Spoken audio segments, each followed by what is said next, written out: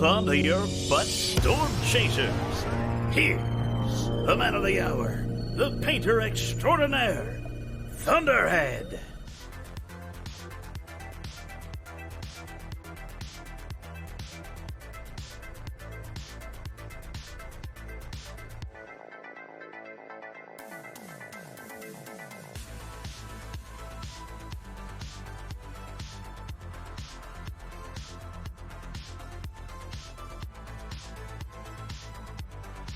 Why? Why was my main mic in... You know what? I know why. Because you remember that moment last stream? When I was talking and then suddenly I was bouncing back and forth on both sides of the room? That's why. That's why it was muted.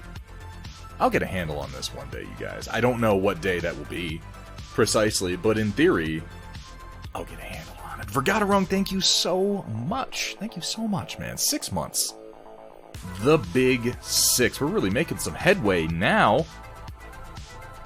When we got started, I wasn't sure that I was going to keep going with the stream. I am, in fact, an accomplished mime. Rogue 19K. It's unrelated to the fact that my mic was just muted, but my mimery has won me several awards, such as the Get the Fuck Out of My House award, and the Why Does Anyone Invite You to Parties award. I'm very proud of those. How's everybody doing today? We're doing pretty well. Who we got? A Dark Fox Pez Motion Problematic Gambler Lord Hethrier, who I would like to go ahead and note. Hethrier has now been officially declared an enemy of the stream, and there is a social exclusion zone around him, a cordon sanitaire, if you will. So if no one would speak to Hethrier from this point on, I'd really appreciate that. That'd be great. Enix the Kitsune, what's up? Kitsune, haven't seen you for a while. How have things been? Also, thank you so much for the follow, Rogue19. I hope you had a good time last time. Don't be salty. Hethrier, you may as well ask the sky to be less blue. Rain to be less wet. Kathleen Kennedy to be less of a joke.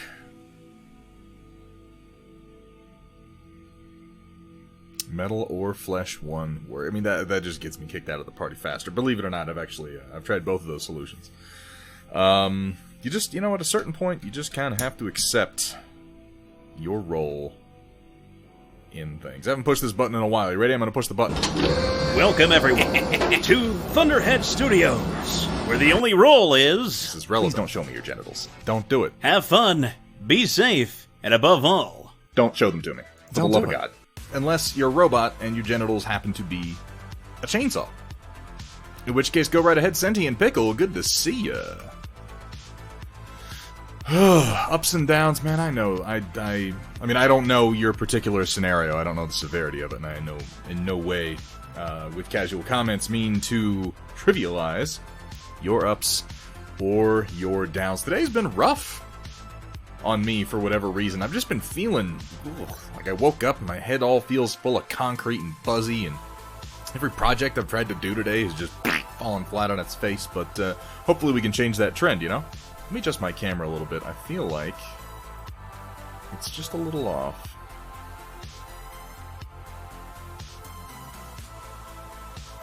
Open up my configuration window.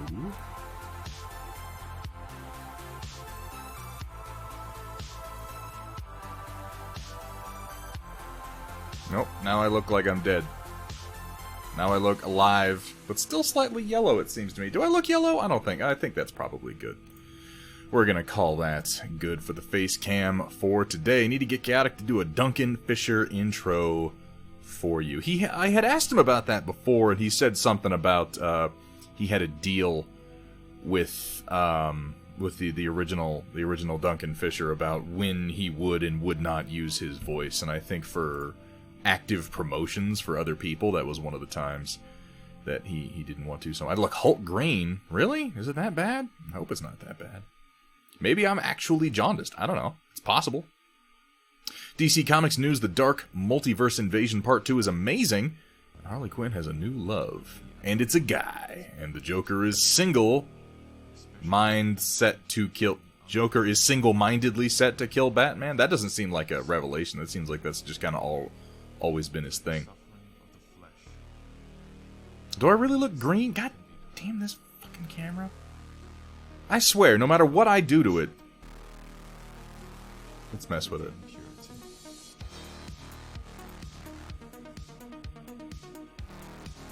Let's mess with the settings just a little bit. Funny thing, the past couple days, friend had an anxiety attack and I helped ground him with some chat. Then I had a panic attack the next day worrying about him. It passes from one person to the next. That's how it goes. Sent you a message telling me I will take a look at that a little bit later, Kitsune, and let's chat a little bit.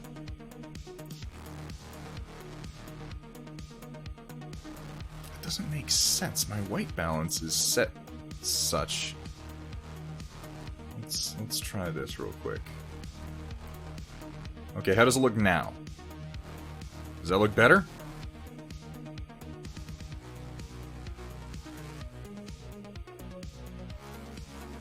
Wish I knew how not to worry so much about that shit. Sentient Pickle, man, you and me both. I wish slightly maybe. We're gonna say yes, and you're gonna deal with the fact that I look a little bit inhuman. Maybe I'm an alien. Maybe my skin suit is just rotting off slowly. Man, though, I do wish I knew how to just snap my fingers and make all my anxieties go away. Oh my god, do I ever wish I knew that. I'll tell you what, if I figure that one out, I'll write a fucking book and be a bajillionaire. I'll just, hey guys, I solved the human condition. You look like a skull with a big brain. Well, you know, they say the camera adds about 10 pounds to your brain. I'm gonna love who Harley's dating now. I'll give you a clue. He's a good guy and he has gadgets. Is she banging dick? Well, okay, I realize how that sounds when I just casually refer to Robin as Dick. But, yeah. Is it Dick Grayson? Or one of the Robins, maybe? I'm not gonna loot if she's banging bats. I'm calling bullshit on that. From the future, is she banging what's his last name? Why can't I think of his last name? Why can't I think of Terry's last name? I should really be able to remember this.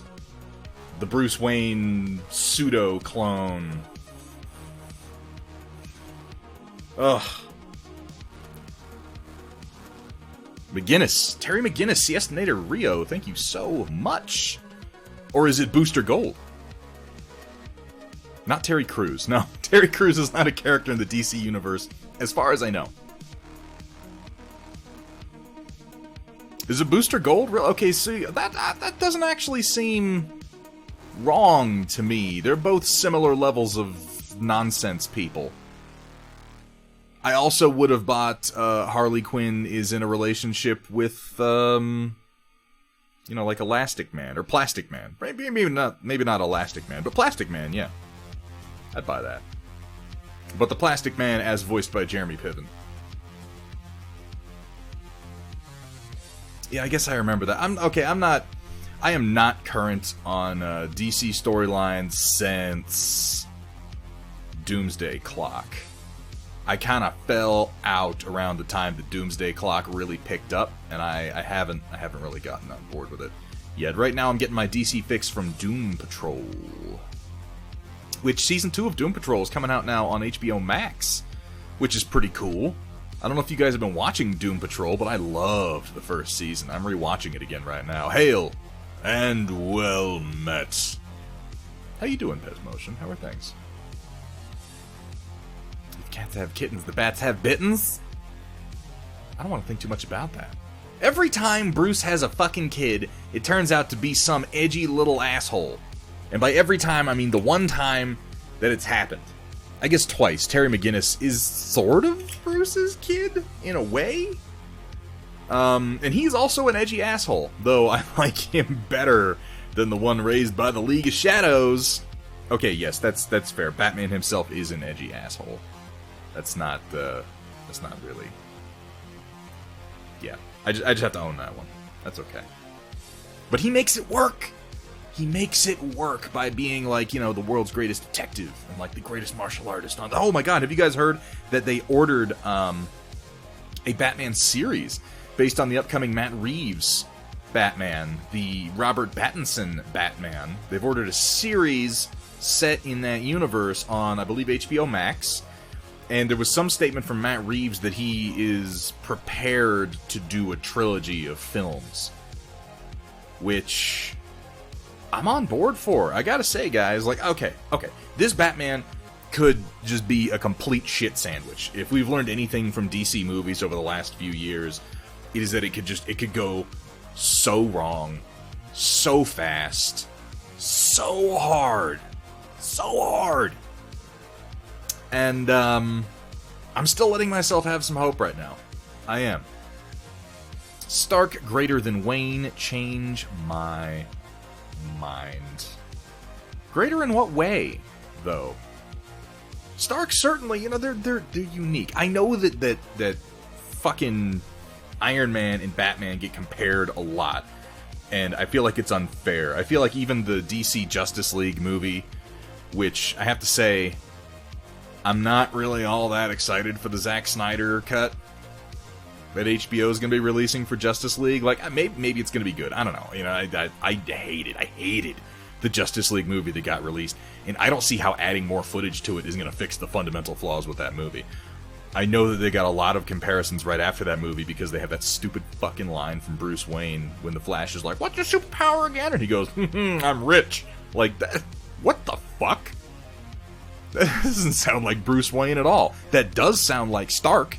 Stark would snarkily be like, "My superpower is I'm rich." That's not Bruce Wayne's personality at all, though. I didn't get that. Stark is a Batman clone. He has a lot in common with him, but they're very different people with different drives. See, I think that Wayne is a more interesting... Okay, now this is all personal preference at this point. Obviously, there are a bajillion superheroes that everybody gets really, really attached to for different reasons. But between the two of those, though, I like Bruce Wayne better as a character. But I have to say, I'm very much into the Bruce Wayne as characterized by... God, my brain is just mush today. Somebody help me out. Batman the Animated Series. Kevin Conroy. Yes, the Kevin Conroy Batman... He brought a lot to that character with his voice acting. He was... Now, you can feel free to correct me on this one because I could be mistaken, but as far as I remember, he was the first Batman to have a bat voice. His voice very distinctly changes when he's being Batman versus Bruce Wayne, or at least the Bruce Wayne that he presents to everybody. And what I always liked about that character is the way the bat voice was applied... when he was relaxed around someone who knew his secret identity, when he was just hanging out in the Batcave with his mask off, with Alfred, with whoever, it was the bat voice that he used. Which was just amazing, because it's such a tiny little piece of characterization, but it's telling us that Batman, that's who he is, that's the guy. When he's relaxed, when his mask is off, when he's chilling, he's Batman. When he's putting on an act, then he's Bruce Wayne. And it's just, like I said, it's a subtle piece of voice acting, but it's something that he really brought to the character. And yeah, he's maybe the only really good Batman that we've had. Manro Fasal with the subscription. Yeah, you, Manro. Fuck yeah, man. Thank you so much for that sub. I really appreciate it. I will say, DC-wise, Mark Hamill is the best Joker. You're not wrong. Mark Hamill, again, made the Joker... Now, here's the thing, though. If I can... just go on about the Joker for a moment. There are a lot of Batman actors that I haven't liked. I mean, I think that Michael Keaton certainly has his appeal in the way that he did Batman Cats. With the 6 months, we're hitting that number now. We're reaching about 6 months that I've been streaming, so we got... Well, okay, we're hitting about 7 months that I've been streaming, because I got affiliated about 1 month after I started. I can't believe I'm going this long. Woof. Imagine how much I'm gonna make a big fucking deal out of it when we hit a year. I'm gonna be like, "Oh my god, you guys!"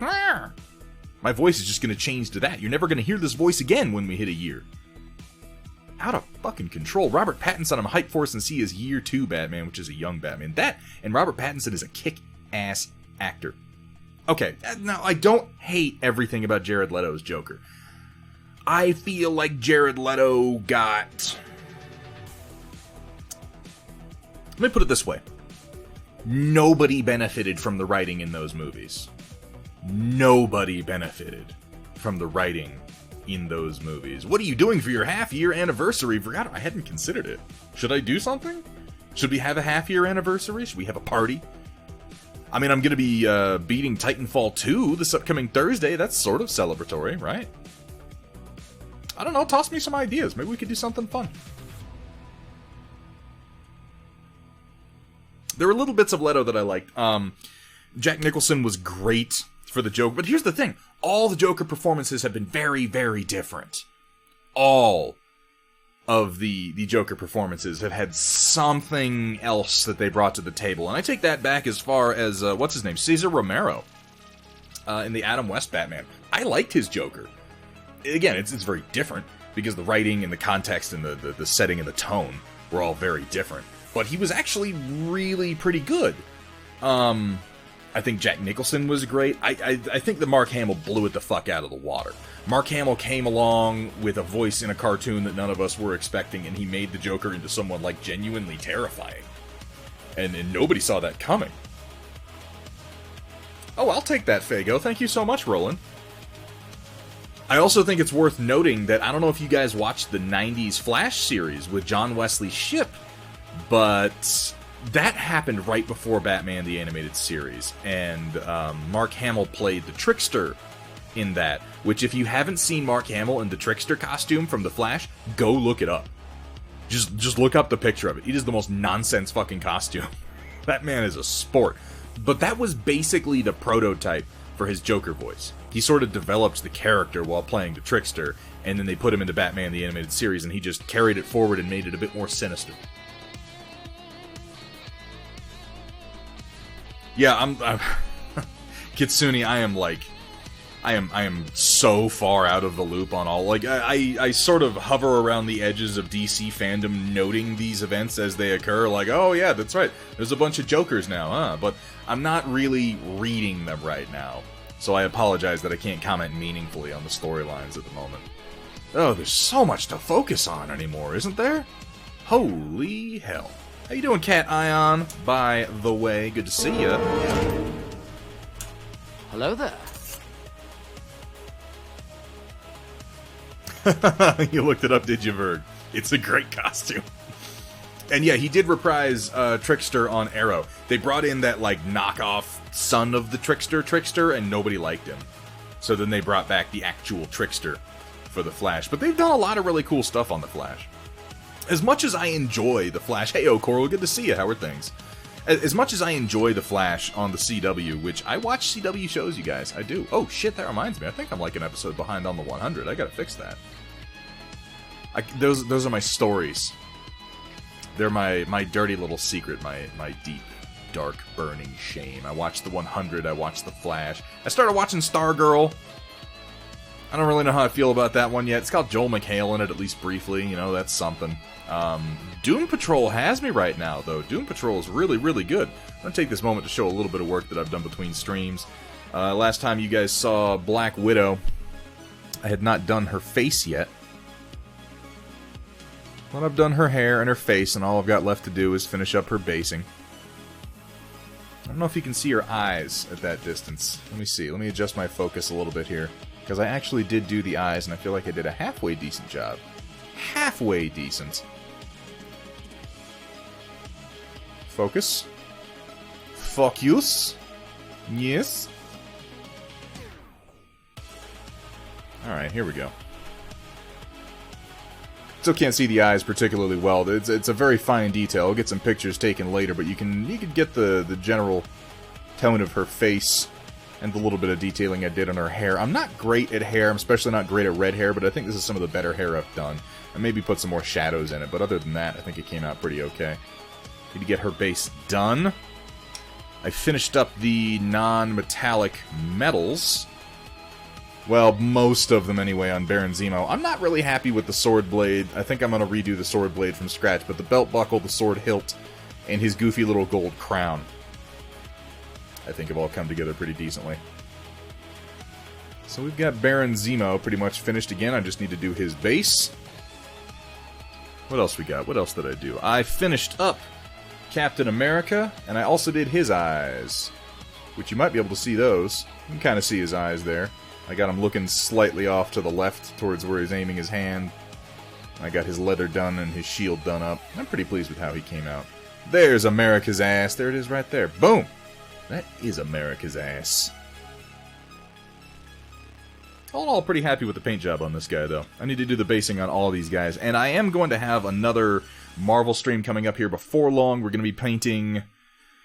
I'm stuck right now between Ultron and Dr. Octopus. One of the two. Is the stream locking up every few minutes? If that's happening, please do let me know. I want to see Doom Patrol. You really should, Cat. It is excellent. Let me adjust my focus back down, because it's a little wild at the moment. It's a little wild focus. There we go.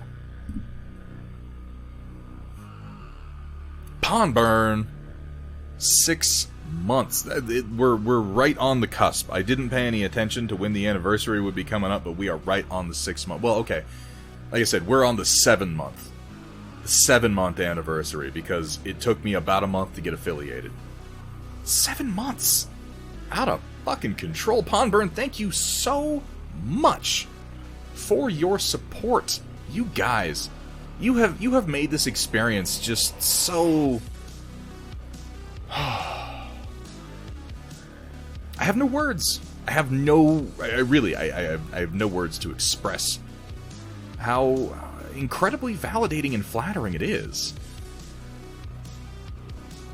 That people want to keep being here, that you want to keep supporting the stream, that you want to keep watching me paint, that you want to watch me play video games. It does me so much good, particularly right now when socialization is as hard as it is. Getting out to the game store is prohibitive. Also, I'm a curmudgeon. I hate people, you know, so it's doubly hard. Or at least somebody does, Cat. Guy Varese, good to see ya. We're actually going to get started painting here in a minute. I know I'm just sitting here rambling. I love my DC knowledge. I love DC, but I like Marvel. I'm just heavily into DC. I'm a big superhero fan in general, Kitsune. DC is just kind of where I live most of the time. Like, I like some Marvel stuff. There's a lot of Marvel stuff I just don't care about. I mean, there's a lot of DC stuff I just don't care about, too. But, like, if we're talking about the big primary 6 of the Justice League, I'm pretty into it. I like my Green Lantern, I love my Superman, I love my Batman. I was about to lie. I'm not really that into Cyborg. I like Cyborg in Doom Patrol, Rogue 19, thank you very much for the reminder.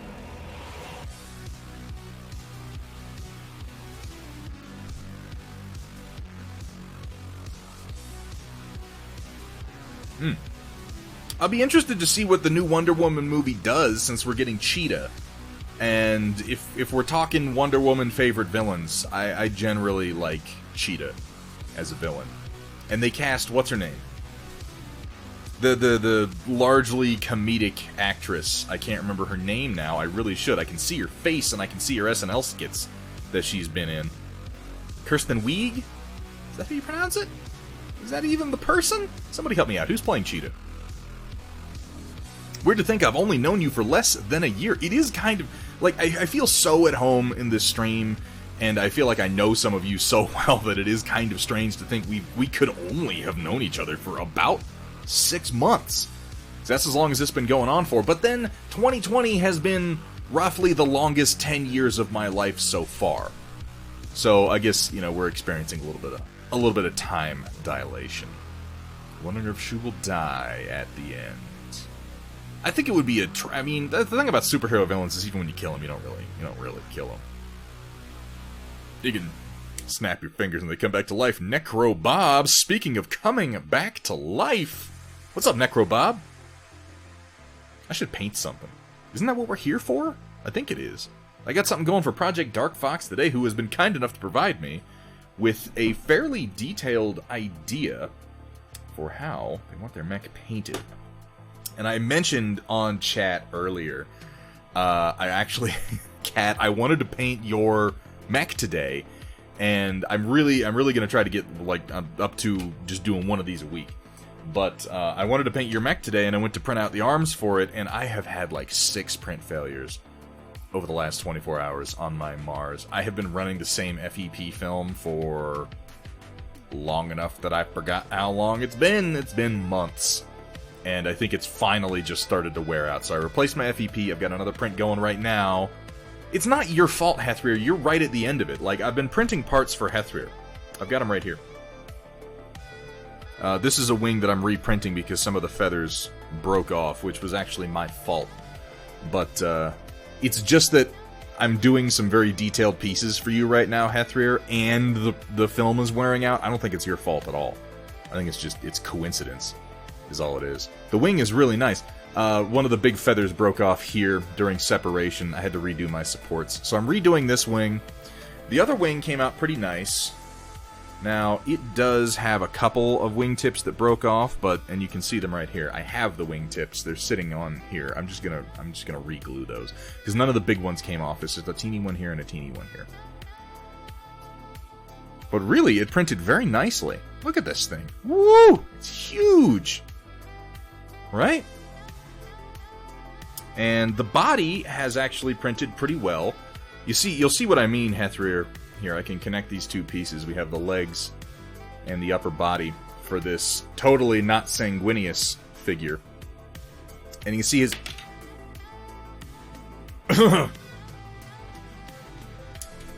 Not to worry, we are still flying half a ship.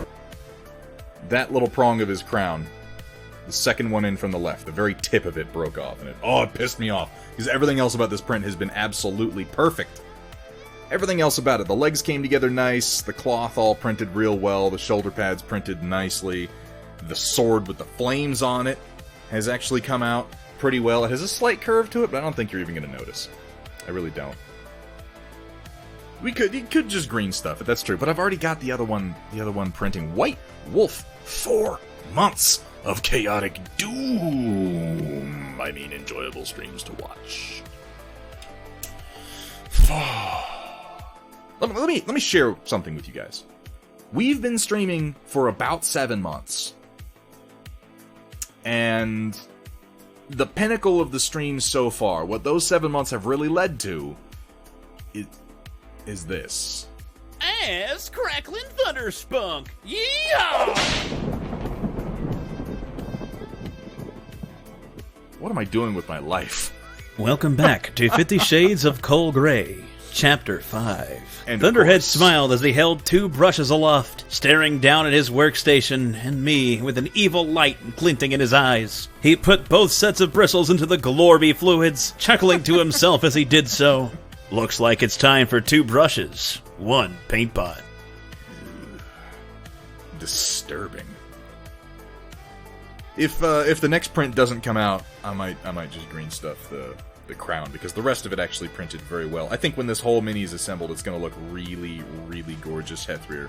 Probably going to do one for myself, and then maybe I'll paint the one I've had for fucking months. Who knows? Hethrir, you are a fucking saint for putting up with me. You really are. Nothing's caught fire. I mean, technically some things have caught fire in that time period. It just hasn't been on stream. I did nearly burn down a grill. Well, burn down a grill. I did burn a grill and nearly burn down a deck in part of a house. That did happen. Pay your bills, fucko. Oh, yeah, that's the fucking Comstar. But lightning. Yeah, okay, so I contacted our emote artist. She has her commissions off right now because she has a lot of demand, but she's working through her wait list. She'll probably get through it faster than I get through mine. But as soon as her commissions open back up, I have pinged her with 3 new emotes. We have a tier 3 emote that's going to be coming up pretty soon that I'm pretty excited about. I am.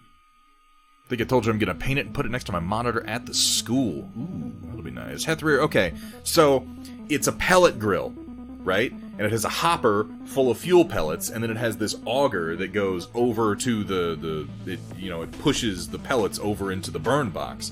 And this one actually got recalled shortly after this because the auger was just not long enough. So the burn bucket, it caught fire all along the auger and lit all the way into the hopper. So the hopper full of fuel just lit on fucking fire. It was crazy. Dark Fox, the getting together of the shit is a problem as old as humanity. I don't know when we're gonna figure that one out, man. Ooh! I wanted to show off my printed chopper. Looks so much better once I got just a little zenithal on him. I'm gonna be painting this guy up here in the near future, but this is the chopper that I modeled last week. He came out pretty nice. He's got a little bit of sassy attitude on him. He's got his little zapper arm extended. Very snarky indeed. I was trying to go for like a, sort of like one hand on his hip, you know, and the other hand up in the air going like wah wah wah wah wah wah wah. That was, that's the attitude. And then he's got his zapper out and you can see his head's kind of cocked off to the side because he just, you know, he's not quite put together right, old Chopper. I'm working on AP5. That slowed down, and that's what really prompted me to pick up a course on how to use ZBrush, because, damn it, it's a pain in the ass modeling human figures in Fusion 360. Like, I can do the basics, and I think that anybody who does 3D modeling at this point has realized that using a few programs for what they're best at is really the best. You establish, you know, a workflow. You build the parts that are easy to make in CAD, then you port them over as an OBJ into a sculpting program. And ZBrush is an amazing sculpting program. I just feel like the people who made it are fucking aliens, because it has one of the most obtuse interfaces. Somehow more obtuse seeming than Blender. Okay, it's not more obtuse than Blender, but for whatever reason it uses completely different words for everything. And it's frustrating. But I'm learning it. I made a thing, and I posted it in 3D modeling. It's not great, but I also made it in about 20 minutes with zero experience, so we're working on that. Hey, Penis Land Warrior, good to see you. It was the, what was the brand? I don't remember. We got it at Costco. It was like a pellet grill. The new one has a robot in it, which is to say that it connects to Wi-Fi, and you can do stuff like, say, cook at this temperature for 20 minutes, and then shift to this temperature, and it'll just do it. You can do it all on your phone. It's crazy. ZBrush drives me crazy, too, Red Rogers Games. It's like, most of the learning curve for ZBrush is not actually doing anything with it. It was, in fact, a Traeger. It was a Traeger Hethria, that's accurate. The learning curve on ZBrush has nothing to do with how the tools interact. It has to do with, what the hell is anything called? Why is the UI so obtuse? Why does nothing in the UI is standardized? All the way down to the way that the camera pans. It took me an hour and a half to figure out that you could go into the camera controls on ZBrush and change it from, because it does this weird thing where it didn't just orbit around a central point, a pivot point.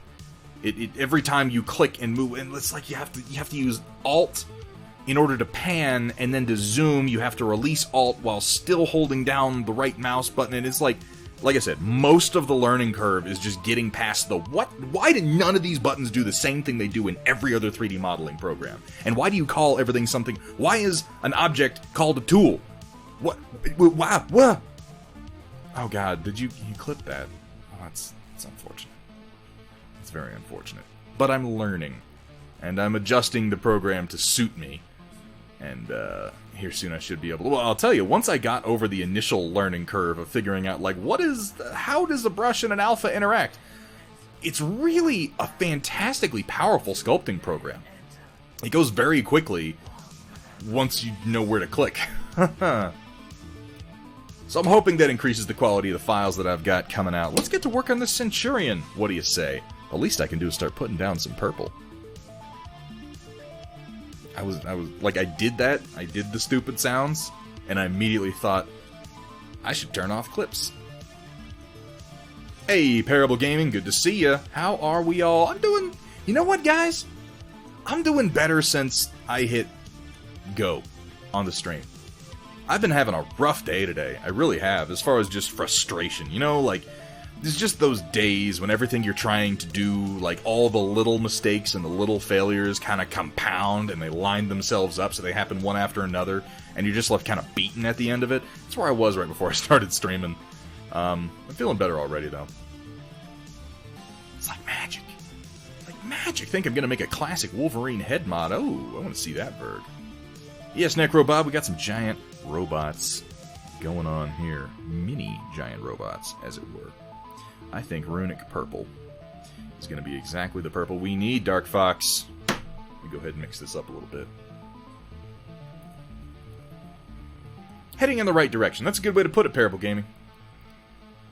Domino effect of beat sticks across the back of the skull. Yeah, and you know, it's just the universe saves it up sometimes. Like, you'll have successes all week, and then one day it'll just be like, nope, you're not allowed to do anything right today, dumbass. You shouldn't have done everything right earlier this week. You have used up your quota. Now hate yourself. Do it. Do it. Where is it? Do it. There it is.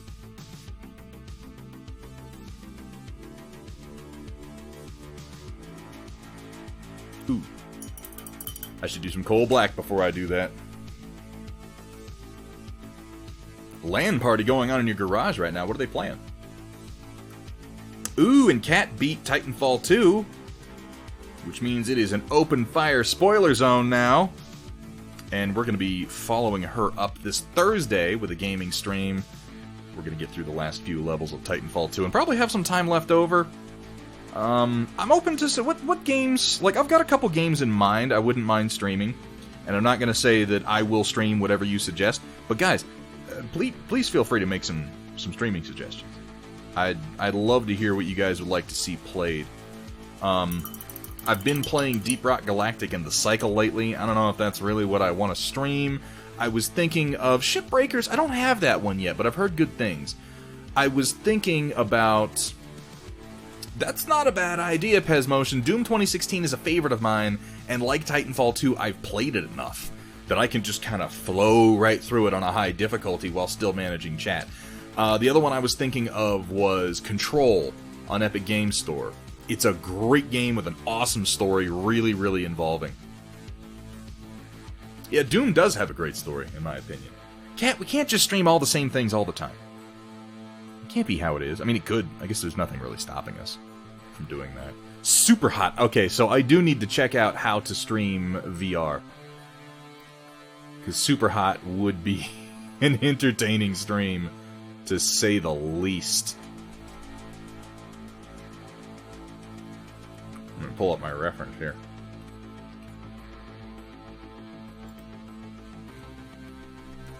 Doom 2016 is a near-perfect game. I agree. I was not able to get into Doom Eternal. I think I was saying this last time.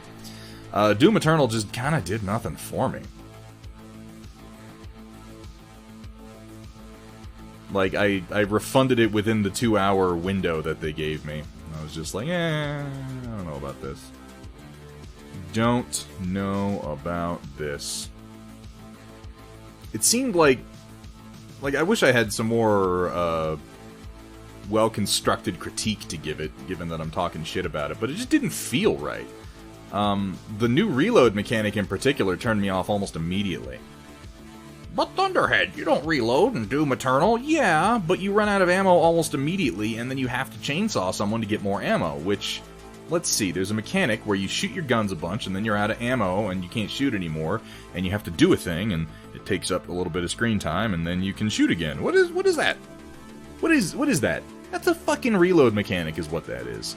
I love the chainsaw in Doom 2016. I don't like being forced to use the chainsaw, though. And the glory kills were nowhere near as obtrusive. It's a mild complaint, but it bugged me, you know? And we can compare beginner to experienced. I guess it's true. So I guess right now I'm kind of stuck between Doom 2016 or jumping into Control. I am, like I said, though, I'm open to suggestions. Maybe I'll do a poll and just let you guys decide for me so I can be absolved of all responsibility for my thoughts and actions, right? Who wants to be responsible for their thoughts and actions?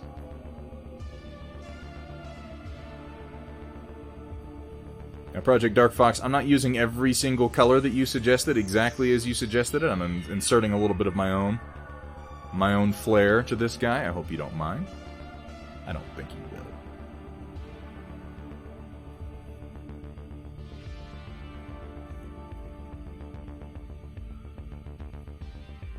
Have you played Disco Elysium? I have. I've played a little bit. That's one that I keep meaning to get back into. I like it. I thought Disco Elysium is, it's certainly unique. What about Mech Warrior 3 and 4? That's not a bad idea. It's not a bad idea. Vergaderung, yeah. I wouldn't mind doing some co-op with some people if you guys were interested in doing it. Like I said, I've been playing Deep Rock Galactic lately. Part of my problem with co-op games and with the modern spate of Battle Royale shooters is that I suck at all PvP in all ways, all shapes, and all forms. So it really needs to be like a PvE game for me to be any good at it. I mean, it's not strictly true. I do okay at multiplayer PvP games if I spend the time to get good at them, but the problem with me is that if I get that into a PvP multiplayer game, it just takes over my hobby time entirely, and I have to be amazing at it because I have probably an unhealthy mindset towards PvP competition, which is why I sort of avoid doing it.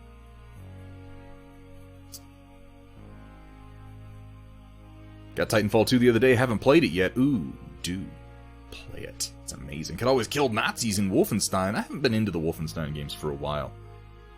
The last one that came out, the little co-op one where you play the daughter of BJ Blazkowicz and co. I played some of that with my buddy, and I just, I don't know. Those shooters, the new Wolfenstein shooters, they've been fun, but they didn't grab me like Titanfall 2 or Doom 2016 did. I hate the Centurion, and I don't know why. Chat, help Roland sort out his illogical hatred for the Centurion, because it's a perfectly fine mech. Play Destiny with Cat. I tried playing Destiny, and it just did almost nothing for me. Larendelle. Diggy Diggy Dwarf is a good game. Are we talking about Deep Rock Galactic? Because I have been playing that. And that is, you're a dwarf and you dig. That's kind of the game. Brush Liquor. Licking those brushes and chasing the storm. Welcome to the stream. Welcome to the Stormchasers. Why is my bot not announcing anything? It announced some stuff, but it's missed a couple of prompts. I'm gonna have to check that out later. Huh. Strange. Thank you so much for the follow.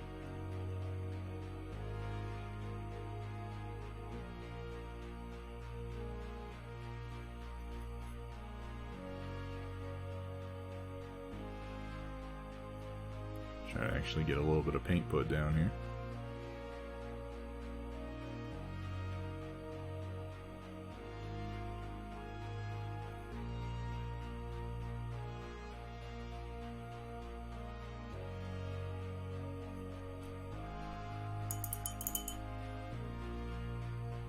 Oh yeah. Yeah, if you... Oh man, Titanfall 2 is a better game than people give it credit for. Well, that's not even true.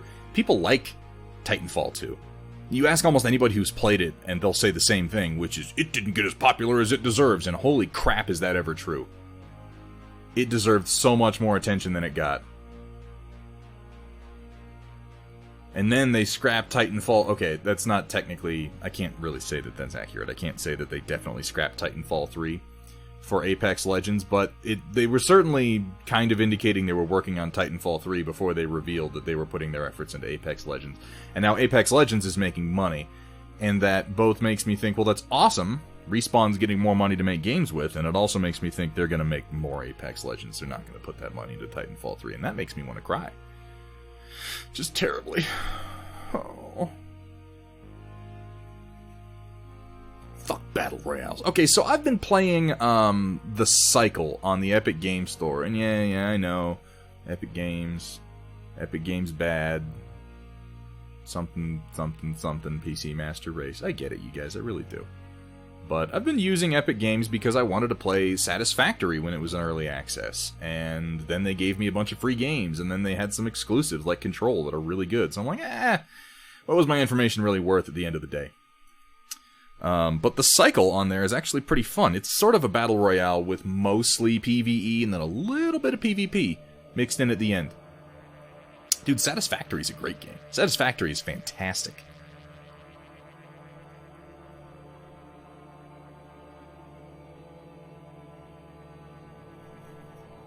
I haven't played it for a little while. I need to get back into it. I know they've done some updates since the last time I was in. Last time I played, they had just added nuclear power. Or not nuclear power. Yeah, nuclear power and like trains. They had just added those. Now, it's kind of funny. This Centurion I'm painting right now is one of the first... I printed this a while ago, which is why I'm painting it today. Is because I couldn't... I was unfortunately unable to print any other mechs. But I needed to do it anyway. And, one of the first things I ever did with any 3D editing whatsoever was take one of Syllogy's Centurions, and I cut one laser off the front, and I put it on the back here, boop, so that I could have a proper rear-facing laser on my Centurion. Come a long way since then. It really feels like it's been so much longer than it actually has since starting this whole adventure.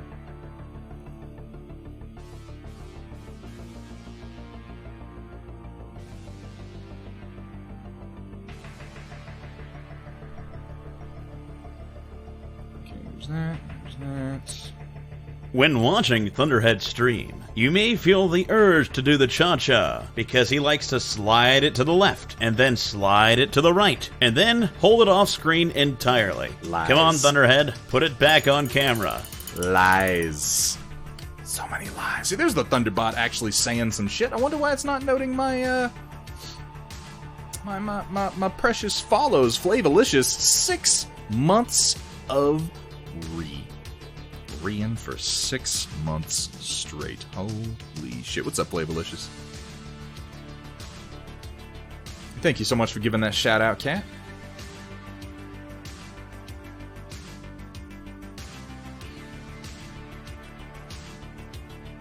Yeah, I agree. Titanfall 2 needed to emphasize their single-player campaign more, because it's really what they changed since Titanfall 1, and oh my god, the single-player campaign is so good. It's so good. It is like other people should study it for what to do for single-player campaigns for modern shooters. And people weren't expecting it because Titanfall 1 didn't even have single-player. Like, it was not even an option.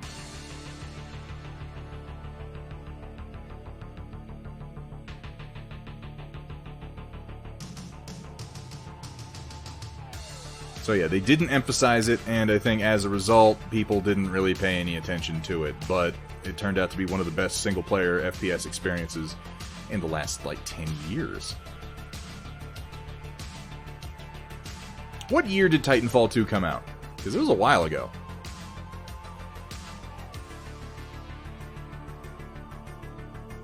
Alright, that's pretty good. Not the visor yet. Weapons, undercarriage, hips, shoulders. I could do a little bit here. It's probably good for the moment. Let's go ahead and dig in with some purple. Dog puked in my bed last night. Oh, God, Flav, that's terrible. I had shitty sleep last night, too. I had the weirdest dreams last night. I had, like I don't have a fever, but you know fever dreams? They're just confusing and weird and off-putting, and they leave you really off-kilter when you wake up. I had some of those. 2016 was a good year for gaming, weirdly. We had Doom and Titanfall 2 in the same year.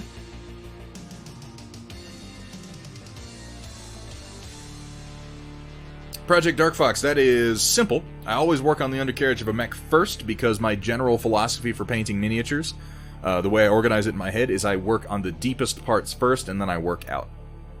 And I do that mostly because if you paint the outer parts first and then you try to reach past them to go to the deeper parts of the model, you will make more mistakes and flub more color over broader areas. The other rule that I'm also going with is darker colors first. Because lighter colors over darker colors is less likely to show up if you slip. But darker colors over lighter colors and you're going to see it immediately. Titanfall 2. Peak respawn. Wait, what about Matt Mercer? Hey, Painted Ogre! How you doing? Cat, can we get a shout out for Painted Ogre?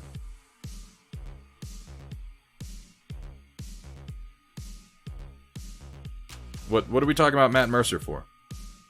I mean, don't get me wrong, I love Matt Mercer. I think he's fucking awesome. I maintain that those movies he did with that fucking group of people called Mythica were actually pretty watchable. But then I unironically like bad things, so what are you gonna do? Glad to hear it. Wait. Really? Hold up. Jack Cooper was voiced by Matt Mercer? No shit! Wow! I did not know that. He just got that much cooler. Well, thank you for letting me know. I've been wandering through life not knowing exactly how cool he truly is.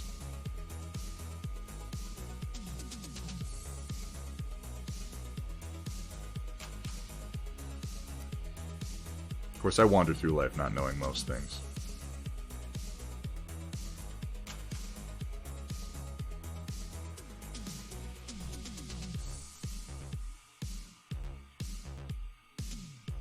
Oh, I probably want to do those other toes in my blue as well, but I'm just going to carry on with the purple for now.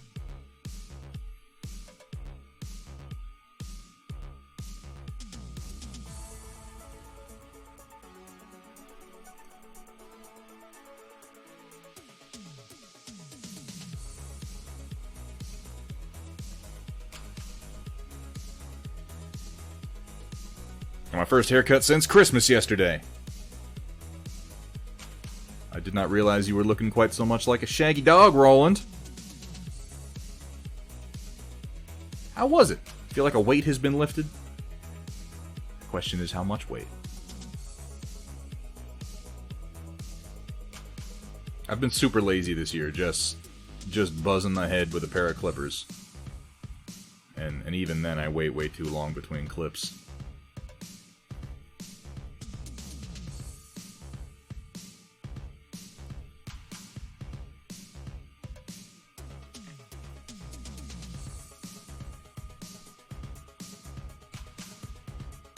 What, were you making fun of Sarah Briggs' makeup? You realize she probably put that on in like a broken piece of a knife for a mirror while stabbing someone with said broken piece of knife? Look, the game can't be perfect, okay? The game was perfect, and then they were like, it's like the Matrix. They were like, look, nobody's gonna believe this. If it's perfect, people's minds won't accept it. So somebody went in and was like, let's make Sarah Briggs look like she doesn't know how to put on makeup. I knew that, Larendelle. I did know that he was the voice of Levi. Speaking of which, when does the latest and last season of Attack on Titan actually start? I saw the trailer they released for it, but I didn't pay any attention to the release date. And I'm ready, man. I am fucking ready for them to bring that story to an end.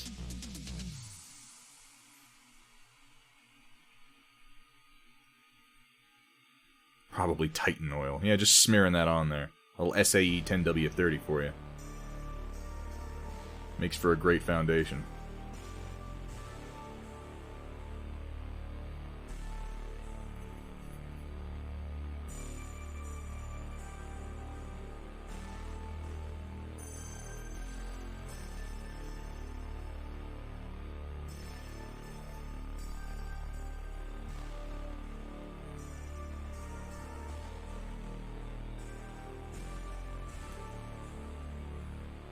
Nice thin swipe over this thigh one more time.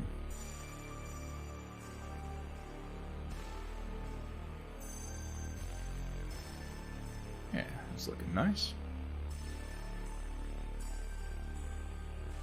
Not sure, but I can't wait. Had an uncomfortable revelation last night as I was drinking.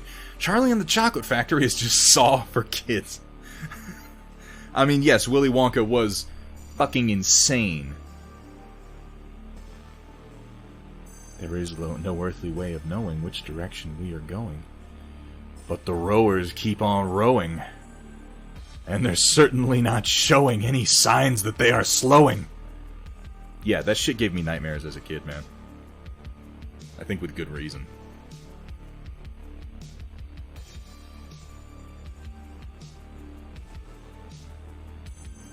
I mean, every version except the book has been called Willy Wonka and the Chocolate Factory. Hasn't it?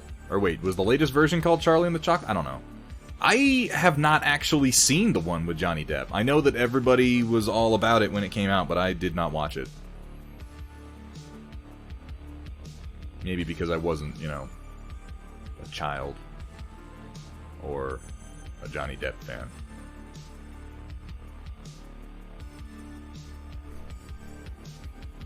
Gene Wilder's take was the creepiest thing ever. Yeah, that's the one that I have seen and that I always think of, Painted Ogre. And yes, Gene Wilder's take was horrifying.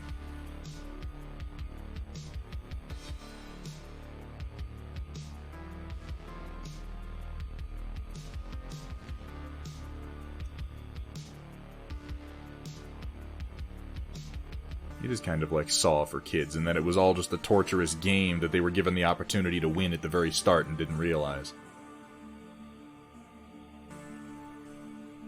Of course, nobody got a chocolate factory at the end of Saw, they just got to not die for now.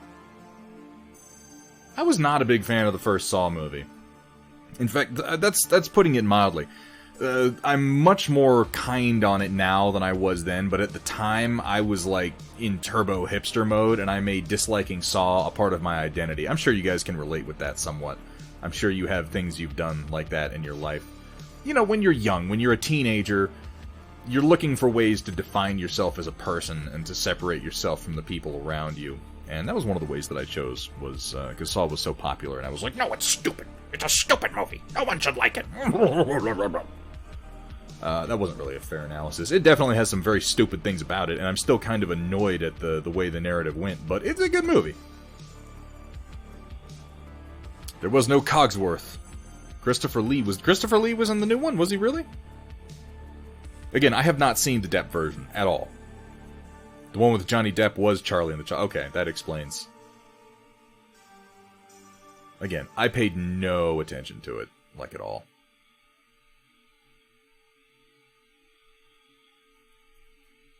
That one, at least, I wasn't hating like a hipster lord. I didn't care.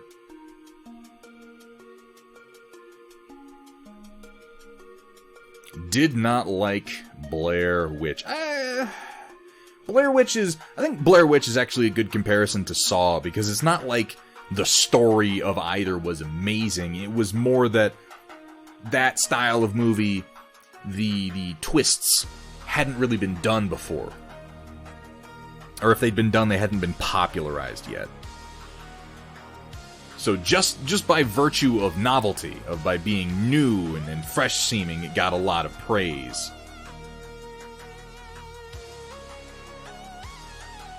There's nothing wrong with that.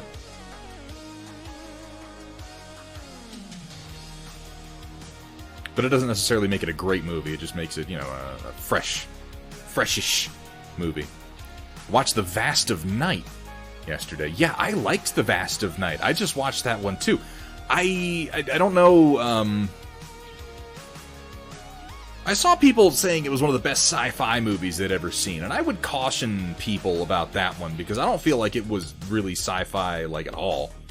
Hang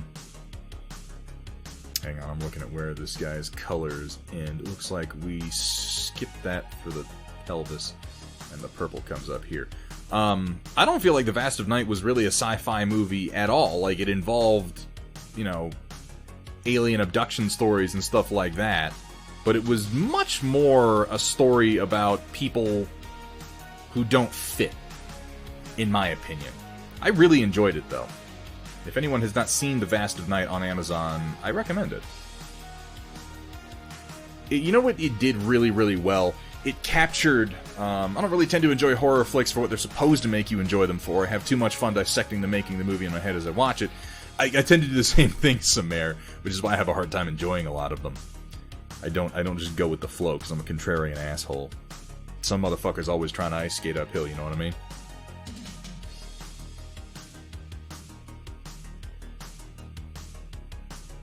I like the Evil Dead series. Yeah, the entire movie was ominous. I'll tell you what I got from the movie, from The Vast of Night.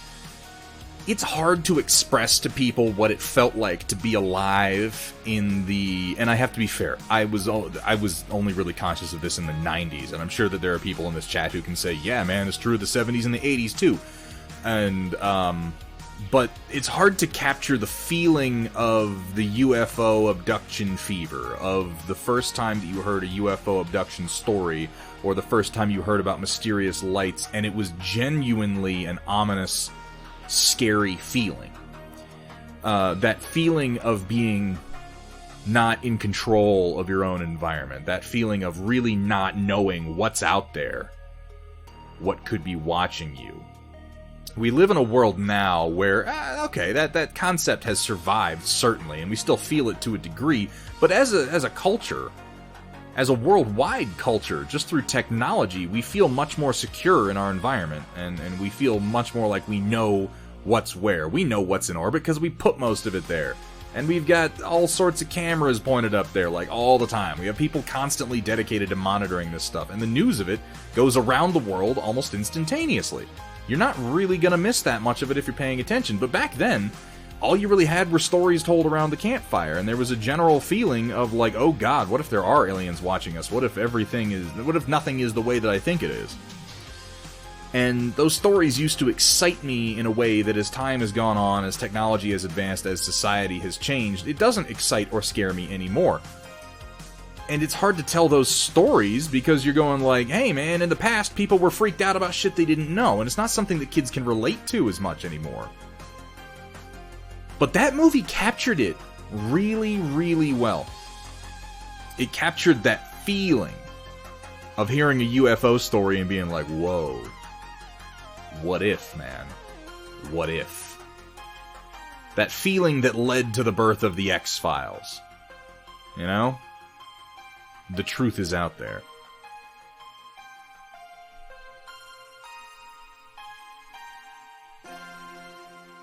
War of the Worlds, yeah. I did. That's a cool movie. Yeah, check out The Vast of Night if you haven't seen it. Is what Super 8 should have been. Yeah, Super 8 didn't capture that. Like at all. Robert Stack really helped make UFOs a disturbing concept. Thanks, Unsolved Mysteries. I sit up late at night and I watch old episodes of Unsolved Mysteries with Robert Stack just to sort of reclaim that feeling of being in the 90s. That, and maybe I'll put on an episode of, like, Silk Stockings. just to complete the illusion, you know? Fucking Silk Stockings. We're the cops that solve sexy crime. Not sex crime. Sexy crime. Beyond Belief. Did anyone host Beyond Belief before Jonathan Frakes? Because that's the only version that I remember.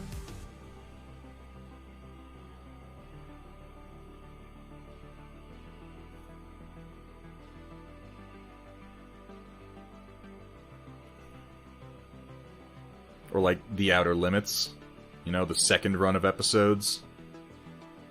Every time I think about The Outer Limits, the episode I always think of is the one with Robert Patrick, where he was in an alien prison with another POW, and then at the end it turns out that the POW was an alien all along, just pumping him for information. That was a cool episode. But yeah, that feeling is sort of gone anymore. We feel like we have... like, it's turned into so much kitsch that now we're just like, nah. All of our theories on aliens are so... considered to be so sound that it just doesn't spook us like it used to.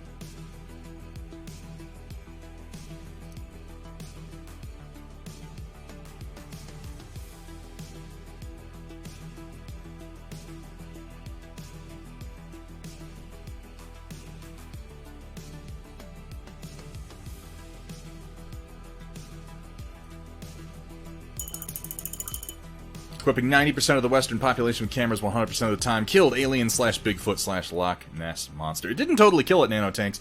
You can still find people out there who are into it, but they're much more...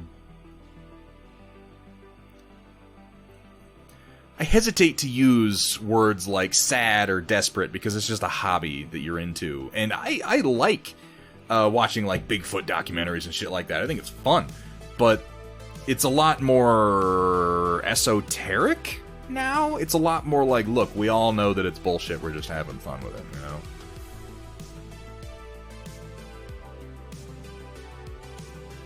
Self-aware, maybe? I like how Leonard Nimoy starred in the original 1964 episode I, Robot and the 1995 relaunch of the show with the same star. I didn't realize that. Huh. I mean, I didn't realize that they relaunched the 1995 version with that. Ooh. Look at that, Roland! 6 months today. Like this must in fact be an anniversary, and I didn't.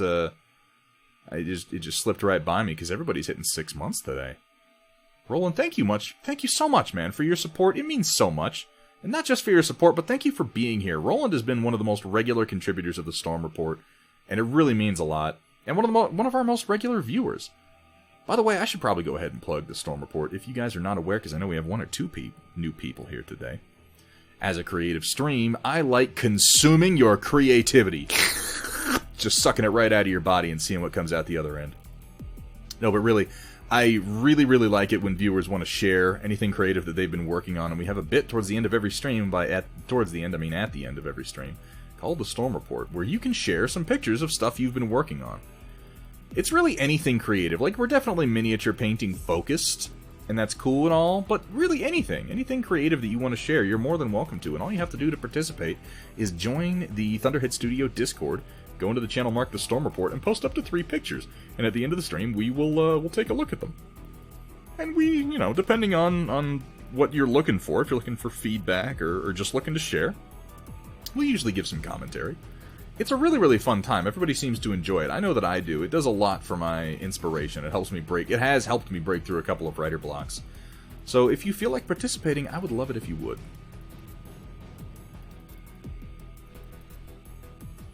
Try seeing a UFO or having a paranormal activity happen, you'll get it back. Trust me. Yeah, I mean, it hasn't happened to me though, Rogue. Maybe I need to do more hallucinogens.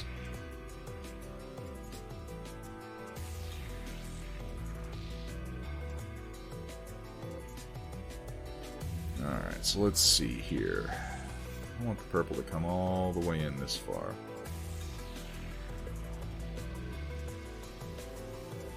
And that means about this far, too.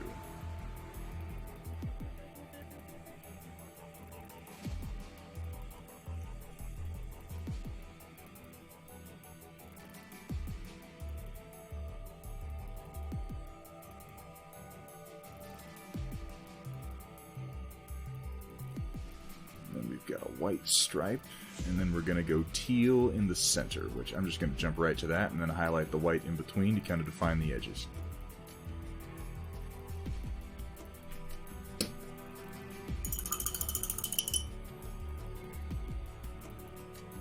Hey, Steiner Miniatures! How's it going? And Shavillo, always a pleasure. What about some good 80s, 90s sci-fi that might not be super well known, but are worth a watch? What did you have in mind, Tiny Robot? Every one that I thought of offhand when you said that, I realized is like early 2000s. Like, my head immediately went like, oh, Dark City and Pitch Black. That was all early 2000s.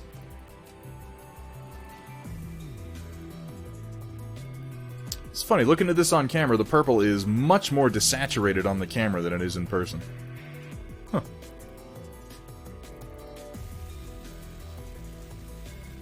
I'm eventually going to have to learn how to work my own color settings. Eventually. Not now, or today, or anytime soon, because I'm lazy, but eventually.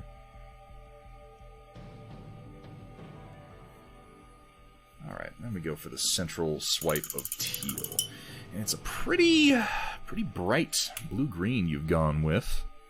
I think the closest thing I have is going to be this Tropical Aqua from Reaper. I haven't used much of, but I've had it for a while. I need to take some pics of my Soul Drinkers. Laurendell, you painted Soul Drinkers? Please share. I love the Soul Drinkers. Anything by Dan Abnett. Wait, that wasn't Dan Abnett. Who wrote Soul Drinkers? Oh yeah, Babylon 5. Ooh, yeah. Seriously, I have forgotten who wrote Soul Drinkers, and I feel like a fool. Sarpedon was one of my favorite characters when I was getting into, getting into the lore in the early 2000s. No offense, but the Soul Drinkers were real dumb. Some offense, man. Some offense. CT Viper. There are a few brands of paint that I prefer over others. I'm not like a loyalist to any one paint brand or anything like that. Mostly there are some paint brands that I'm like, don't buy them. And by some, I mean mostly Citadel paint. Don't buy Citadel paint. It's just, ugh. It's not that it's bad paint, it's that it comes in pots, and that's terrible. You don't want that. You really don't want that. My primary go-to paints, let's see, my mid-range go-to paints are Vallejo and the basic Reaper series. I really like the Reaper Master series and their HD paints. They're really, really high pigment. They've got some flow aid in them already. I'm also a fan of the Vallejo Model Air, if only because it's thin enough that you generally don't have to thin it anymore. I like Army Painter metallics and washes. I don't use most of the other Army Painter line, but I do like their washes. I do like their metallics. I've been trying to get some of Creature Caster's Pro Acryl because everybody I know is like, Pro Acryl is you the could best. just go ahead and glorb that paint on anywhere. I will, It's of not like course. we're trying to get inside the lines or anything. I will glorb your face into a jelly. Not entirely sure what that means, but, you know, it's probably threatening, conceivably. But yeah, in general, I mean, Reaper is kind of my go-to right now. Mostly just because I bought a couple of the big box sets of Reaper paint. I wouldn't say that I'm, like, in love with it. I wouldn't say that I recommend it over all others. I would just say that I've been using it for a while now, and I have no complaints. It has good coverage and good flow.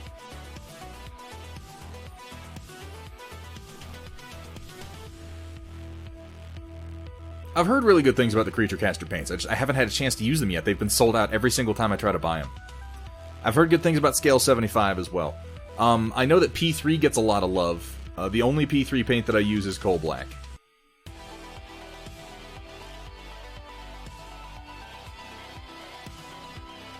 This needs to come out a little bit more, it looks like. Welcome back to 50 Shades of Coal Gray. And as he pulled his stiff bristles out of my wet fluids, I yelled out, "No, Thunderhead! You need to thin that paint first!" I do use the Vallejo Model Air Metallics a lot of the time. But, and in fact, I use them most of the time just because they're easy to find. But I like the Army Painter Metallics pretty well.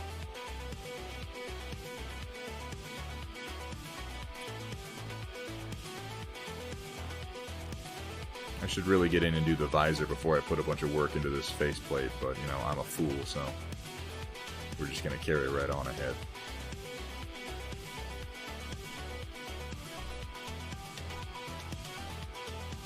A sequel to The Last Starfighter. Yeah, I had heard about that. CT Viper, I would, honestly, almost any paint that comes in a dropper bottle is going to be better than Citadel. Not because it's a better paint, but because it's going to last longer and it's going to be easier to handle.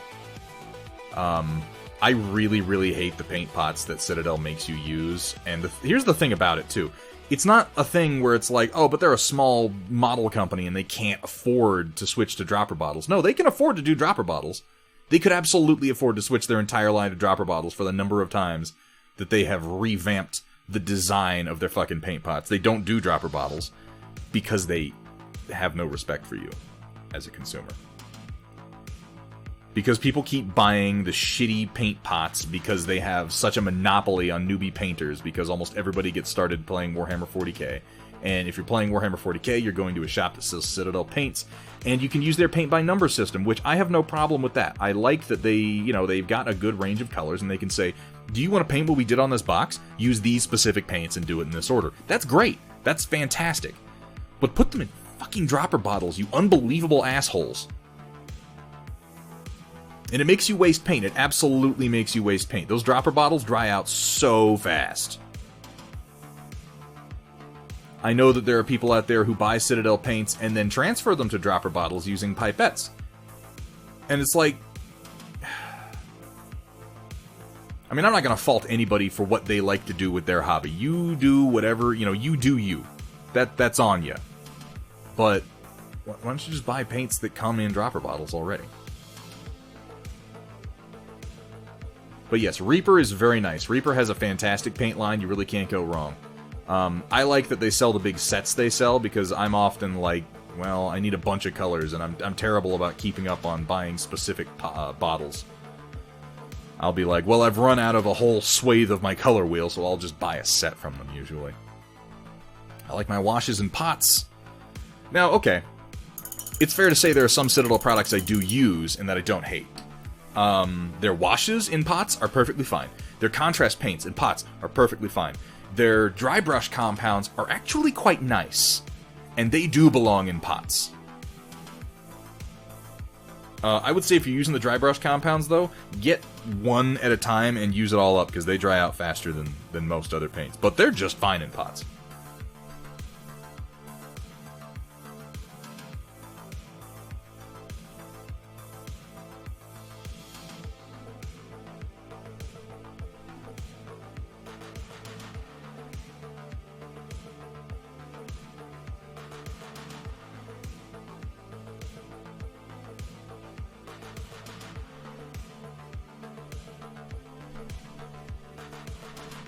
Yeah, Reaper color triads are also really, really nice.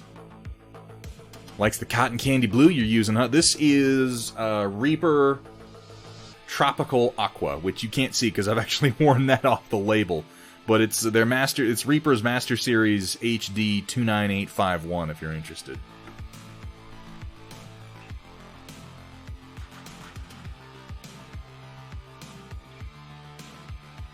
It's a nice color. I haven't used it in a long time. I've had this pot for a couple of years now. I don't remember the last time I used that. I bought it for something specific, and now I can't remember what it was.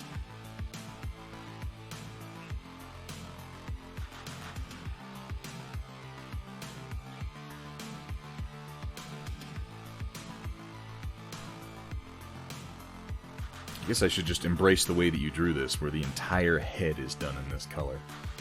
Go ahead and do this little shoulder bit right here, as well as the side of the housing for the medium lasers, and then leave the white stripe on its own. It'll be easier to paint anyway. Project Dark Fox, being an artist, was kind enough to provide me with a concept sketch for how they were thinking the Centurion should be painted, and it is actually quite helpful. I'm not having to make basically any decisions for myself, which is good today, because today has been a rough one on my brain.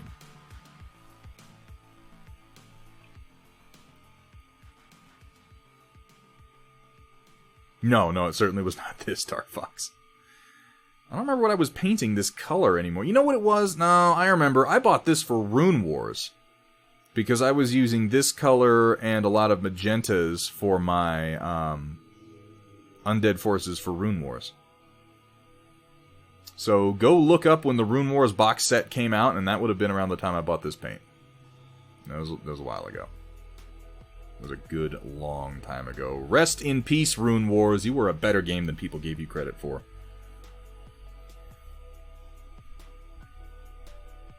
Well, not sci-fi. Does anyone else remember that television series, The Unit? We don't talk about our units here. I use, not that it's super important, mainly Reaper's MSP, range, AP, and decanted Citadel colors. I'm right there with you, Ogre. I am. Their Master Series line is very, very nice. And yeah, Reaper paints last a good long while. They have some flow aid just mingled right into the paints themselves, and I have found that to be incredibly helpful. They also have a really nice level of pigmentation. They tend to cover up better than most.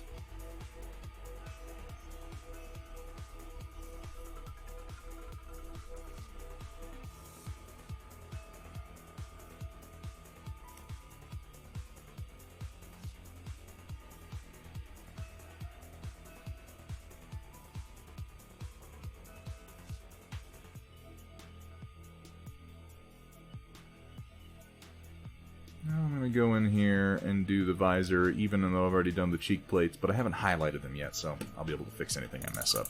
In theory, it looks like we're going with a burnt, sort of umber orange for the cockpit glass.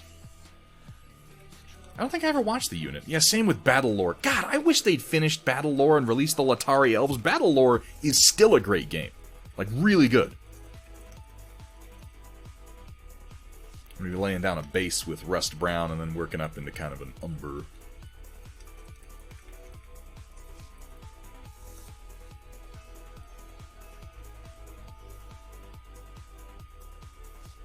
This is the last use I'm going to get out of this wet palette sheet. I'm going to have to change this out tonight. Hope everybody's having a good day today. I really do. You know, I find on days that I'm having kind of a poopy time, it does me well to just think, well, somebody else out there is, you know, stealing all my happiness, and at least they're enjoying it, right? That's how it works, right? Happiness is a zero-sum kind of thing. There's a finite amount in the world, and every bit that you're having is another amount that I'm not allowed to have. That's a healthy worldview.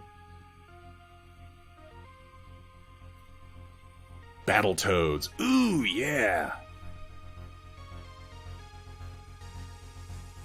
Howdy, what's up, Fencer? How you doing?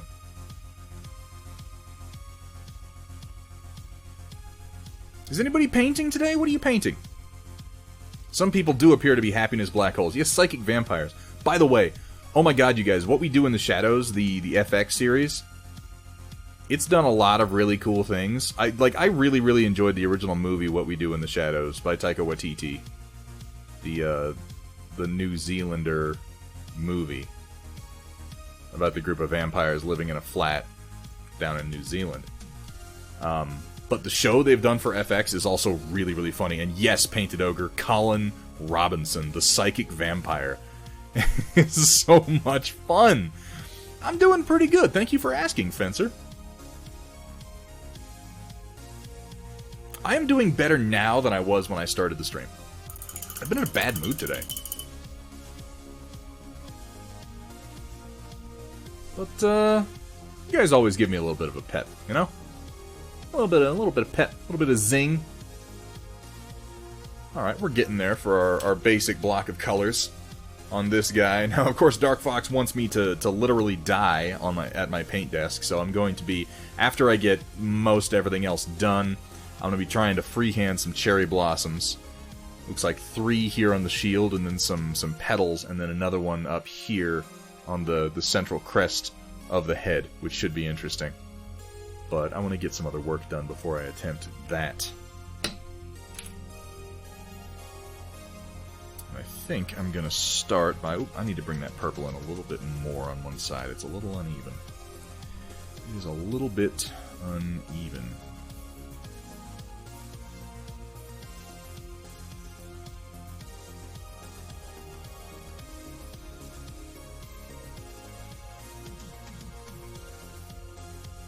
Better. It can be a little uneven. I guess I'll survive.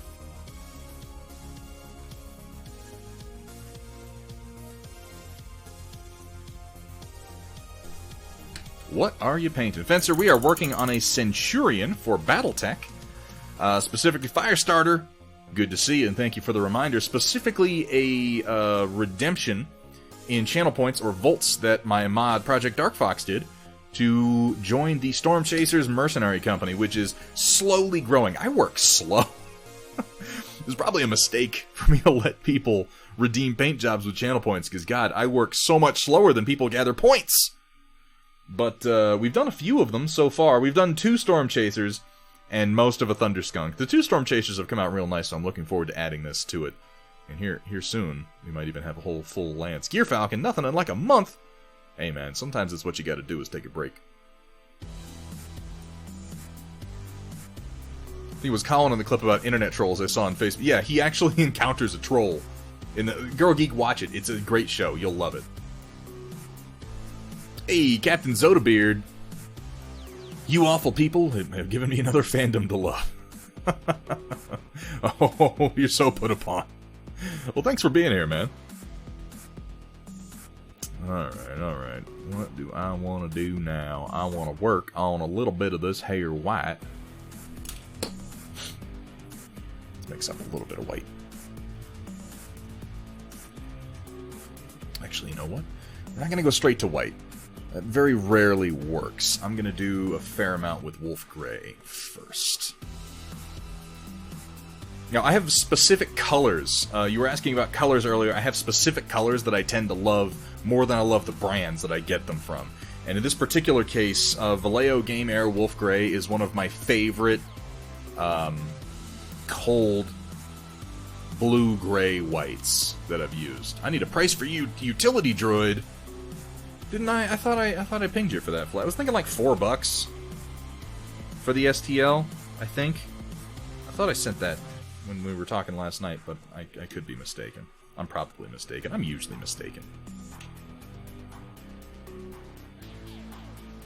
Thin that a little bit.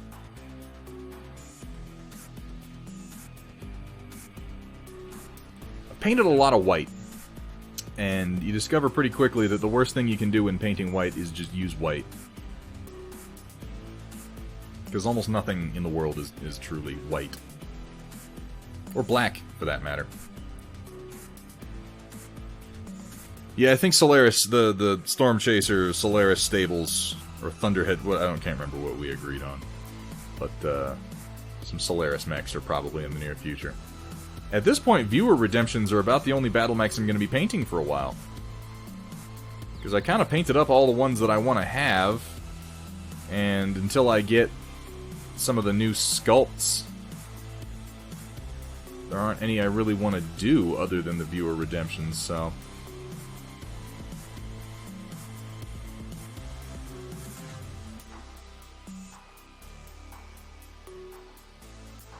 It's actually kind of nice, though.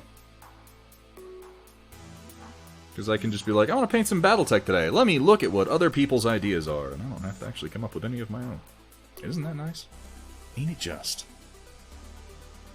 Need about tree fitting. God damn, it's been so long since that. You just make me feel old with that joke, man.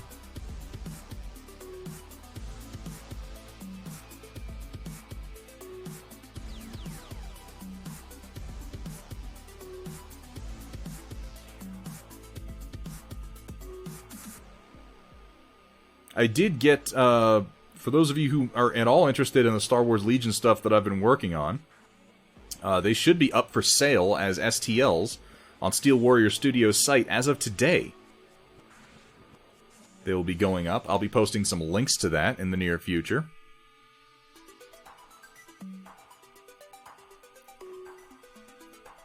Not only... Let's see, what all do we have? There are the Lothal-inspired speeder bikes are going up for sale. There is... Chopper is going up for sale. I did about 4 poses for Chopper. So if you buy the STL, you'll have a significant number of options for different poses to print him out in. And also the... I don't remember what we called them. Sci-Fi Dark Trooper bots? The totally not Imperial Sentry droids from Star Wars Rebels? Yeah, those guys are going to be available too.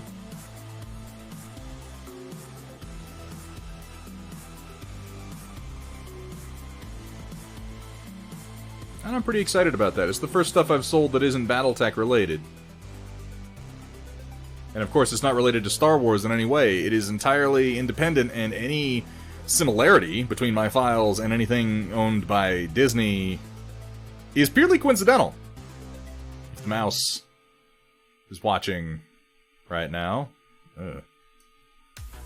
purely coincidental.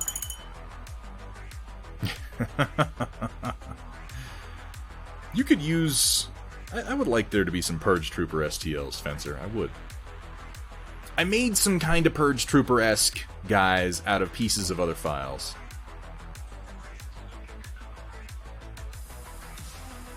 I'm sorry to hear that, Gear Falcon. I know testing is a bit of a thing these days. Hopefully you can get tested soon and find out, though. That's not a cool... That's not a good feeling, man. I hope you're okay.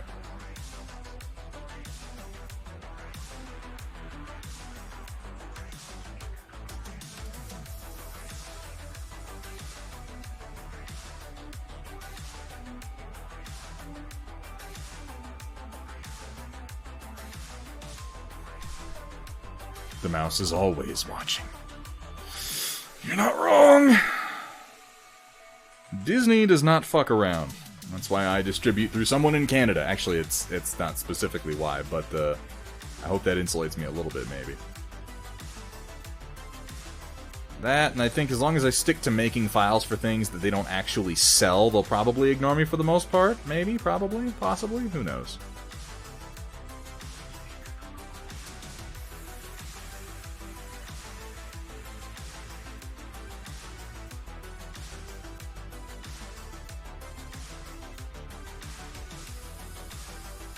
I mean, we'll find out. If I get fucking disappeared, it was probably Disney. Of course, the joke being that, yeah, like, I made anything that Disney is worried about. Come on. I can barely sling a couple of polygons together into a 3D printable file. I don't think they're worried about losing profit to me.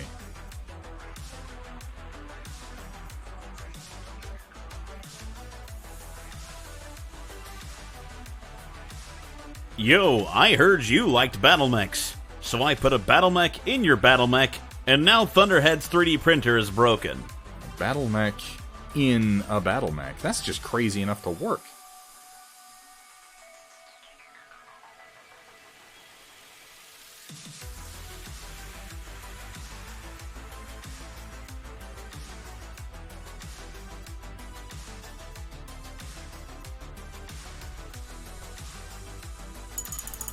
Did you make those Purge Troopers when we talked about... I did. I put together some Purge Troopers, Spencer. And, I picked up files from, Skullforge. He had a couple of Purge Troopers, and then I sort of chopped their arms up, and I gave them a few different rifles using some files from somebody else. And then almost immediately afterwards, I realized that what I actually wanted to use as a proxy for Death Troopers was the Imperial Sentry droids from Star Wars Rebels, and I modeled those from scratch. But if you're interested in the files I did, ping me on Discord. I can probably help you out with that.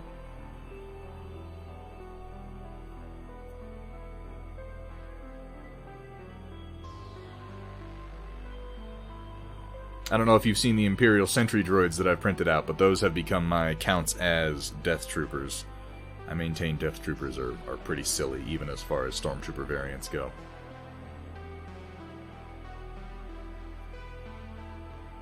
And I fully realize that Stormtrooper variants are fundamentally silly. Just as a rule. But they're, like, extra silly. I just, you know, the truth is, guys, I just pick things to dislike almost at random.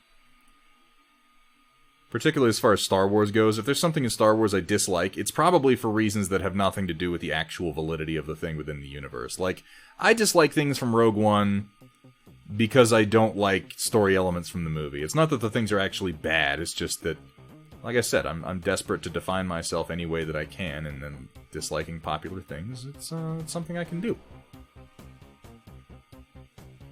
But if it's any consolation, I know that I'm doing it. I don't think it's real. It just happens. Poking the Centurion butt. Guys, we're painting the miniature's butt. Ass crackling thunder spunk. Yeah! You know how we roll around here. A mech piloting another mech. You're just talking about Space Marine Centurions.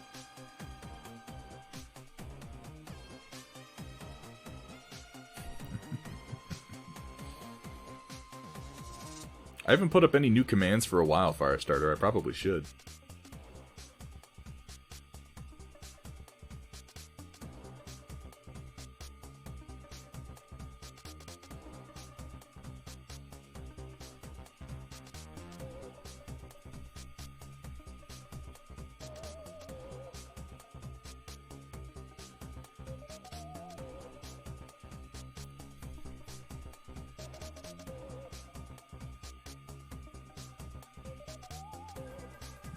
Here, this little shoulder plate.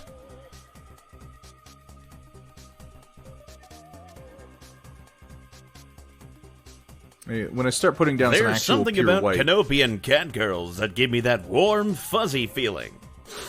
Or maybe it's just my allergies. It's such a stupid joke. I can't believe it's still on here.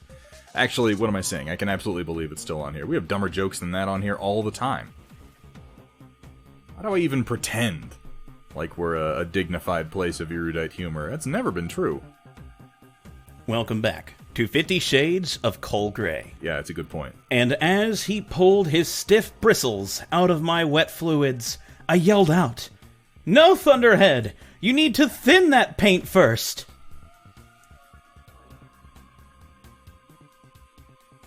We've been a repository of asinine dick jokes for about 7 months. About 7 months now. That's what we're going on.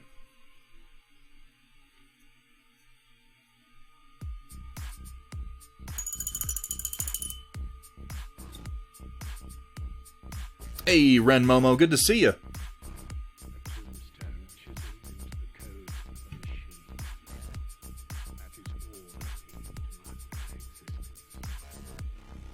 Why didn't it trigger? Is it on cooldown? Did somebody do Chapter 2 recently and I didn't hear it? The bot's been acting a little funny today.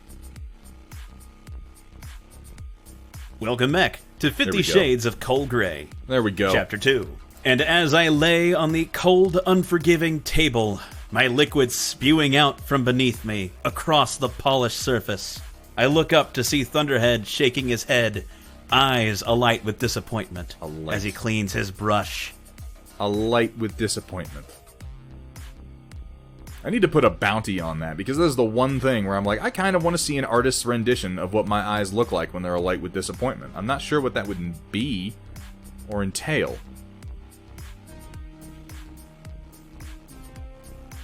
And I have forbidden anyone rendering me as a cartoon, but that is the one exception I'll make.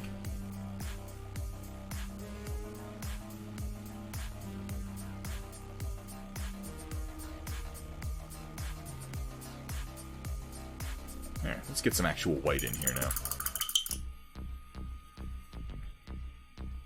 The Gendo Akar. Yes, it would be me with the... Hang on. Is there an angle where I'll get the... I can't do the reflection live, but yes. This right here. That would be the look.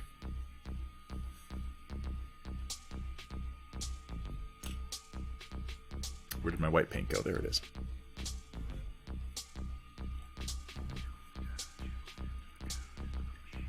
How do you drink that beer? Gear Falcon, what beer do you think I'm drinking? I bought Battletech and I have no idea how to play. Gear Falcon, most of the people who've been playing Battletech since the 80s still have no idea how to play, so you're in good company, my friend. I don't like Gendo Thunderhead. It's because I'm the worst father ever. It's because in your mind, Thunder Daddy is at least a good father. But Gendo is not. Get in the fucking robot, Shinji!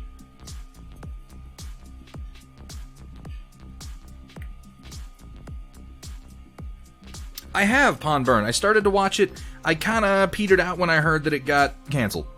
That happens to me if a show that I like gets canceled and they don't get a real ending. I'm like, I don't really want to get into it if it's not going to give me an ending that satisfies me. I enjoyed what I saw of it, though. Fat Tire, way too bitter for you. Really? I like Fat Tire.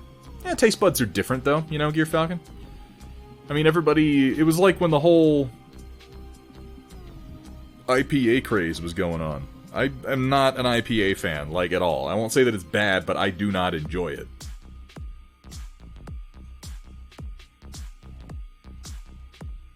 So when everybody's saying, oh, you gotta try this latest IPA, it's the most amazing thing ever, I'm like, no, it's not. What are you... Why are you lying to me? But, you know, we all like different things.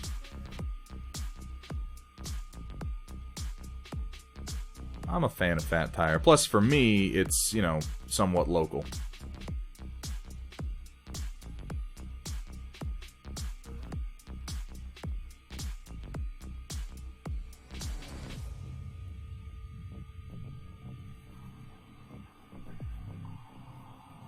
Is it weird I had a crush on Dr. Akagi? Dude, everybody had a crush on Dr. Akagi. What are you talking about?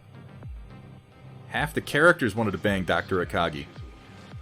I wanted to bang her mom, and she's not even a character in the show, except for kind of a disembodied AI brain.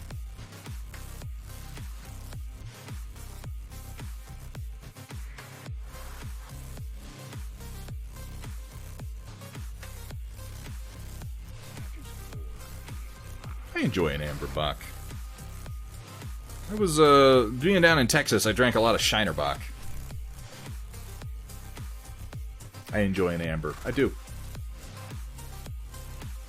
Official, I have a thing... I mean...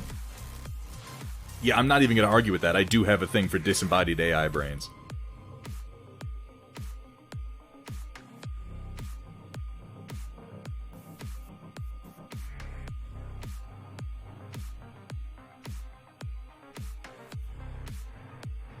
Like, that's just true. It's like a transhumanist fetish. You know, I think it's funny, actually. I think one of the first conversations, and I'm not even making this up, one of the first conversations I ever had with my wife was when we were in California at the smoke pit on base where we both work, because we were both in the Army.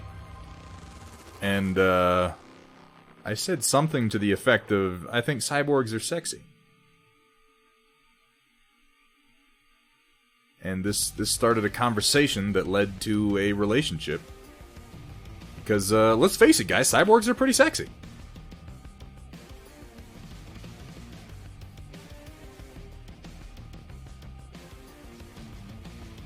Why do you think I'm so excited for Cyberpunk 2077? Do you think it's because I'm just going to play the game and be like, wow, what an amazing story? No, I'm going to masturbate constantly. Just all the time. I'm not. That's not actually a thing. I'm just... no.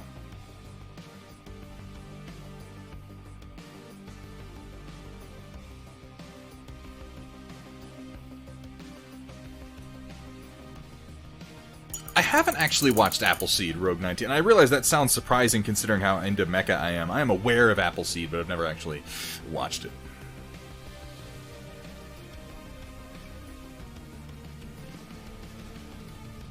If Star Trek has taught me anything, is that humanity's first response to meeting aliens is going to be to try to fuck them. I mean, yes, that's also kind of just accurate.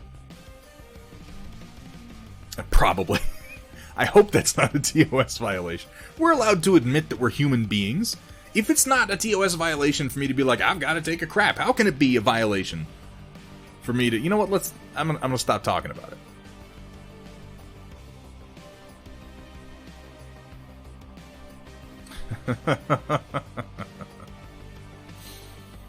I mean, yeah. As soon as we find aliens with consenticles, we're gonna be all about that shit.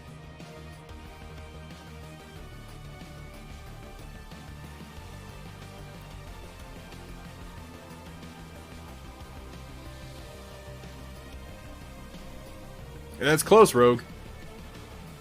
I was an Arabic linguist and intel specialist.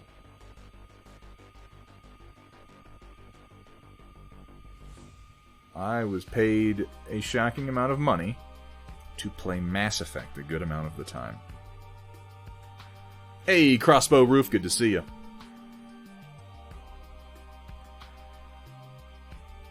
Especially if cyborgs can cook and clean. I mean, I should hope they could cook and clean. What the hell is the point of making a cyborg if they lose the ability to cook and or clean? No.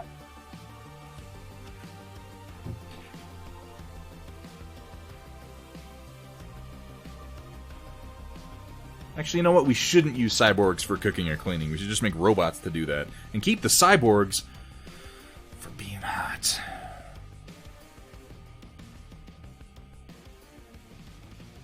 Or go the whole, you know, Blade Runner Roy Batty route. That'd be okay, too. If only because that would make for some good stories in the dystopian hellhole. Poor Roy Batty. I always feel sympathy in that movie for Roy. You just... it's terrible. A sentient being made to be nothing more than a weapon disposed of by society. That's cruel. I mean, that's the point, you know, it is cruel.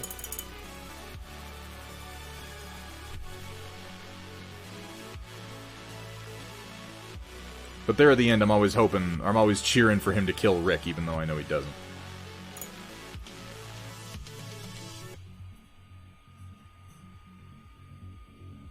That does happen, Roland. Yeah, I'll be listening, or more often than not, it's not that the translation sucks, it's that they've chosen an interesting way to interpret a few phrases. Because if When you just... watching Thunderhead stream, you may feel the urge to do the cha-cha, because he Where? likes to slide it to the left, and then Lies. slide it to the right, and Absolute then hold it lies. off screen entirely. Come on, Thunderhead, put it back on camera. Okay, I might have a little bit. The thing is that if you were to just translate Arabic phrases directly into English most of the time, it would be either silly or not make any sense. This is true of a lot of foreign languages, though. They require not just translation, but interpretation. Because if you just translate them directly, you're going to wind up with phrases that are confusing at best. Idioms that don't match up, and cultural affectations that just don't translate.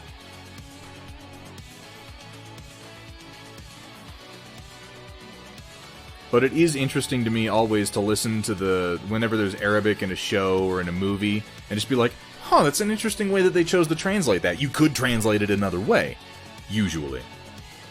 And yeah, I think German's a good example, because if you just translate German directly, you're just going to be stating what things do with very verbosely.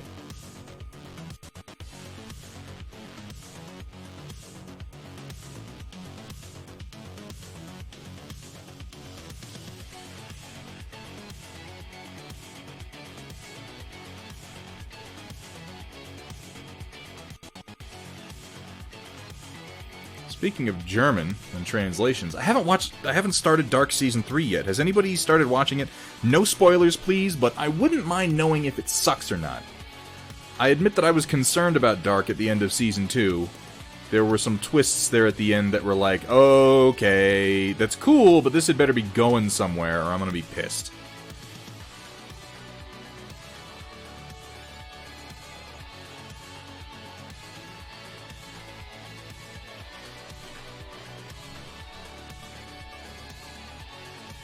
I was just a stinky mechanic. Honestly, I wish I had a job with a trade skill associated with it in the army, man, because Arabic hasn't done shit for me since then.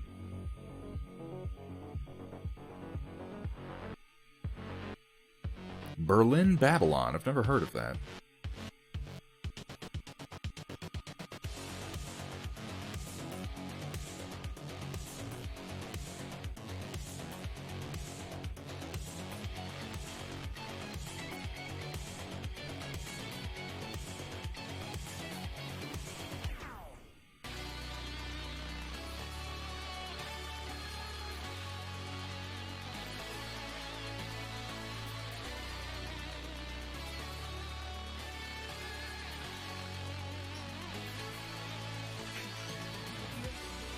Ooh, yes, please.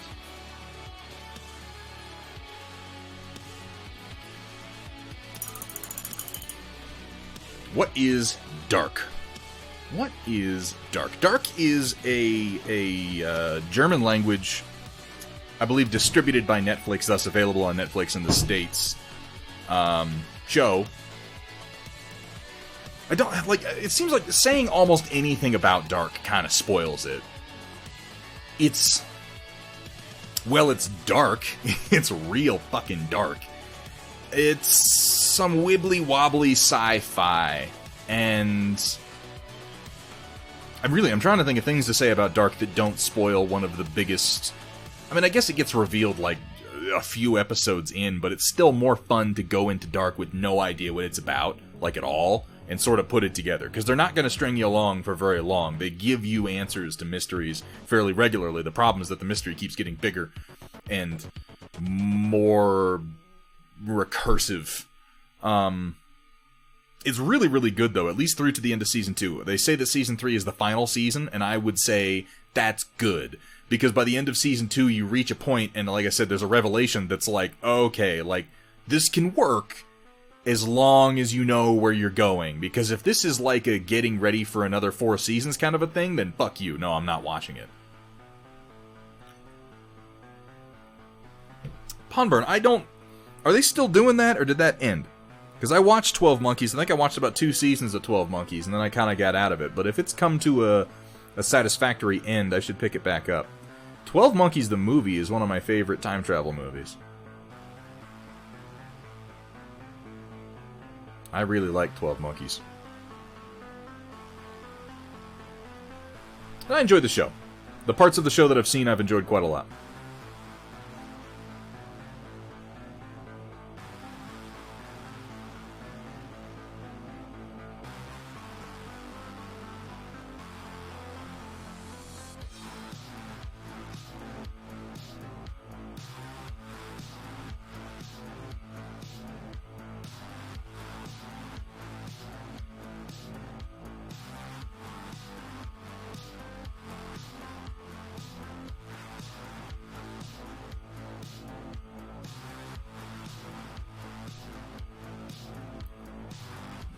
Coming back down the shoulder.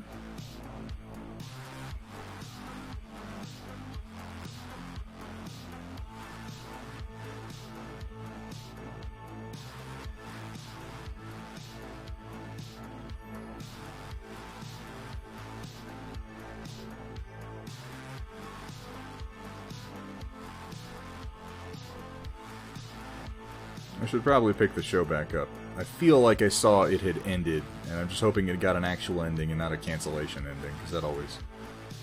It's just never ends well. I haven't started watching Doom Patrol Season 2 yet. I went back and started rewatching Season 1 because I wanted to kind of refresh myself on the events of Season 1. Is the big secret in the trailer for Season 1? I guess it's not really a secret. It's the premise of the show, and it goes so far past that. Completely wrapped up everything. Fuck, I'm in then. Yeah, I'm all over that.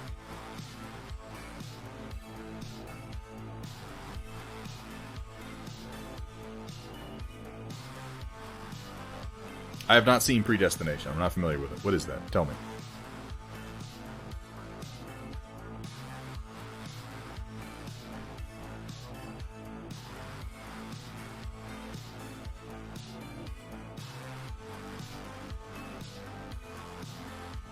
I'm always down for show recommendations, by the way, guys. I don't promise that I'm going to watch everything you recommend just because I've got a lot of shit that I watch. And finding time for it's always a challenge, but I will try to. And in down moments when I'm like, oh, what am I going to watch tonight? I will generally refer to lists of shit that people have given me and make a point of trying to watch some of it.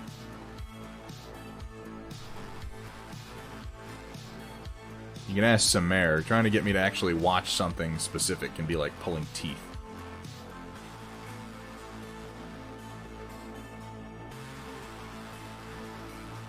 Alright. I'm going to give this blue... I'm going to give it a little bit of a wash. I think I'm going to do an actual blue wash on it, but I'm going to put some flow aid because I really only want it in the deep crevices. Not a whole lot. Does you likes the anime? It depends on the anime. I have been following and thoroughly enjoying Attack on Titan, even though I recognize that it's pretty much just a mecha anime by another name. I have thoroughly enjoyed Season 1 of Psycho Pass. I liked Steins Gate. I'm a fan of mecha anime, but I feel like that's like its own thing, you know? Taking off Pawn Burn. Hey, thanks for being here, man. Always a pleasure. You go get some sleep. I have not forgot a room.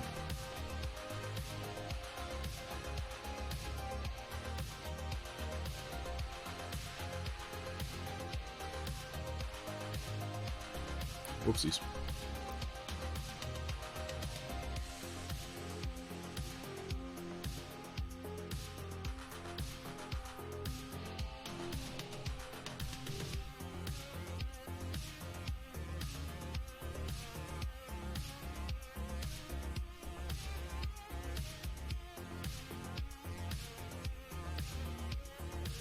Specifically, I'm doing this wash because I have this blue right next to white, and I need a deeper contrast, a dark part along the edge, and this is going to give me some of that.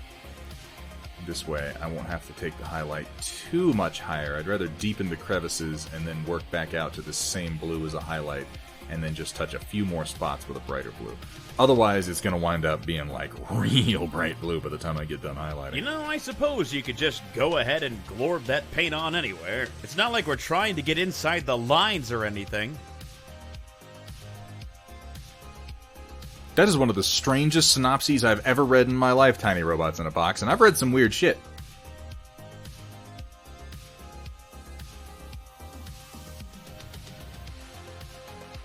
Like, yeah, Ethan Hawke time fucks Ethan Hawke, gives birth to Ethan Hawke, and then fights Ethan Hawke, an international terrorist. You'd love Dark if you haven't seen it.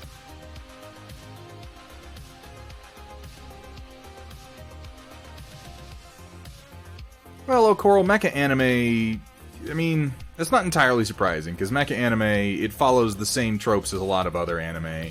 you find out a few episodes in that the main character's father is somehow the bad guy, and they built the special suit that only the main character can use, and it all tends to go the same way. You kind of have to pick out the few really good ones to enjoy.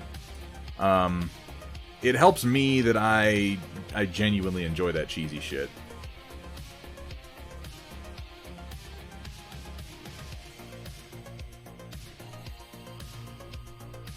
But then I unironically watch Power Rangers as an adult, so, you know.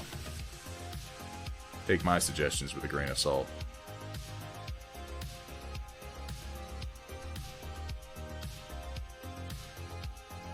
Speaking of which, I heard they're doing another reboot Power Rangers movie that is going to follow the continuity of the show, and all I can say about that is, what the fuck? How is that even going to work?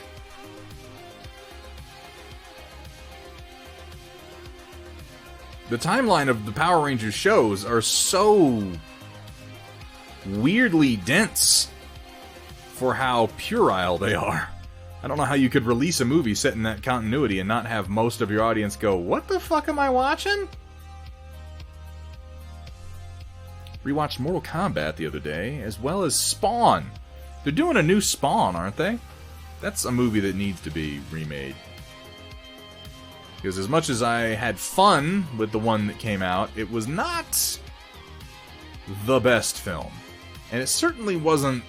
It didn't really do justice to either the comic or the HBO series. In my opinion.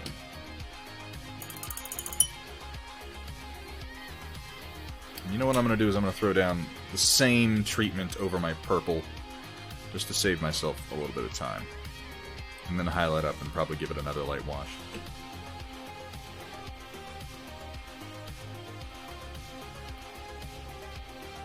Mantic Terrain Crate Kickstarter got delivered. How is it? I saw that Mantic was doing, like, terrain deliveries. I was wondering if it was any good.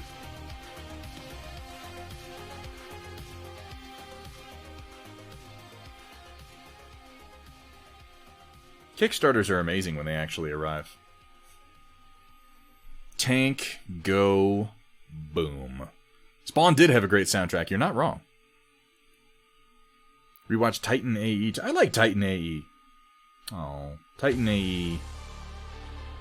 My cat who just passed, there was a very special memory of him involving Titan AE. Makes me think of him.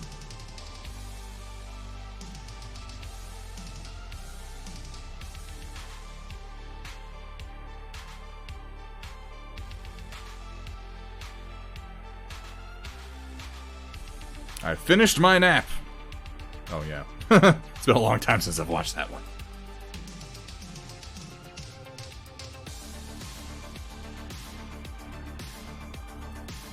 It's a fun movie, though. A lot of good voices in it, too.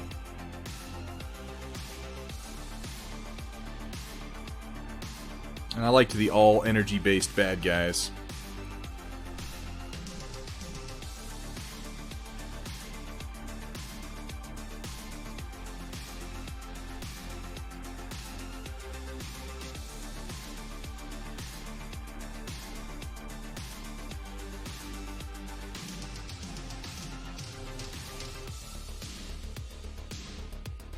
It's okay, Cat. You know, I'm doing a lot better with that lately. It was hard at first, but, you know, time heals all wounds, so they say. And while I wouldn't call it healed, I would certainly say that I've come to terms with the reality of it. Which is kind of the most important thing. What sucks about stuff like that when there's someone or something that is so integral to every single day of your life is I have moments where I'll hear a noise and I'll see a movement out of the side of my eye, out of my peripherals, and I'll think, well, that's him. Because I'll just look over, fully expecting him to be there, because that's where he would have been, and that would have been the noise that he was making, and, you know, then I remember.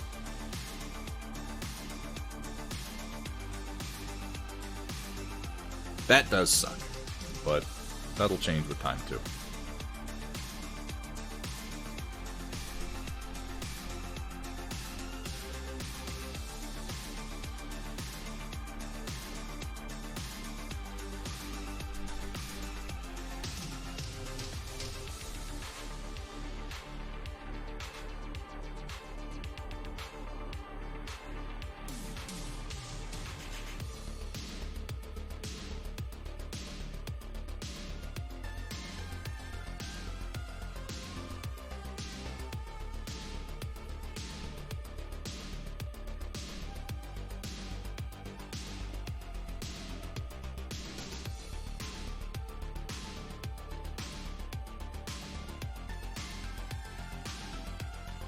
Yeah, Tasselhoff, that's, you know, it's good to remember things like that.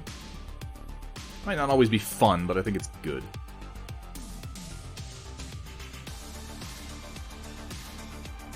And in a weird way, I don't want all the bad feelings to go away. You know?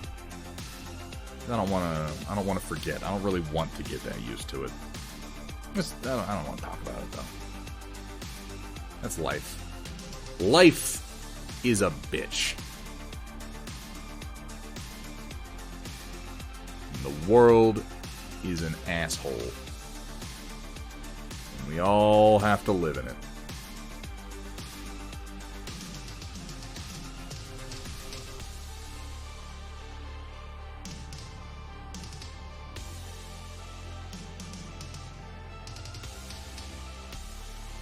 Explain, Roland.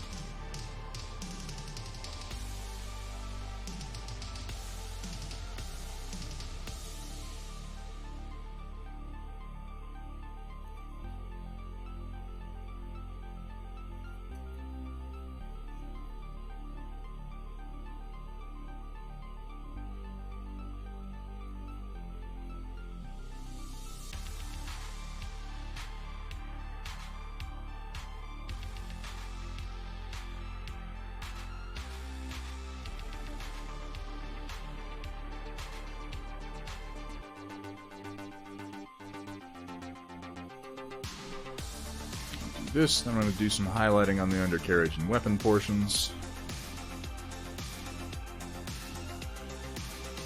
By the time that's done, this wash should be dry enough to carry on highlighting the purple.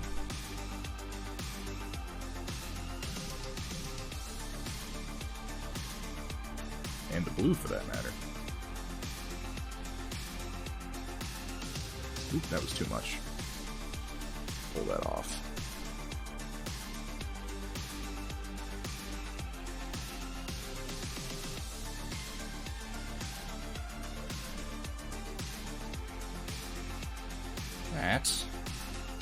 It's looking pretty good.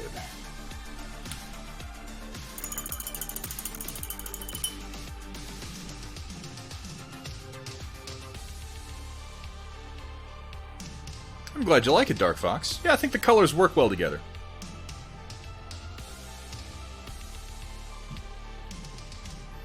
Gear Fountains. You know, it's something you just have to accept at a certain point being into miniatures. I know there are people out there who buy miniatures and then paint those miniatures, and then when they're done painting those miniatures, they buy more miniatures. I know that they must exist. I don't know any of them, and I'm certainly not one of them. Have a closer look, Coral? Hang on, let me adjust my focus, give you guys a better look.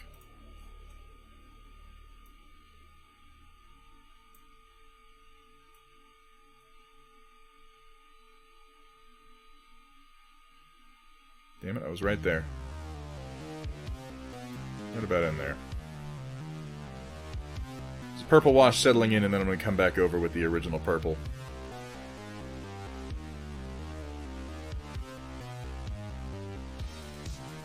Brighten it up a fair amount. Of course, for whatever reason, this purple is looking, in the camera, a lot more washed out than it is in person. That's something I need to address at some point.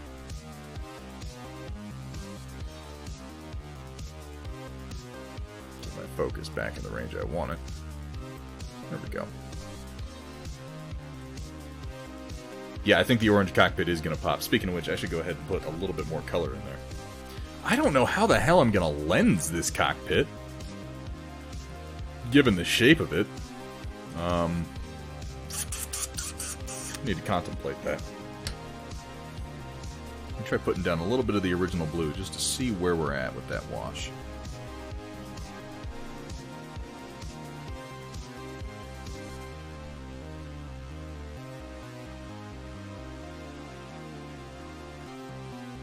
Oh yeah, that's nice. That's gonna be nice.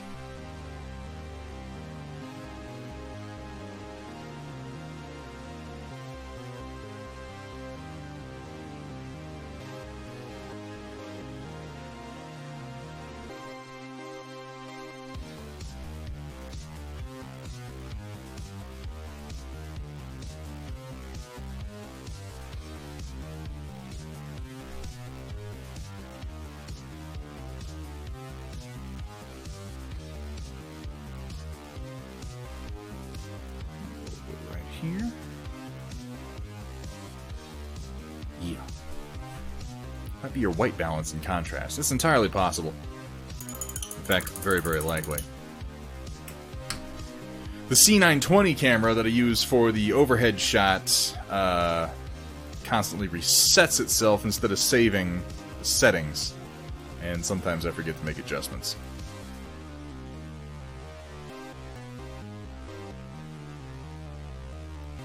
I would use paint for the cockpit. Ooh, thank you, Hethra. That's so helpful. Ooh.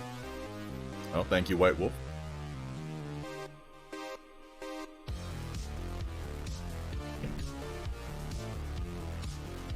Yeah, good God, Gear Falcon. Blow that out. Cat, thankfully, reminded me that you are, in fact, supposed to clear out your PC case like once a month, which I've been doing lately. I hadn't done it since I got a dog, and as it turns out, yeah, that's a lot of pet hair.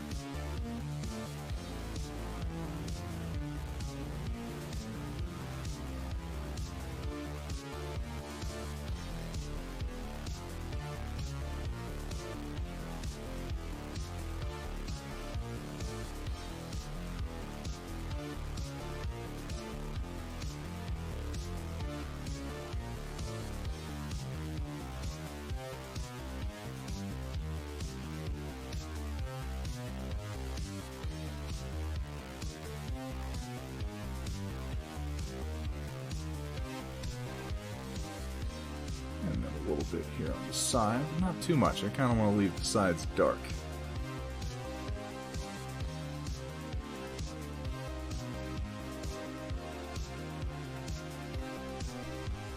Time for dinner. Looking forward to seeing progress shots of the Centurion on Reddit tomorrow. Let's see if I can't get it finished up. I don't often completely finish models here on the stream. And,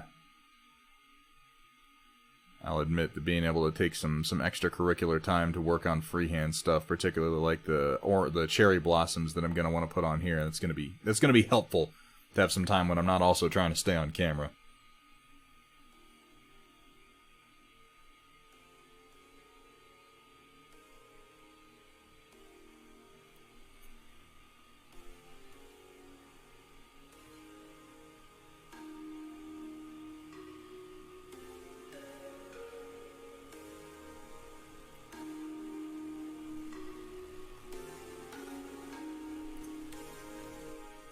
Not this song. I have given you the thumbs down on this song so many times, Pretzel.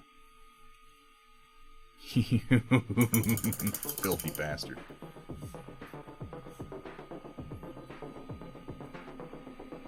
That's a good idea, Vergata. Yeah, I mean, I would have upgraded my cameras by now had we not entered the Great Lockdown and cameras, immediately started getting scalped. The price gouging on cameras since I started the stream, like, it started immediately. I'm lucky I started when I did, because I was able to order a handful of cameras at reasonable and rational retail prices, and then suddenly all the scalping started. And now it's impossible for me to get upgrades reasonably, and it will be for a little while probably.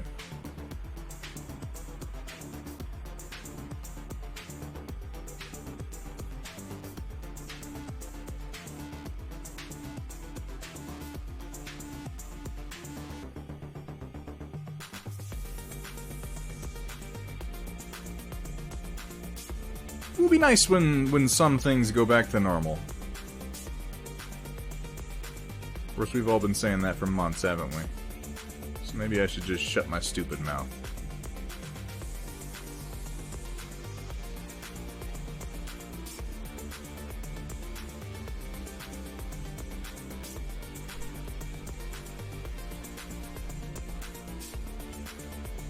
Oh, you love that song, do you, Gear Falcon? Well, you can't have it. Cyber Knight has shown up. What's up, man? Yeah, Vergata Rung, I figured they're gotta catch up with that at some point, right? Because there was the rush on cameras, both for, like, people working from home, doing Zoom meetings and whatnot, and for streamers. There's been a huge rush on Twitch. But I think that what's going to happen is there's going to be a period where there's going to be a lot of cameras on sale real cheap. because there's a lot of people who are like, I'm going to become a Twitch streamer, and it didn't really appeal to them, and they're not going to keep it up. And then they're going to be looking to sell their cameras.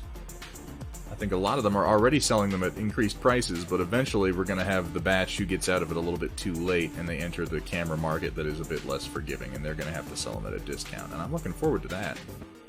I'll pick up some cameras, baby. That'll be when I outfit my game room with cameras, because I've done a bunch of work on my game room to get it ready to stream in, but I don't have cameras for it, and I'm not spending like $70 on a $20 camera. I'm not going to do it.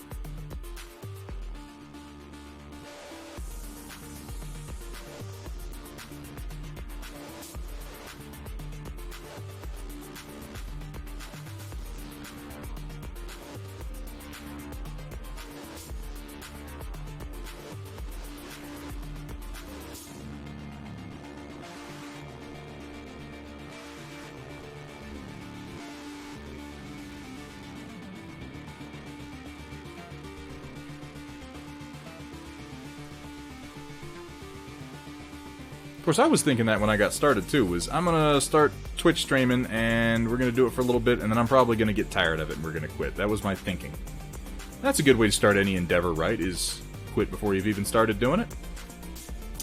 But, I don't see that happening at this point. I've really, really come to enjoy these streams, and I think other people do, too.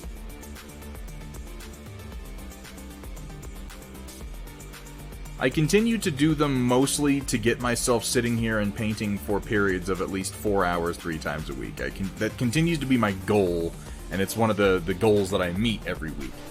Which is nice. Not every week, we've missed a few, but you know, what are you gonna do? Just here for the vaults, just harvesting my points. Cyber Knight the Point Harvester, good God. Yeah, and that's the thing, Nanotanks. I know some people get... And this is not a subject that we were going to talk about a lot on here, or at least we haven't because it has been so contentious, but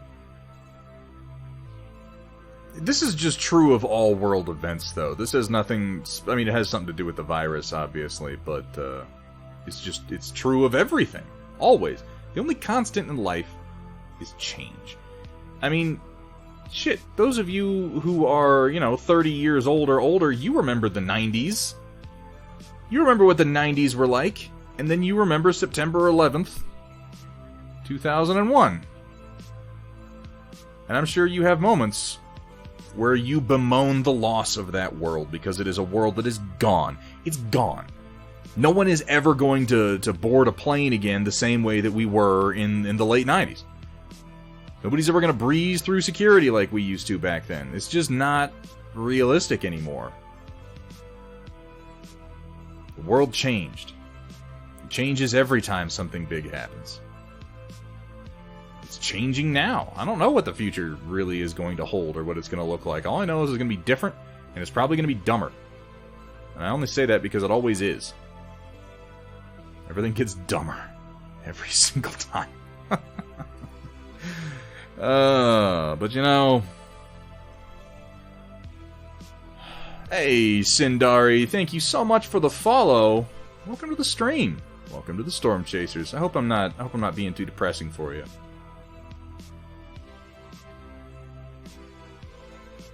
All I'm saying, really, on a philosophical level, is that life is change, and when things stop changing, that's when you die. That's stagnation.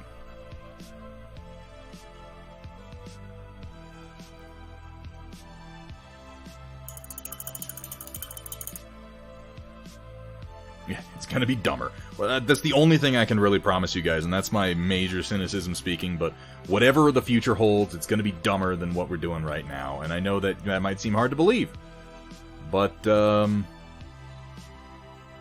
things are dumber now than they were in the 90s.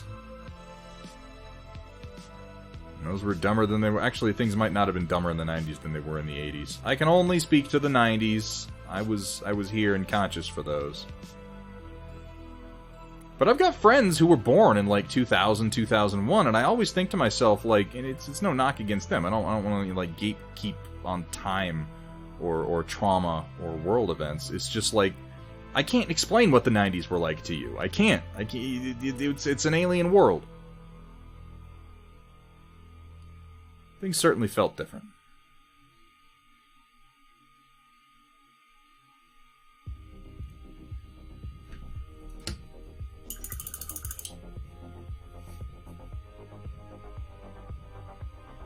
I watched Idiocracy again just the other day, Vergaderone. Just the other day I watched Idiocracy again, and you know what? All it did was it depressed me. I was just like, oh man, Mike Judge was so optimistic in 2006.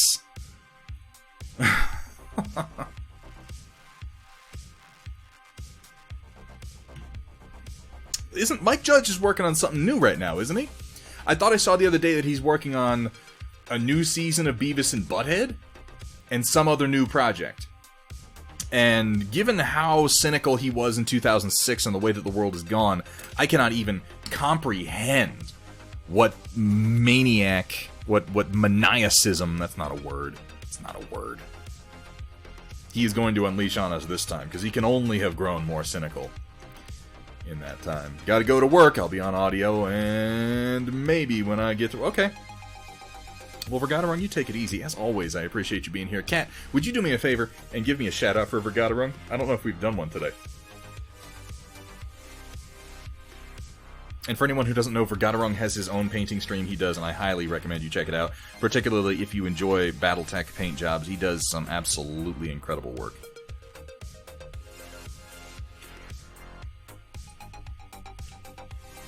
Thank you so much, Kat.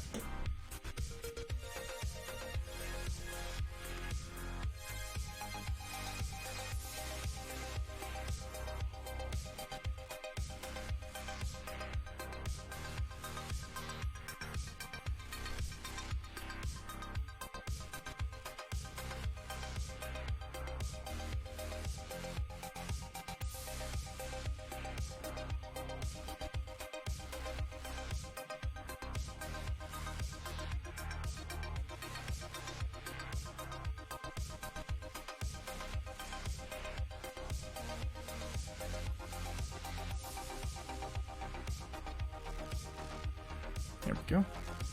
That is a wonderful highlight color. Didn't really... This must have come in my new set, because I haven't used this one before. This is Reaper... Oh, no, I have! I have used Spectral Glow before. I just forgot that I had it, and this is a new bottle of it. Who's the Purple Mech? What's up, WJ? This is for Project Dark Fox.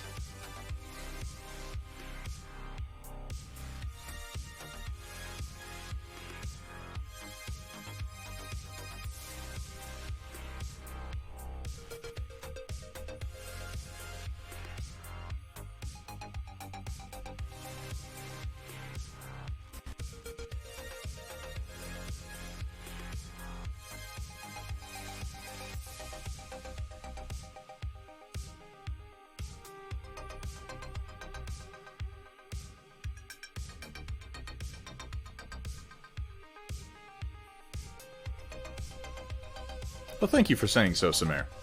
Conspiracy. Kenneth Branagh, Stanley Tucci, and Colin Firth. Those are some big names. I have not seen that, but I'll watch almost anything that Stanley Tucci does. Fingertips covered in superglue are not approved safety gear for handling razor blades. It's true, they're not. No matter how many times I try to convince myself that it's perfectly fine. I've been lucky enough not to severely injure myself with X-Acto blades over the duration of my hobby and career, but I've come pretty close.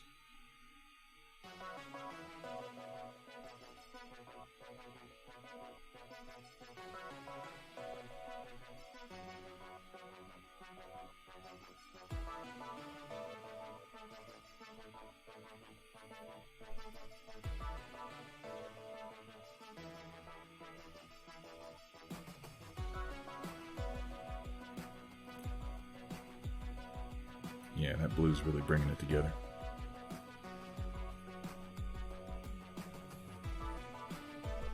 Eight guys sitting around a table talking, but God, is it terrifying. Is it like, it's good in that, like, 12 Angry Men kind of a way? Because I enjoy a good, well-written, dialogue-heavy bottle movie.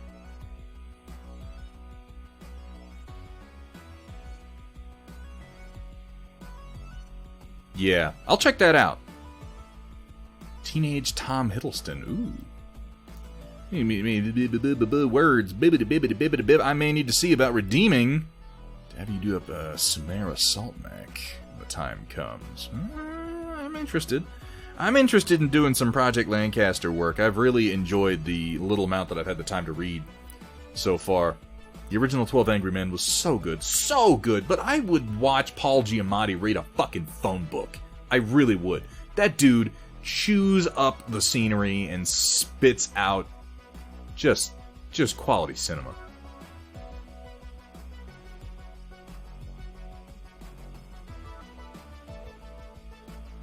Wait, was Paul Giamatti in the original? Or was that the remake? Am I a fool? It's possible I'm a fool, you guys. Thank you so much for the reminder, Rogue.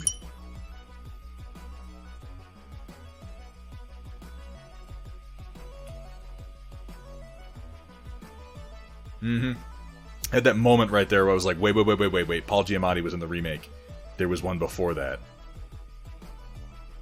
Yeah.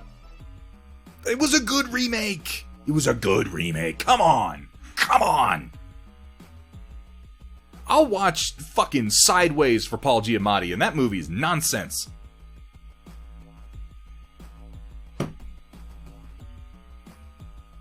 That movie single-handedly spurred like a quarter generation of assholes who would tell you why Pinot Noir was the best wine in the world. Just insufferable pricks.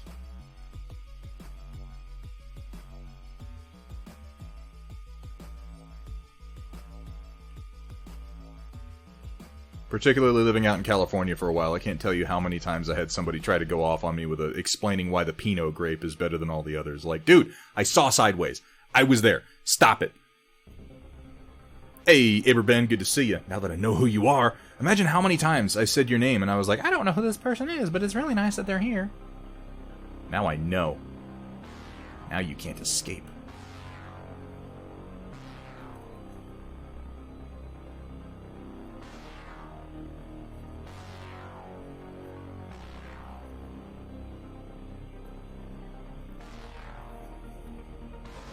Yeah, Sideways was a time and a place, you know?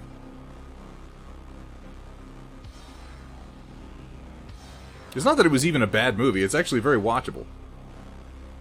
It was just one of those movies that gets a bad rap because of the fans that came from it.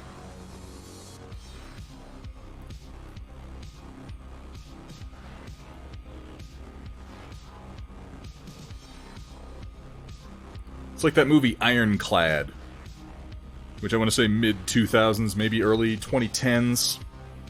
And it's got some medieval action in it, which is the action's pretty good, but like the overall story and acting is pretty abysmal. Until you get to the scene where Paul Giamatti comes out, and he's like, I'm just gonna rage at the camera for like 20 minutes, and I'm like, fuck yes, the whole movie's worth it now. Yeah, Snatch is a lot of fun. All those movies that become cultural icons, though, like, I don't know, maybe it's just my inner hipster talking that I find their fandoms insufferable. Like when Boondock Saints happened. There's nothing wrong with Boondock Saints as a movie. I don't think it's as good as people give it credit for. I know that I can't stand the people who are like super hardcore fans who just build their whole life around it. Like, it's not that good, man. It's actually, like, there are vast parts of it that are pretty lame. But there are also some very memorable scenes, and that's worth acknowledging. It's a fun movie, certainly.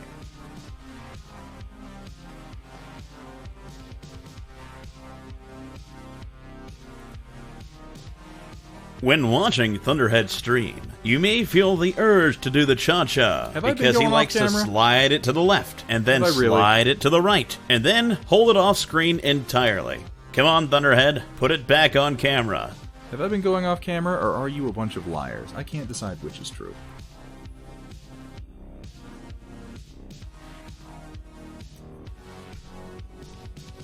Paul Giamatti as John Adams. Yeah, I really, though, like, I'm sliding down. Okay, let me scoot forward a little bit more.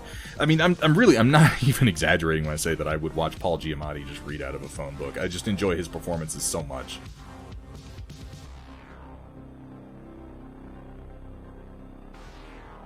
Okay, I am exaggerating. I wouldn't really watch that. That is definitely hyperbole, but still. I'd give it a try, you know, I'd watch part of it, and then I'd be like, alright, this isn't as good as I thought it would be, and I'd probably stop.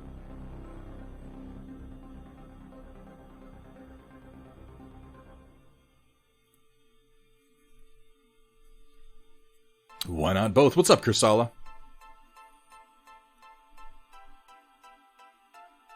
Oh, absolutely, Sindari. Chaotic Harmony does a lot of our voice clips on here.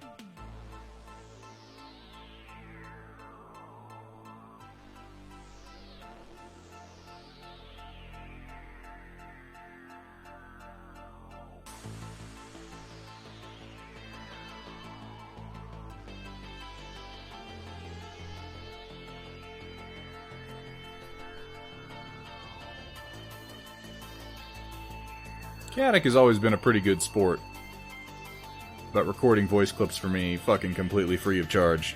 They're gonna be worth something when he makes it big.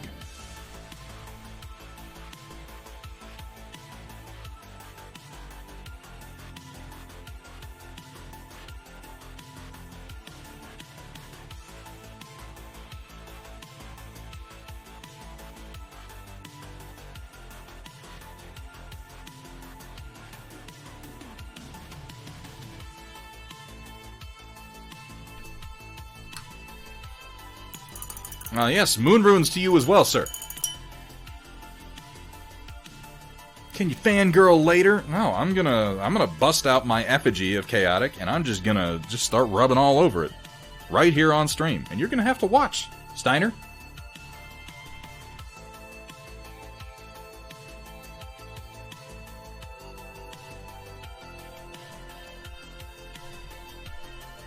And you know what?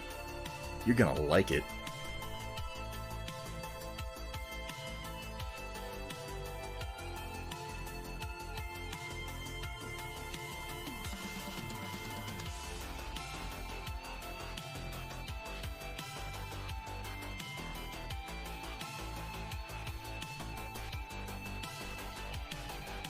Oh.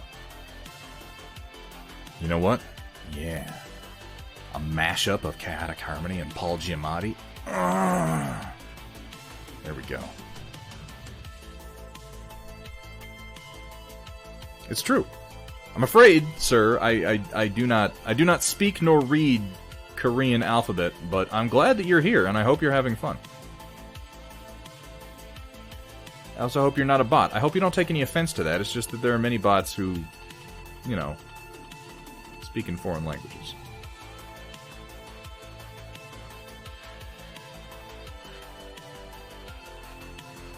And I am an American, sir, and that means I barely speak my native tongue. And I do speak some Arabic, but I don't Here think at that helps Thunderhead us. Studios, it's okay to be sloppy. Bonus points if it's white paint. Oh god, that shit. Why? That's among the worst that we have. It really is. Oh god, yes, Dark City. Rogue. Oh my god. Absolutely Dark City. Dark City is such a cool movie. Like, it's... I feel like I remembered it being better than it actually is after going back and rewatching it recently, but it's still, like, fucking fantastic. That's some early Rufus Sewell that I can't get enough of. That and it had Riff Raff in it.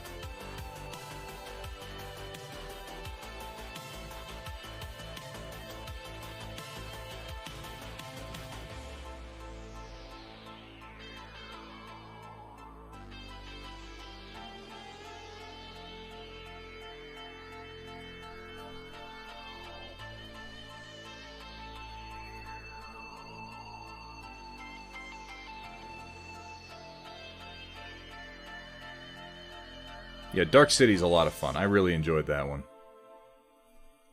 That and young Jennifer Connelly, if I'm not mistaken. Oof, Jennifer Connelly.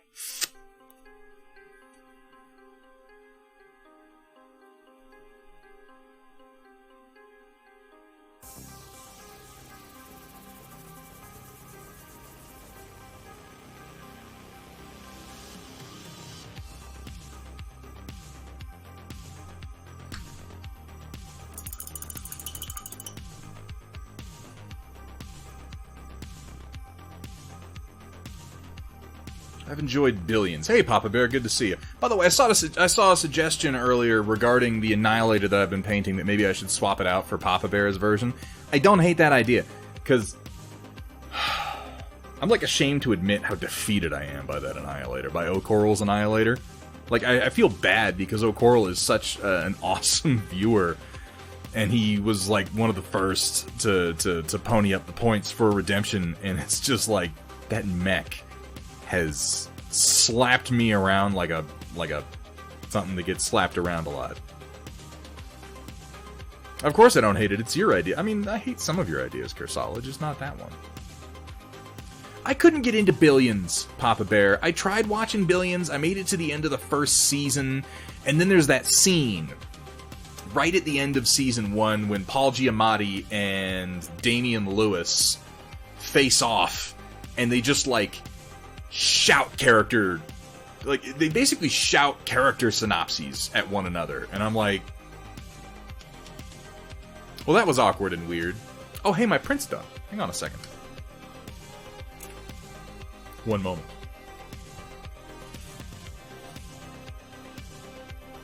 Yeah, you're the same age, but you're, you know... I hear this argument a lot regarding The Professional. Like, it's not creepy to say that she's hot because we're the same age. It's Natalie Portman. But if you're saying she's hot in The Professional, it was still her when she was like 12 years old, man. I mean, she was older than that, I think. How old was Natalie Portman in The Professional? I don't know.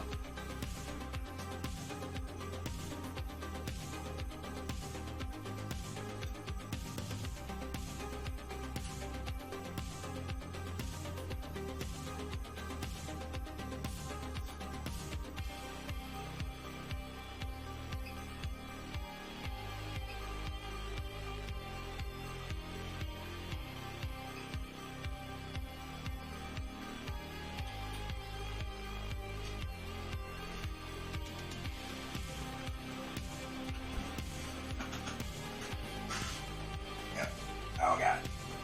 Ugh.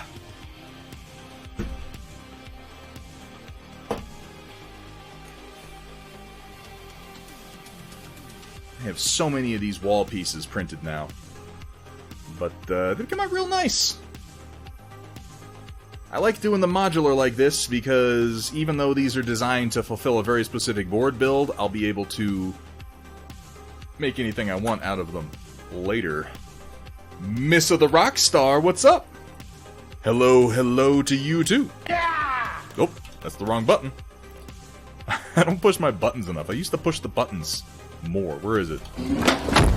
Alright, we'll just go with that. That works. Yes, Gearfalk, have you not seen this t-shirt? Here, I'll show you.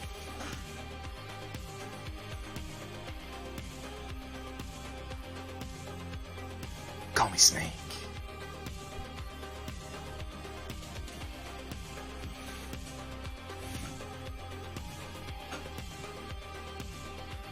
It's a fantastic t-shirt.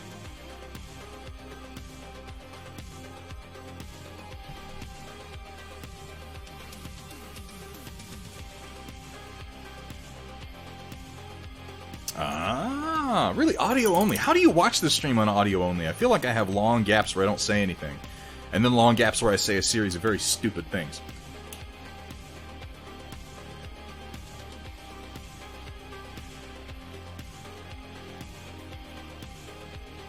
Putting some white into my spectral glow to make one final round of highlights for the teal sections.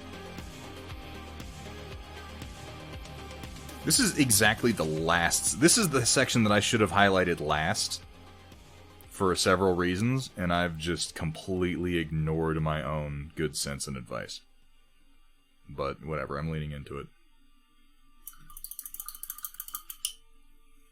Fuck yeah, Snake Plissken.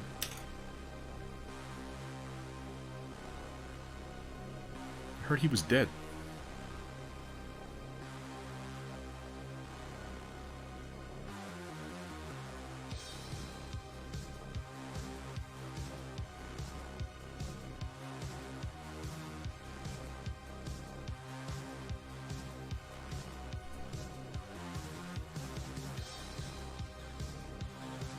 Kursala, it's from Escape from New York.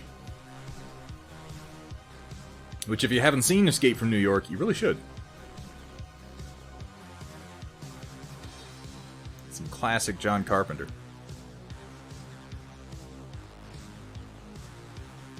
Not everyone's a huge John Carpenter fan, but I definitely am.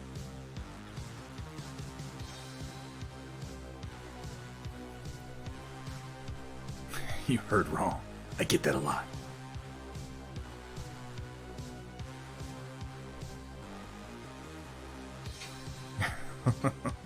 Hey, Just Dices, good to see ya! How are things, Dices? Cat, would you do me a favor? Go ahead and give me a shout out for Just Dices. Y'all enjoy painting streams, and you haven't checked out Dices, go check out her and her impressive bust. Talking about model busts. Bunch of degenerates.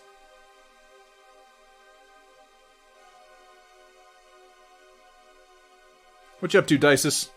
How's everything? Always a pleasure to see you.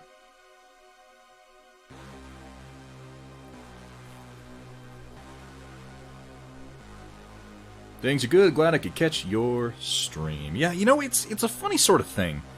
Like, as streamers, there's a community of us that I have been lucky enough to get to participate in, even just a little bit, kind of building relationships with some other streamers. It's hard to find the time in between all the shit that you do to maintain a stream and like a life outside of it. It's hard to then find the time to sit in other people's streams. It can be. Like, there are periods where I'm definitely able to, but it's like, it's hard to plan around being in other people's streams at their hit times. You wind up kind of popping in when and where you're able to. The streams I get to watch the most are the ones that are on directly before or directly after mine, because I'm usually at my computer doing some prep work and then I've got a little bit of free time. Like, I barely ever get to go in and watch Daylight Gamer anymore, because he's always on when I'm doing other stuff. I get to catch Dices a reasonable amount, but you're on when I'm usually doing other work, which is nice. Gonna go beat off shortly. God, it's so funny! Dices, if you haven't noticed, has roughly the same level of sense of humor that we have here on this stream. As Cracklin' Thunderspunk! Yeehaw! We're in good company.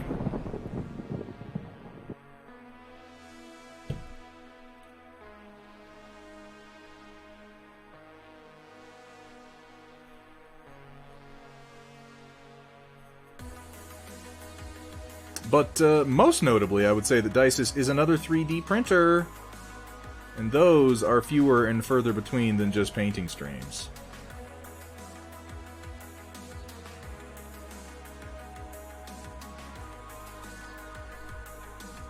Print all the things. You know what's funny, Dices? And I think you probably feel this as well. Well, maybe not, because you don't do as much... I don't think you do as much wargaming as a lot of painters do, particularly on Twitch. But I'm sure you probably suffer from this to some degree. The old, you know, oh yeah, I won't buy any models until I paint all the ones I have. And you start 3D printing and you tell yourself, well, this is going to make it easier because I just, you know, hold on to the file and I won't print it until I've finished painting the models that I've already printed. That's just such bullshit. Printing just makes it worse. Oh yeah, the side shave is nice. By the way, I commented on it last stream, but seriously, the buzz you did on the side of your head looks fucking cool. Like, I really, really dig out kind of, I don't want to say outrageous. I feel like I'm calling your hairstyle outrageous. It's a little bit of an outrage. I felt a little outraged. I'm going to say it's outrageous. But I really, really like in-your-face bold hairstyles like that, and yours is pretty fucking cool. Damn it, I just missed an alert. And it didn't pop up on my thing. Who just followed me? Somebody help me out. I'm so sorry. I didn't see your name when it popped up on the thing. Well, you know, thank you for the follow person who just followed me. I really appreciate that. This dude, RJ Giddings. RJ, thank you so much for the follow, man. Welcome to the stream. Welcome to the Stormchasers. I'm not sure why my bot isn't echoing my alerts right now, but it's being a bit of a pain in the ass. Totally outrageous.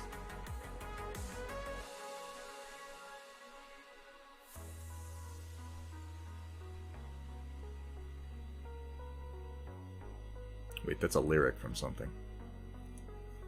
Wait. That's from the intro to a show. Can't remember which one. Post it up, Rogue. Gem on the holograms. Damn it. Yes. That was it. I was like, wait. Hold on. This is tickling something somewhere in my brain. Yeah, that was Gem on the holograms. Thank you, Dices.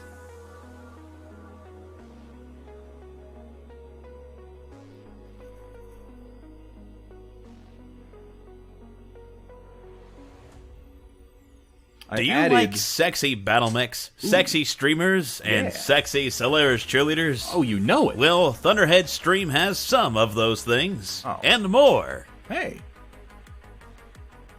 I added Sisters of Battle to my list of kill teams I would very much like to get painted. And, it's on my... I've actually got it written down on my little kill team log that, I'm totally gonna rip off Dices' hair for my Canoness. It's just gonna happen. I'm not gonna tell her when it happens. When watching Thunderhead stream, you may feel the urge to do the cha-cha, because he likes to slide it to the left, and then slide it to the right, and then hold it off screen entirely. Come on, Thunderhead, put it back on camera. Fine, I guess you guys actually want to see what I'm doing. Oop, messed that up a little bit. Funny you mention a shave haircut. Mine is Lex Luthor style. Your hair got blasted off by chemicals?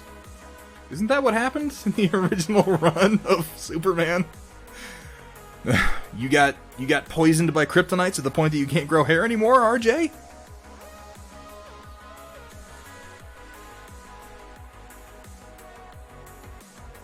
Yeah, the new Sisters of Battle minis are really, really quite nice. It's true. Just Dices, please do. Absolutely. The Storm Report is for really anything you want to share that's even remotely creative, and I would say that counts.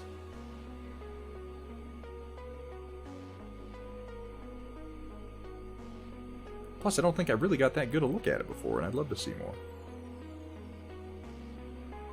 By the way, if there's anybody who's new to the stream, which we have a few newbies to the chat, newbies to the stream today, we have a bit at the end of every stream known as the Storm Report, which is an audience share segment that anyone can participate in. And I'd love it if you felt like participating. It's really just a creative share segment.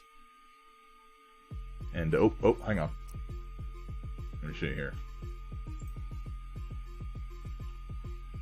That's pretty cool. That's really cool, Dices. I dig it. But if you feel it's not, don't listen to Iberben. That violates Rule 1. Welcome, everyone, to Thunderhead Studios, where the only rule is... Please don't show me your genitals. Please don't. Have fun, be safe, and above all... Don't show them to me. Don't do it. God. I don't want to see your junk. I don't mean that as an insult. You may have very nice junk. I just don't want to see anyone's junk. But to finish my spiel, if you do feel like participating in the Storm Report tonight, I would love it if you did. I really would. Just anybody who feels like participating.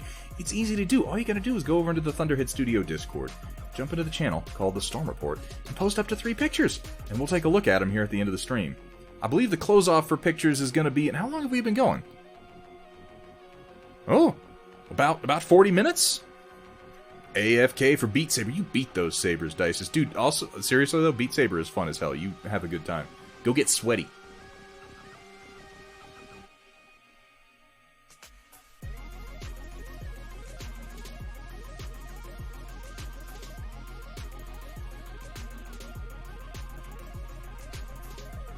That's not... Shut up, Iberben. Damn it.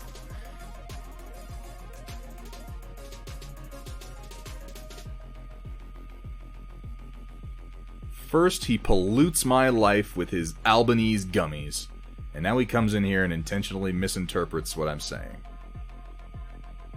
It's unacceptable.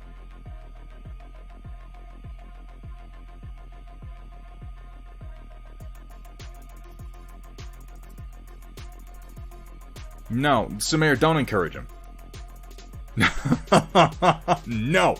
This is not happening.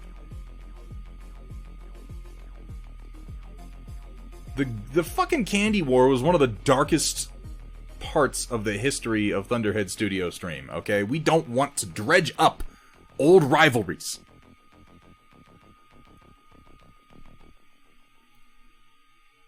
Shit got ugly last time.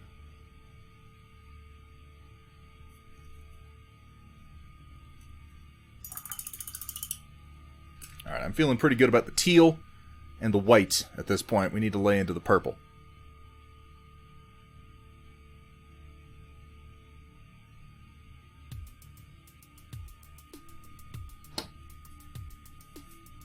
Have you tried Starburst gummies? I actually haven't, though I do love Starburst.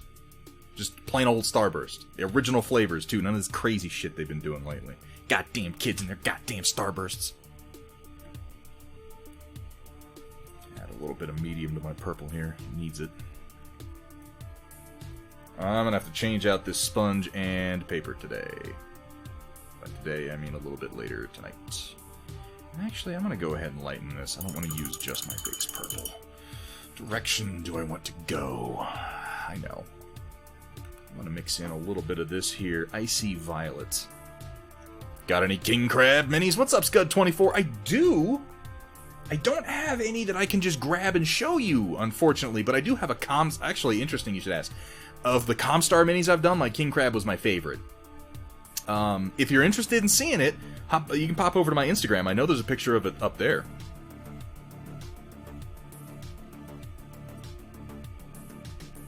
My wrist tired. I really have to get one of those vortex mixers, you guys.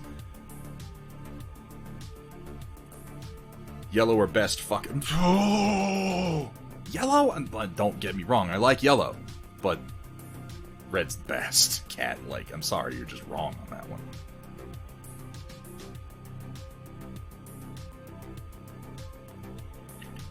You know, with the way things are going and how everything looks like it's gonna get dragged out, eventually I'm gonna, like...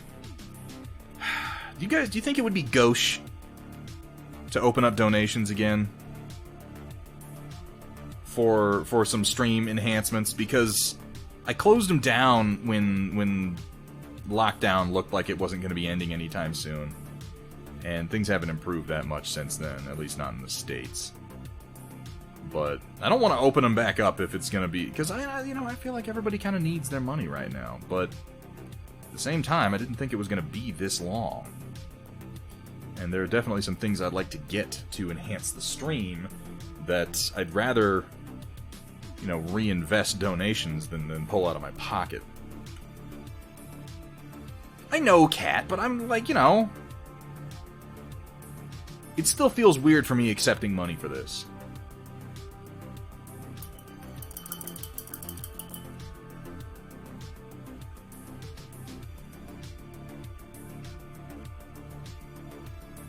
Gear Falcon, it would be for stream upgrades and video editing stuff for the most part.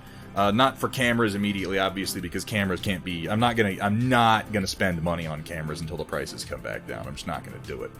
But I need to get some more parts for rigging up my game room for streaming.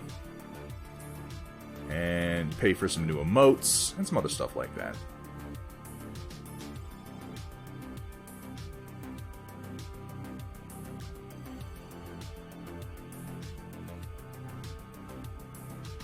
I literally just had something in mind for it when I asked that question, and I confess I forgot what it was by the time I was answering the question, so... I'll think of it later. I've got it written down on a list someplace.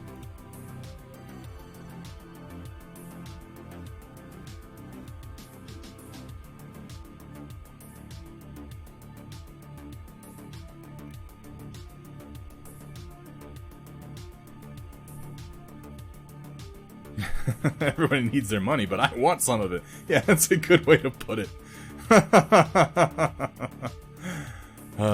Paint mixer, that was it, Samare. Oh my god, thank you so much. Yes, I was just thinking that would be a perfect thing to put up as a donation goal, is let me get a paint mixer. That'd be pretty cool. Painted Ogre, thank you so much for the 100 biddies. I mean, that's a start right there. But see, it's one of the reasons I like to use donation goals and a little ticker, is because then I can tell you, like, this is what your money's going towards, this specifically. And if that's something that you would like me to have, if that's something that you feel would enhance the stream for you, then you can contribute to it directly, rather than a sort of nebulous, God only knows what he's going to buy with this.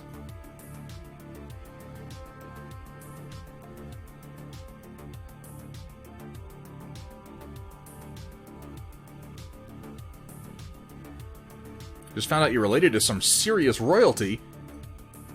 I'm not selling feet pics, Cat. I don't care what you're into. Which royalty?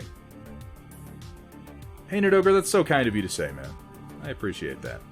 I may open donations back up. I didn't want to do it without, you know, making a big deal about it, apparently. I guess I could have just done it quietly and not made a big deal about it, but that would, I guess, be antithetical to the drama queen that I am at heart.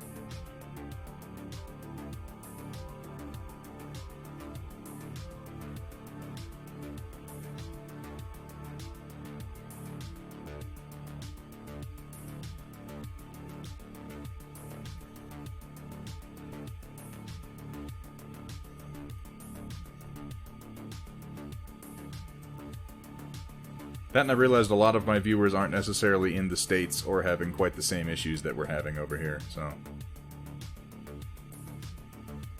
That, and I need Iberben to donate a bunch of money to dispose of those Albanese gummies that he sent. Gonna have to have a fucking hazmat team come out, and they're gonna complain.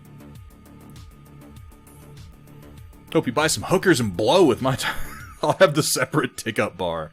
That's for hookers and blow, just for you, Steiner. That's a neat idea, Roland. I guess I could do something like, but I like having them. I have a problem letting go of the models that I've painted. It's one of the reasons I stopped doing commission paint jobs. Is, at the end of the day, the money that I got for commissions was...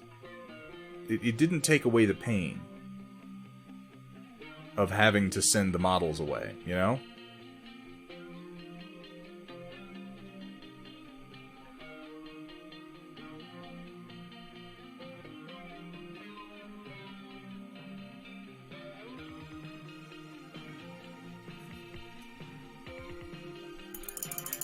Booty wedges. Wait, what? I didn't say... What? Huh?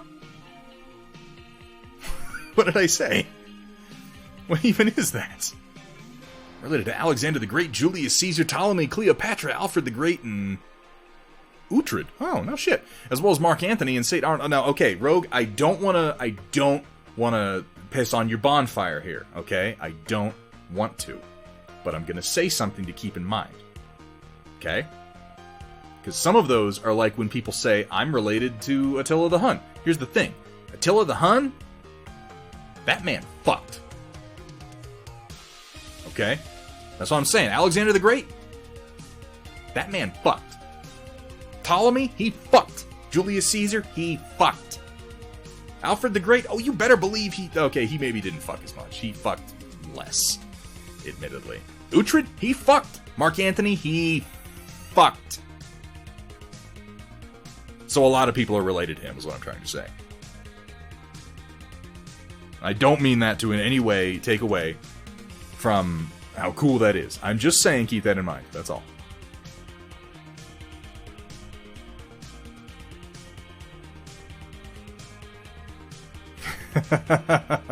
Thanks for pointing that out, Shock21. Hey, Downslide, good to see you. Oh, I'm very jealous.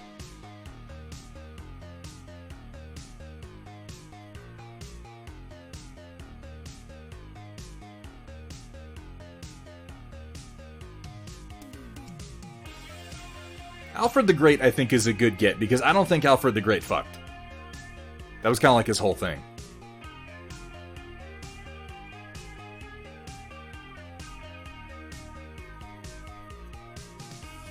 Yeah, that would be impressive, Sentient Pickle. I'd be very impressed if someone were to reveal that.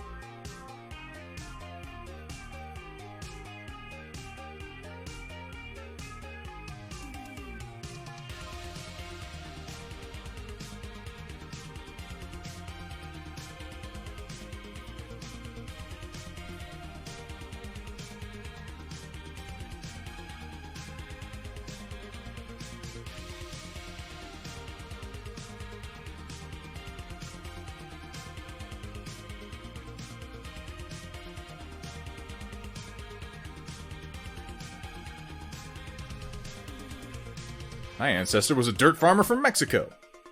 I know I'm related to none of you yahoos. Can't take it back far enough. We're all related, baby. Every last one of us. We're just a bunch of monkeys banging in the dirt. As the great Ongo Gablogian put it, you know, what are we? We're just a bunch of air conditioners, you know? I condition it hot, that conditions it cold. Just a bunch of air conditioners wandering around on this earth, screwing each other's brains out. Oh, Ongo.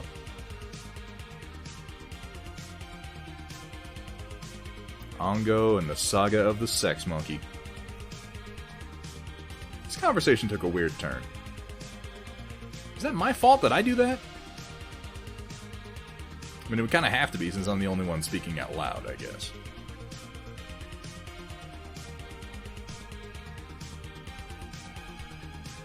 Guess what I worked on today? If you guessed more MDF, that was in fact what I guessed. Yeah, that's accurate.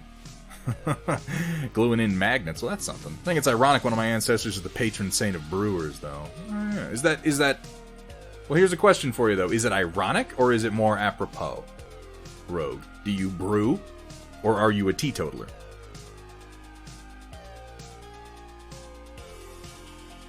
More weird than the booty wedges. These are classics. These are Thunderhead Studio classics, and I am crafting them. One deeply uncomfortable series of remarks at a time.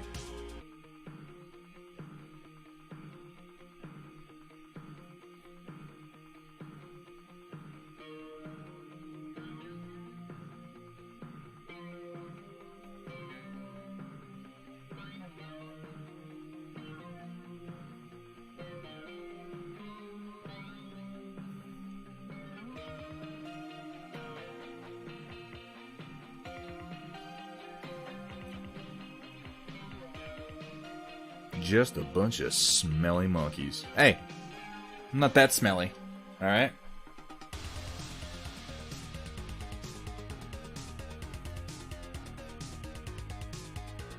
Just a brew drinker.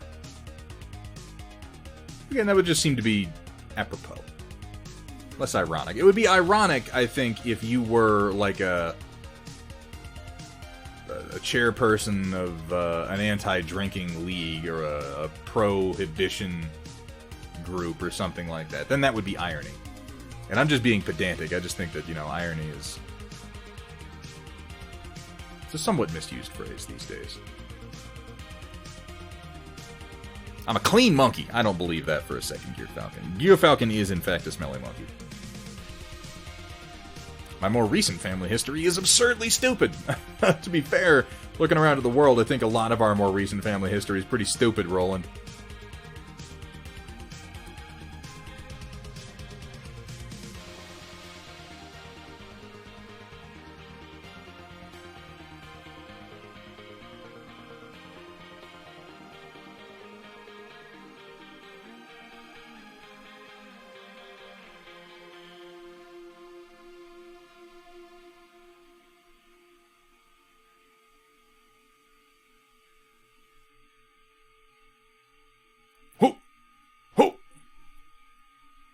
All we ask is that you do you, man. Samara, thank you so much.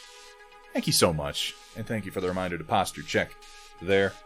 I'll make sure that goes to something, I think I will go ahead and get a donation goal set up for the Vortex Mixer, because that would improve my ability to paint on stream a little bit.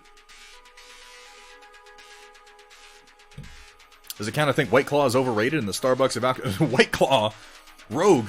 Holy shit, man. That is an incredibly kind estimation of the position of White Claw and overall alcohol. It's way lower than the Starbucks of alcohol.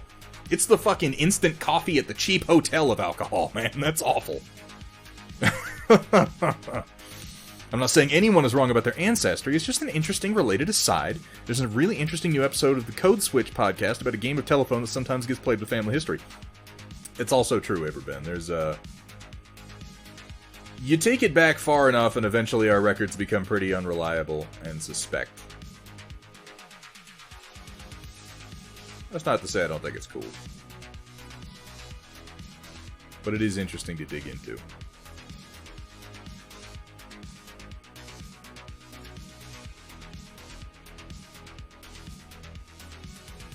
I used to think it was really cool to be like, I'm related to William Wallace, before I found out how many fucking people are related to William Wallace. Like, holy shit. I don't think I'm related to anyone famous, but one of my ancestors wrote about when Jesse James and his gang slept at her place one night. They were apparently nice boys, but she still slept with a shotgun under her pillow. Your ancestor seems smart, Girl Geek. They're nice boys that are also, you know, murderers. It pays to keep that in mind, is all.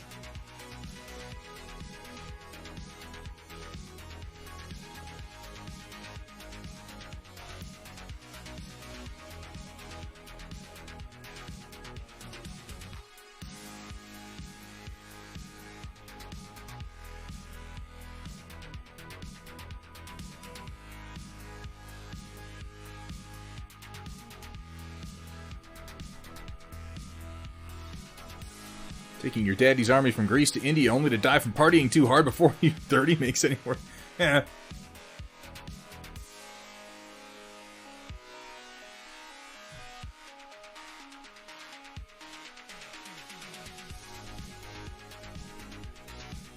The MRE coffee of alcohol. Ooh, MRE coffee. It's not even really coffee. I say that like anything in an MRE is really what it says on the package. It's not. None of it is. Not one damn bit of it.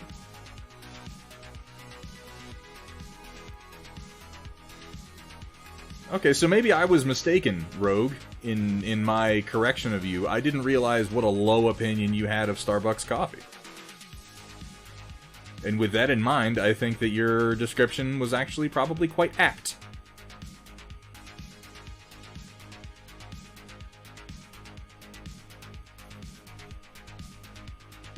It's like looking at gangsters from the 20s. They were criminals, but they were gentlemen, too, a lot of the time. I mean, you know, not to directly quote Firefly or anything, but what was it to the effect of, I think every man who ever had a statue made of him was some sort of son of a bitch or another. And, you know, laws makes criminals. Laws make... I shouldn't continue that sentence. That was poorly crafted. Laws make criminals out of perfectly reasonable men at times.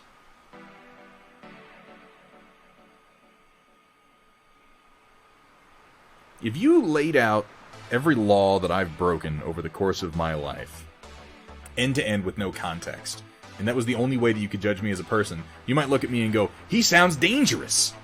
I'm not. I'm pretty innocuous and harmless. Now, I haven't robbed any stagecoaches lately, mind you. Or trains. Or banks. I'm just saying. Context.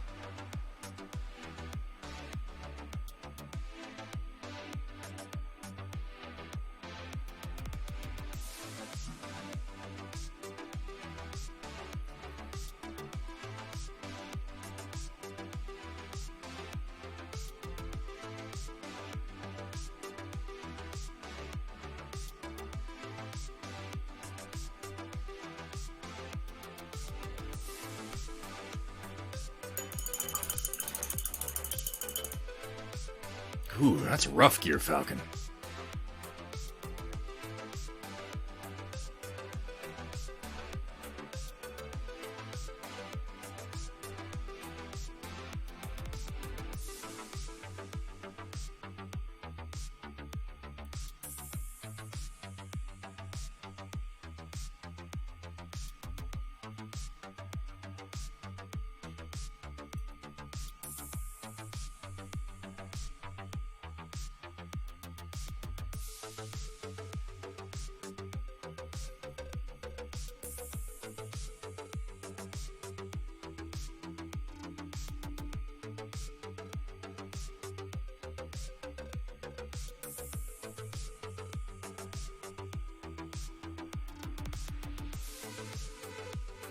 Go.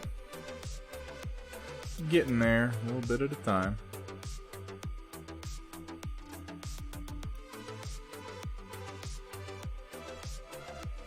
Do that shoulder.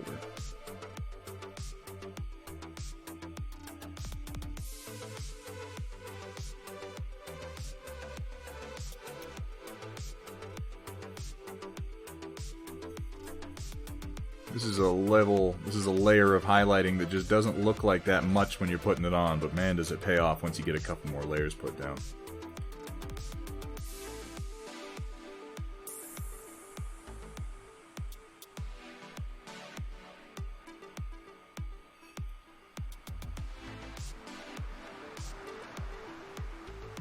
Here, on this upper edge, and this panel.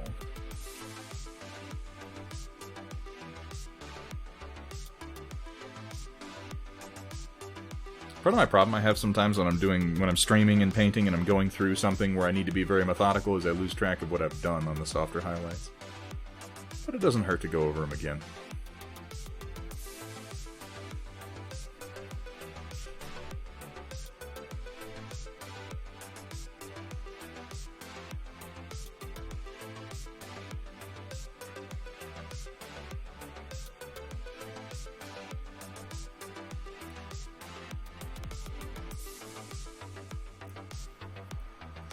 What? Almost enough for a mixer. Gear Falcon dropping $50. Gear Falcon, what are you doing, man? What are you doing? I thoroughly appreciate that. I've got to get over my own feelings on donations. I really do. Because I always have that little twinge of like, oh, but you don't need to, no, don't. But, I mean, who the fuck am I to tell you what to do?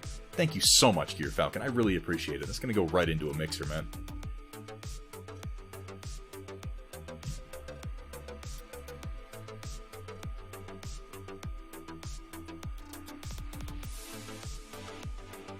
Will it Vortex? That reminds me of those videos of the guys who get like the hydraulic presses.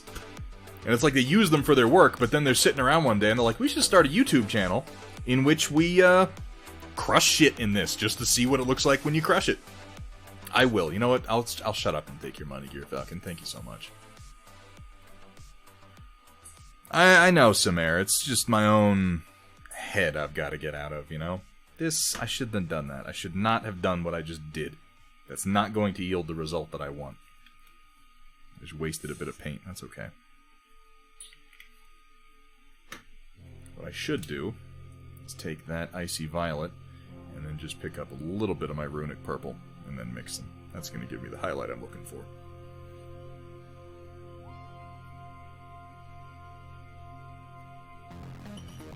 Teeny bit more. Oh, hang on, let me mix this up and see if maybe I'm wrong. Maybe this is stronger than I thought. Well, yeah, actually. Okay. Well, now I've got 2 layers of highlights down on my palette. That works just fine.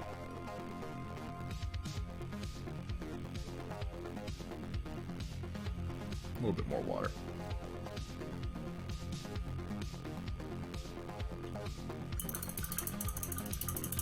Is it okay to microwave this? I haven't actually seen that YouTube series, but that does sound amusing. You know, Samara, sooner or later I rub everybody the wrong way.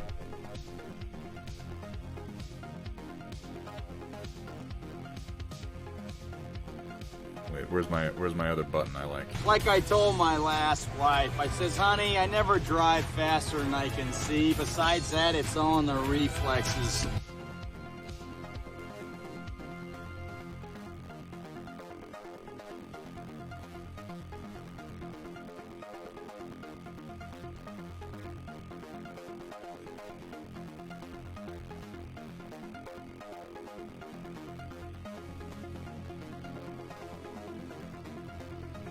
Honestly, it's just inspiring as hell to me that you guys like being here in the first place. I enjoy having you here.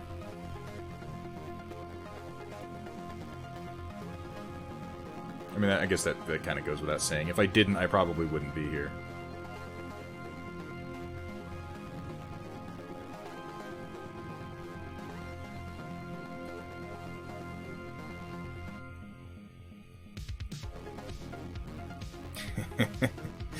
Yeah, someone grabs you by the neck and knocks the back of your favorite skull up against the wall and asks, have you paid your dues? Have you paid your dues, Jack? Yes, sir, the check is in the mail.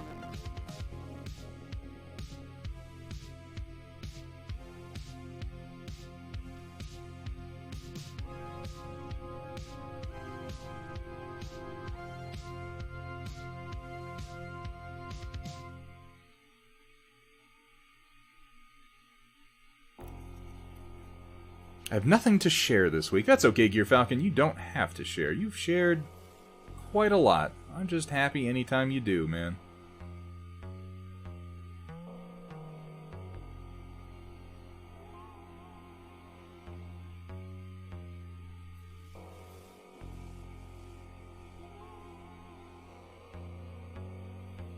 That you want to share is inspiring and excellent.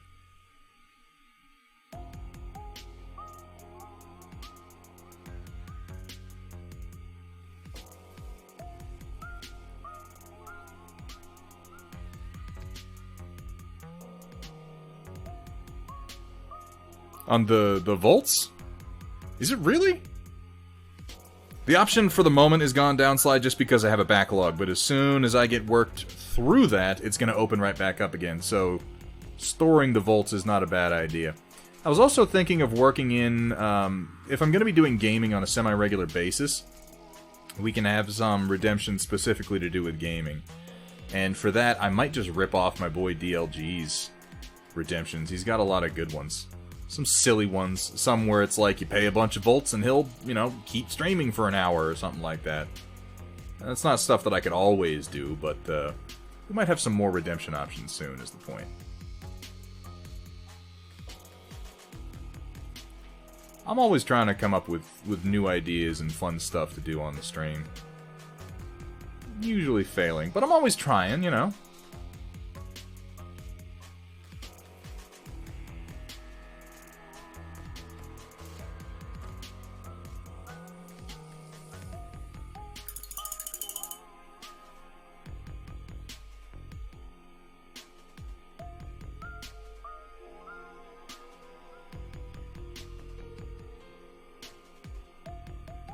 And yeah, you guys earn points faster than I paint shit. So, but I mean, it's incredibly flattering to me that you guys want to have me paint you models here on the stream. I think it's one of the coolest things we do here. By we, I mean me, because it's just... When watching Thunderhead's stream, you may feel the urge to do the cha-cha, because he likes to slide it to the left, and then slide it to the right, and then hold it off screen entirely. Come on, Thunderhead, put it back on camera. I do like to hold it off screen entirely, just to fuck with you. That's definitely why I do it.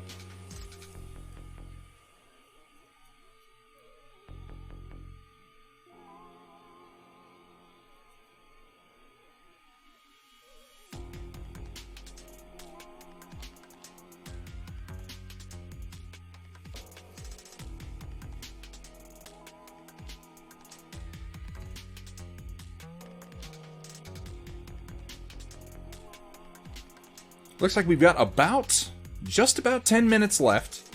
And so we're going to be going over to the Storm Report. So this is just a friendly reminder, if you'd like to post some pictures for tonight's Storm Report, it is going to be shut off about that time. And if you'd like to participate, it is, again, super duper easy to do. You just got to jump over into the Thunderhead Studio Discord, go into the channel marked Storm Report, and post up to 3 pictures that you'd like to share with us.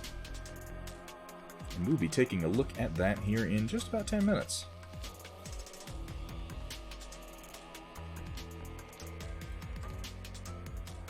Welcome, everyone, to Thunderhead Studios, where the only rule is... Please don't show me your genitals. Don't. Have fun, be safe, and above all... Don't show them to me. For the love of God. Just don't... It's a simple request, really. It's very straightforward. It's not that you don't have lovely genitalia. I'm sure many of you do. You know? I get it. I get it. You're thinking to yourself, but the Lord has blessed me with the kind of wang that inspires whole religions. And it may even be true. You know, it's entirely possible. But this is not the forum for it. Believe me, if this was a gorgeous genitalia forum, I would be sharing... You know what? I'm going to stop that thought right there. Let's stop that. Yeah, you don't have to be wearing clothing when you take the pictures. The picture just can't be of you not wearing clothing. We're on the internet. I have to have disclaimers like this.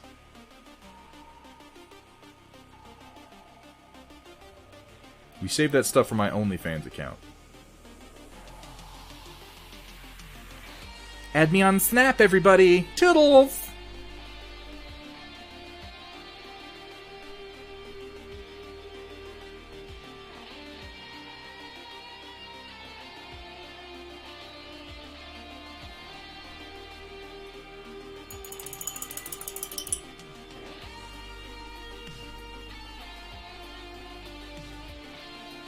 Glorped something and I want to remove it. There it is.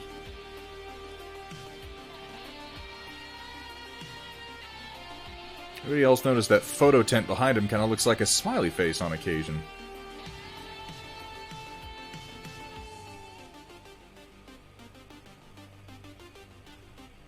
I'm not seeing it.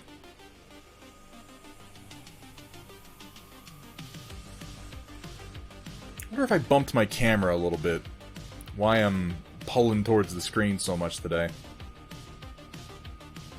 You know, every stream we get a little bit better though. God, the first stream I did back in January, holy crap, I couldn't stay on camera to save my soul.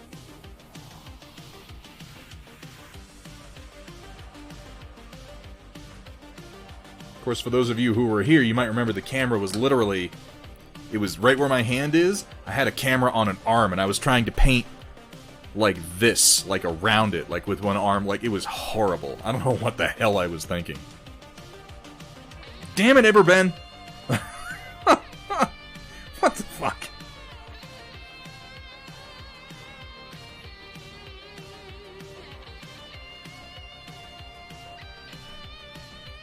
Oh, don't worry, it's just the ghost. The ghost lurking behind me that everybody knows about except for me. There could be a ghost in this house. If there's a ghost in this house, I know exactly who it is. Because I know everybody who has lived here since, like, 1940. And if she's here, if you're a ghost in this house, honestly, fuck you. She knows who I'm talking about. You guys probably don't know who I'm talking about. But that's okay, you don't need to.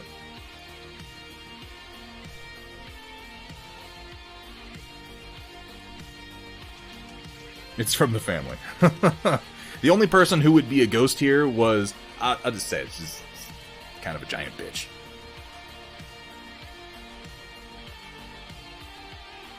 And would very much be directly related to me, yes.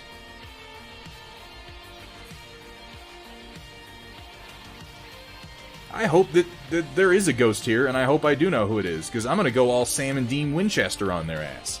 I'm going to start scattering fucking salt. And, get, like, a dagger that Janis Joplin used to pick her teeth at some point or something. You know, whatever artifacts I need.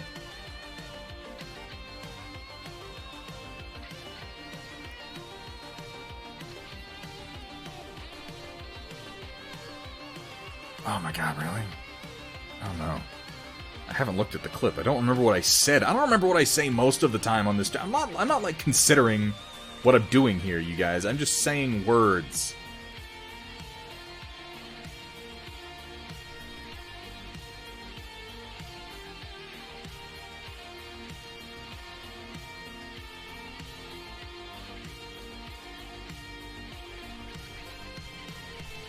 Gonna do the Chad Ghost Puncher. It's classic. The laser corgasm was entirely, I mean, that may happen again.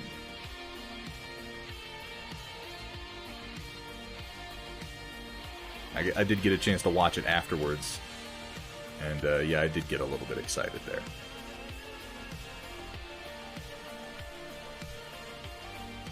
Repetitive foot-in-mouth disease. My foot's just in my mouth all the time. The odd moments are when I'm able to pull it out.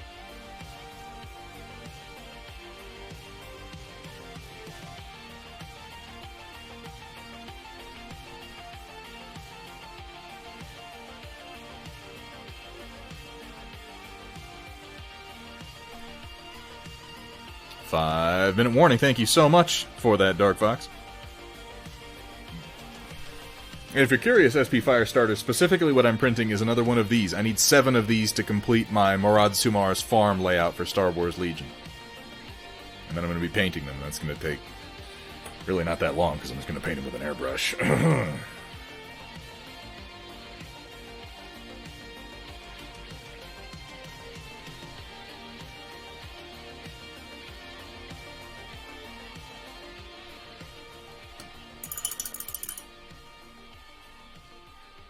Wait, who did say 5-minute warning? That was White Wolf! Oh my god! White Wolf, Dark Fox. You can see how I got confused.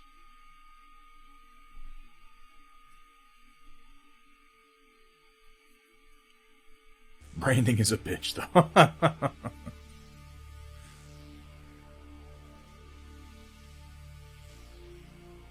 I'm sorry, Dark Fox.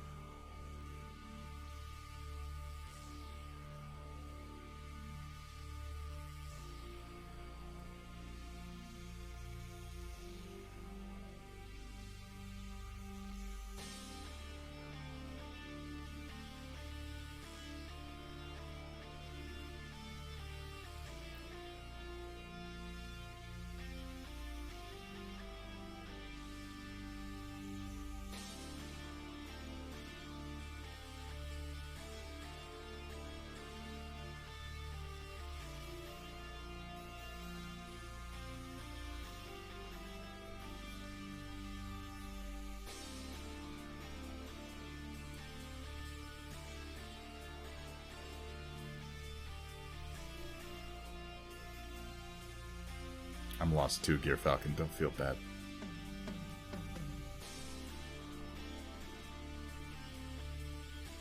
I mean, I'm always lost, though. That's not really, like, news to anybody, I don't think.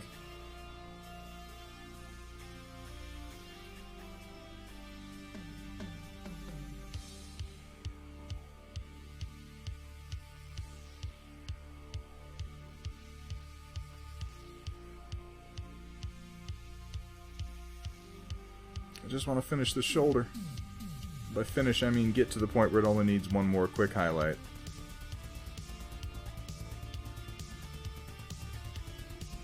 I'm probably going to give one more purple wash after the purple highlighting is done, just to kind of blend some of this together, because I really went from a fairly rich purple to like a pale lilac.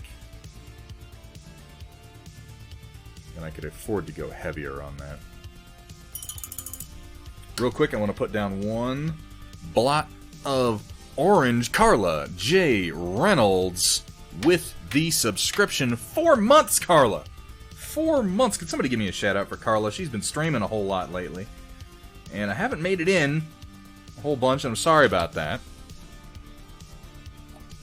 Especially been doing a lot of gaming streams lately. Thank you so much, Dark Fox. There's something about Canopian catgirls that give me that warm, fuzzy feeling. Or maybe it's just my allergies. Yeah, it's just your allergies. I want to put a little bit of orange here in the cockpit. I'm probably going to wind up repainting the whole thing, so I'm not going to worry too much about it. I just want to see how the colors all look together, because we're just now getting to the point. We're just now hitting the threshold that I've talked about so many times when I paint figures.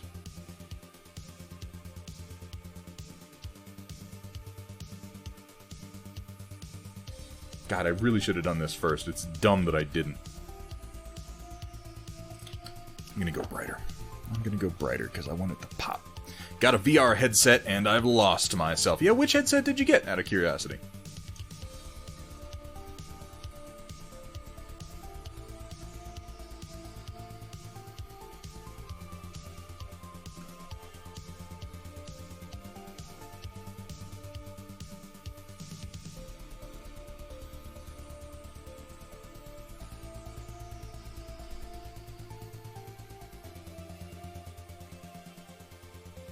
I have the Oculus Quest myself, which is pretty great. Because I have a PC that I can tether it to and run a virtual desktop on and play pretty much anything I want. And then I can disconnect it, run off, and play simple games on it without a tether. Which is pretty cool.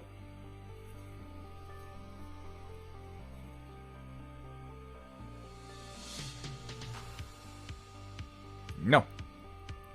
Don't. Fuck it. I'll let the... See, this is exactly why I normally do this first, because I just got orange on the part of the teal that I'm going to have to fix now.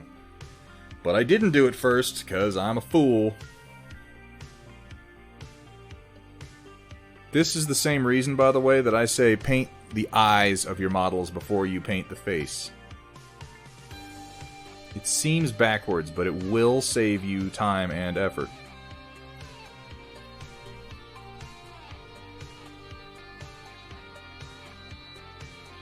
You know, I suppose you could just go ahead and glorb that paint on anywhere. It's not like we're trying to get inside the lines or anything. That's fair to say, because I've glorped like 3 times in the last 5 seconds. It's because I'm rushing and being foolish.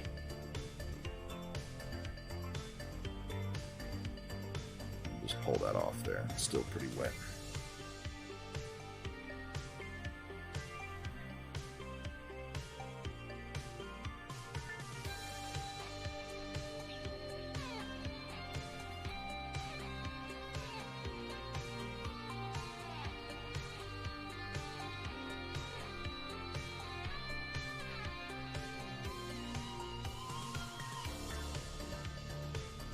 Phooey.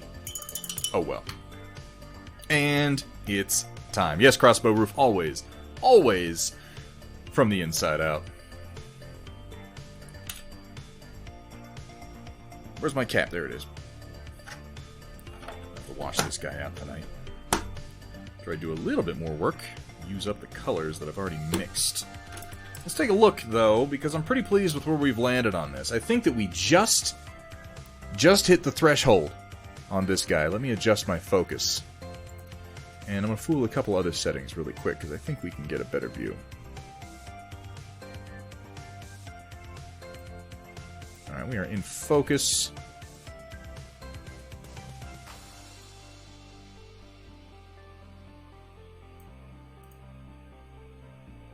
Let's adjust you.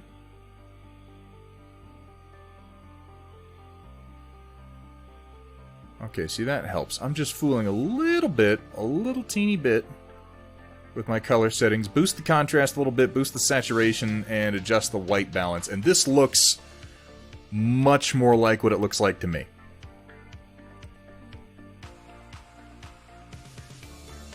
Oh, Rogue. Oh, Threshold. Take us to the threshold. God damn, I love that movie. What do you think, Dark Fox? It's coming together the way you imagined?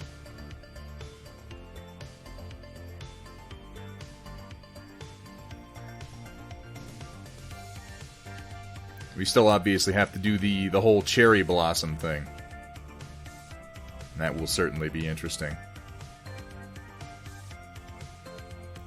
But it's still in line with the color palette that we've done on our other Stormchaser mechs so far, while being, you know, still pretty fresh and unique.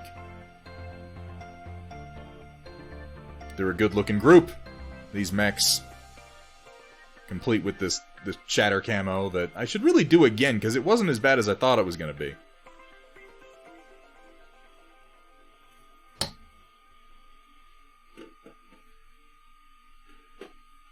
All I have to do is let Roland tell me to do anything, and he'll be like, do shatter camo on it!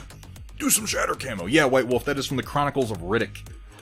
A movie, one of the few sci-fi movies I can point out, where I feel like it's almost better to, like, just ignore the main character, because the world building is better than he is. The world building of the Necromongers is far more interesting than the character of Riddick. A little bit of magenta towards the top, I could do that. That could work. Well, we're going to wind up... Okay, so here's the thing, Vergatarung, is we're going to do some cherry blossoms on the shield, and then one up here on the top fin. And so that's going to be kind of a pinkish magenta, and I want it to still contrast with the more violet that we're doing for the rest of the purple. I think it'll look nice. Of course, I'm saying I'm going to paint cherry blossoms. I'm just going to do some smears of pink that look like garbage and be like, look, it's cherry blossoms! I have no idea what you're talking about, WJ. Just no idea at all.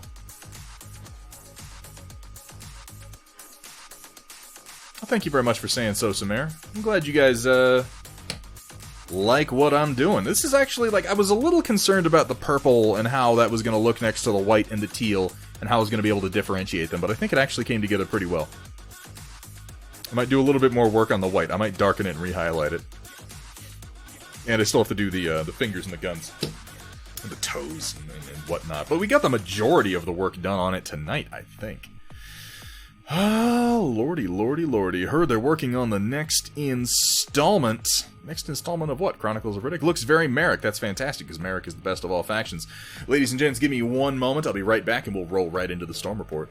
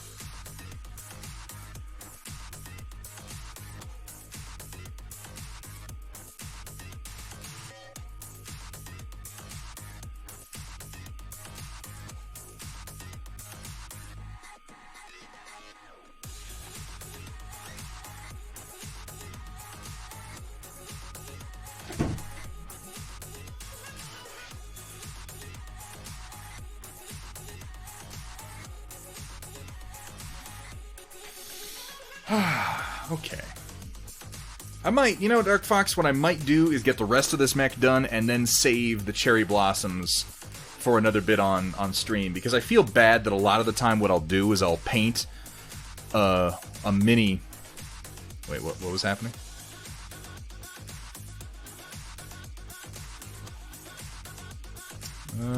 Get the gradual lighter high contrast highlights but still manage to retain a lot of the original color. It's tricky. Sure, I praise him and he leaves. I'm just like, ugh, that sentient pickle. He's complimenting me again. I better go. I missed my shit moving. Wait, what happened? Wouldn't it be crazy if we seen a ghost while he was away? Lurking in the back? Oh, you can tell that's my hand because there's paint on it. Okay, well, still. It was funny-ish, kind of. Secretly cramming Albanese into his face. That's what happens. I go off camera and I'm just like, eat all the candy. Nom, nom, nom, nom, nom, nom, nom. Before anybody notices what a hypocrite I am. Deckles. Hey, MCB. Did I even... Yeah, I put it on stream. No, this is someone else's hand. Absolutely. Thank you so much for the shout out for MCB. What's up? We are just about to roll over into the final segment of the stream, MC. That being... Wait, dude, what is the final part of the stream? Alright, Locusts and Gentlemechs, get ready to feast your eyes on glor paint and wet palettes with the occasional culinary atrocity thrown in on tonight's Storm Report. Brought to you by viewers like you. I have no idea where Cat is. That was weird. Huh. I guess let's go to the Storm Report. Oh, yeah, that's right. I had... Hang on a second. The fuck was that? I have my chat with Dark Fox open instead of the Storm Report. Hang on, let me fix that. There we go. Because I was using that as reference. He was cheating on the color. I told you that I had that. That I had that up. What's up, Aeon Drummond? Good to see you, man. If you don't respect the cat, you're gonna get the bap. That was almost a smooth transition. Alright, let's go over into the actual Storm Report now. Hang on, let me move some stuff on my desk so that I can relax a little bit. Relax. Turn down the lights. And get extra close. I've got to get one of those Go XLR Pros like MCB has. You can do these little voice modulation things, and it's hot. If you anchor the fox, you're gonna get stuffed in a box. It's true, they'll do it. And it's not like the fun kind of getting stuffed in a box either.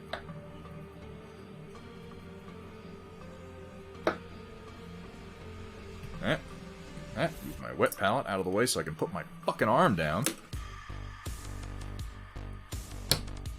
I'm glad the Centurion is finally getting some paint on. It's been sitting on my desk for months. Ooh, stuffed in the forever box. Like I told you, Kursala, it's not the fun kind of box. Not at all. Relatively easy to use and plug and play. Worth every penny. I mean, it's a fair number of pennies that they cost, though, to be fair. Maybe one day down the line a bit. I've already gotten like $60 in donations this stream just because I was like, I need to get a paint mixer. People are out of their minds. Oh, Coral's back, guys. We can start the Storm Report now. Thank you so much for your permission, Oh Coral. With your permission, of course, I'll go ahead and move forward. Yeah. First up, we have Destra. Ooh. We got some Star Wars Armada kicking, which, guys, Armada's a really cool game. I was really into this game for a while. Dathan Voltari, good to see you. I was really fucking into this game for a good long while. I played competitively. Oh yeah, I got that, Rogue. I got that. Oh yeah. I played competitively for a good long time, and I was an Imperial player. And, man, I've got such good memories of that. One of the best. San Antonio was a fantastic city for gaming in. Like, really good, you guys. And, we had a really great group organizer for the Armada group. And, I got one of the first available, Imperial-class Star Destroyers when they came out. Because we had a tournament. And the organizer, we got one as a promo that was given out to the tournament champ. And man, I pulled out the fucking stops for that one. I ran these guys, the Gladiator-class Star Destroyers, and I ran TIE Bombers with Major Reimer. And I just hammered people to death with close-range attacks and concussion missiles. It's a really well-put-together game that I feel like never really got the attention it deserved. It still doesn't, frankly. I'm not a huge fan of their Super Star Destroyer expansion, but I also am not totally sure where they were going to go other than that. Either way, this Gladiator-class Star Destroyer, that is a really nice paint job you've done on that one. I like the Gladiator. I don't know if you guys know this. The origins of the... Does he suck now? Did they change him? Or did they just add a bunch of stuff? I remember when the Scum and Villainy, the Slave 1 became the meta for a while there. Just with how wicked of a bomber it was. But the Gladiator-class Star Destroyer, if you don't recognize this Star Destroyer, this originates from Star Wars Droids. The animated show that was out during the 80s? Late 70s? Early 80s? When was Droids actually playing? Oh, well that kind of just makes Reimer pointless then, Rogue. That was like his whole thing, was he let you bomb from distance too. He made TIE bombers into horrific clouds of death. Was it the 80s? It was a long time ago.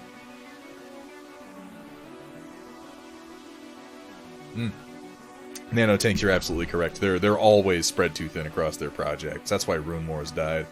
It didn't get the support that it needed at the time that it needed it. It was, I mean, I gotta give FFG, they come up with some of the best game mechanics there are. They really do. Rune Wars with its double dial... template-based tray movement system was like one of the most fun fantasy war games I've ever played in my life. But because of the way that they released the game, 2 okay-ish factions and then slowly rolling out 2 more factions, like by the time we got the 4th faction out, people had already been like, oh, well, there's only 2 factions, and lost interest in the game. It was not supported the way it needed to be. It's still more than Distance 1, but it's not Distance 2. Okay, to be fair, Major Reimer was kind of nonsense. Yeah. A lot of the Imperial Aces were. Really nice paint job on the Gladiator, though. 2 to 3 years ago, Star Wars Legion. Yeah, we got some Stormtroopers with a unique paint job going on here. I like the look of that on the Snowtroopers. The orange is a nice way to break up some of that white. I like the Sandy Scout Troopers. That's pretty cool. Black is difficult to take pictures of.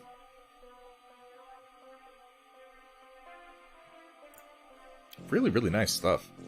Examples of all 3 current Battletech schemes I'm using, and an ISD replacing my noobish black theme with Star Wars Armada. Yeah, see, this is part of the trick, too, and I see you figured this out. Black is almost never black, and if you're painting black on a model, you should use very little true black. It's mostly shades of gray that you're using to really sell. Just put your fingers on the lens, then take the picture of black. MCB, he's got jokes, he's so funny! MCB, this is why I spend points on your channel to get you to tell jokes. You're so good at it. You're so funny. It's not. It's not, though. I still like this paint scheme a lot. This one over here on the clan mechs. I'll be here all night. Are you streaming tonight, MCB?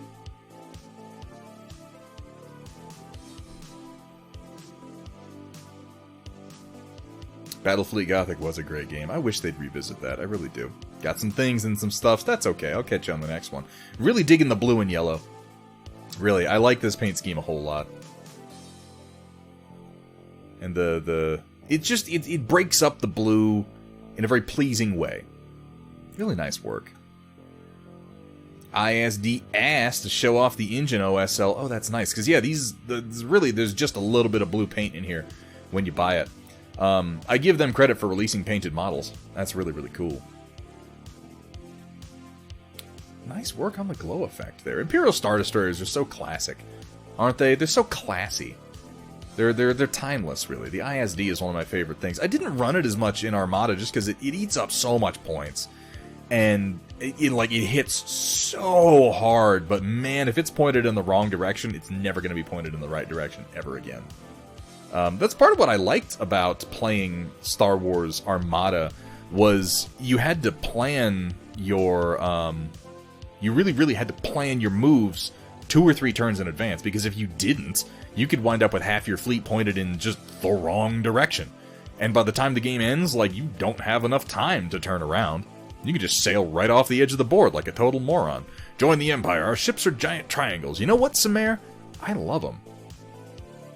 Even, as a kid, I can remember someone explaining to me, and I really like this about the ISD, the way that it's shaped, with the triangular overall shape, and then the sort of diamond shape going down the length of it. Hey, Hellcat Striker, good to see you. Yeah, it's a really, really well put together game. I think that it was even well balanced until they added a bunch of shit to it. Think about it this way. The Imperial Star Destroyer, because of its shape, can angle every single weapon on its hull forward. 100% of its weaponry can fire forward. 50% of its weaponry can fire up. 50% can fire down. 50% can fire right. 50% can fire left. Almost 0% can fire backwards. But 100% can fire forwards. But that's just it, Samare. You should never be behind an Imperial Star Destroyer. If you are an admiral in the Imperial Navy, and your enemy is behind you, you've done something very, very wrong. Or to put it another way, they'll always be running away. You're in the Empire. No one's going to be chasing you. I mean, at least that's the theory. It's sort of like how I always liked how their hulls were just plain white with no markings on them. And it's why I like Stormtroopers in just plain white armor, too, is because you don't need armor markings on your shit when you're the Empire. You wear bright white because you're announcing to everyone, hey, I'm here, I'm the Empire. No one else wears this shit, and I don't have to hide from you. At least that was always my justification for it. You're missing the point, Samare. It's about fear. It's about intimidation. It's about crushing your enemies. It is a nice engine. It's a nice looking caboose, ain't it, Cat? Yeah, Cat's an ass girl. We all know that.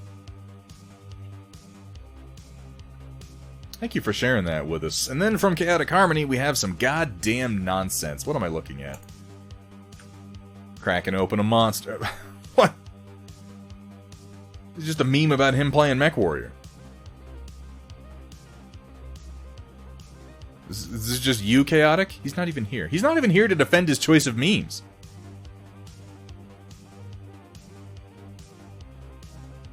Samara, let's not talk about that.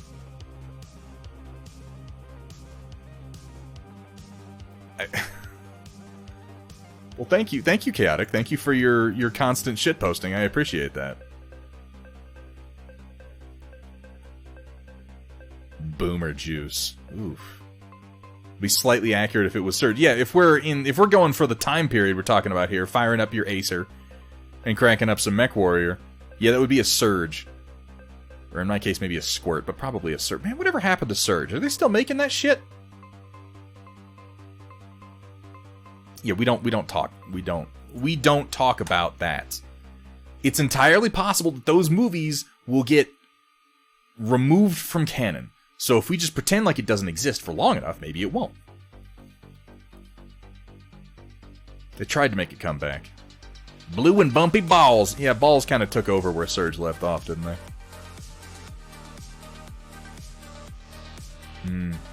I really hope that this news of maybe they're going to fire Kathleen Kennedy and ignore all the sequel Star Wars movies, like, nothing would make me happier, honestly. But that's not true. There are things that would make me happier than that, but that would make me happy. Moving down from Hethrier, Tiger Commission for Arena Rex. Dude, painting tigers is fucking hard. I've done a couple of tigers that I've painted for people, and the patterning is not necessarily what you would think. You've done a really good job on this, though. Really, really nice. I hope you're getting paid a lot for this commission, man, because that looks like a pain in the ass. Good choice on the orange. Really, really nice job on the patterning. I'm digging the striping. It's very, very clean. Nice work, Hathrier. And for the lion. The lion model for Arena Rex is so fucking crazy. It was weird. Yeah, painting fur in general is strange. I still need to paint up those Loth cats that I started once on stream. Maybe we should have a stream for that. I don't know, we should have a stream for every damn thing. Eventually I'll paint the whole fucking world, right? Ugh. A royal pain in the ass. I read royal pita and I thought of like, was that like a really, really fancy pita bread? That just makes me hungry. Yeah, most of their animals are awesome. I like their giant scorpion myself. Nice work. Thank you so much for sharing, Hathrier. And here we have Iberben. Not a painting project, but I do pictures of faraway space. But do pictures of faraway space things do anything for anyone? Because if so, here's my first 2020 Jupiter and Saturn efforts, video taken with ZWOASI120 and an Orion XT10 manually tracked. Images align in PIPP stacked with auto scackert wavelets adjusted with registrax. Hands-on saturation and color curve adjustments in GIMP. Bleep bloop blorp. I'm a fucking nerd. I did go a little Alpha 5 there at the end. Iberben, this is actually really quite cool, man. Damn! Look at that! That's a really good picture. Woo! I gotta get you up here sometime, Iberben. I think you would love how clear the night sky is where I live. We were able to see the comet last couple of nights with the naked eye. It was pretty neat. Saw the whole trail. There was, in fact, a comet Firestarter passing by. Tiny bit of Alpha 5. Ay, ay, ay, ay, ay, Zordon! Yeah, we had really, really clear nights. It was nice.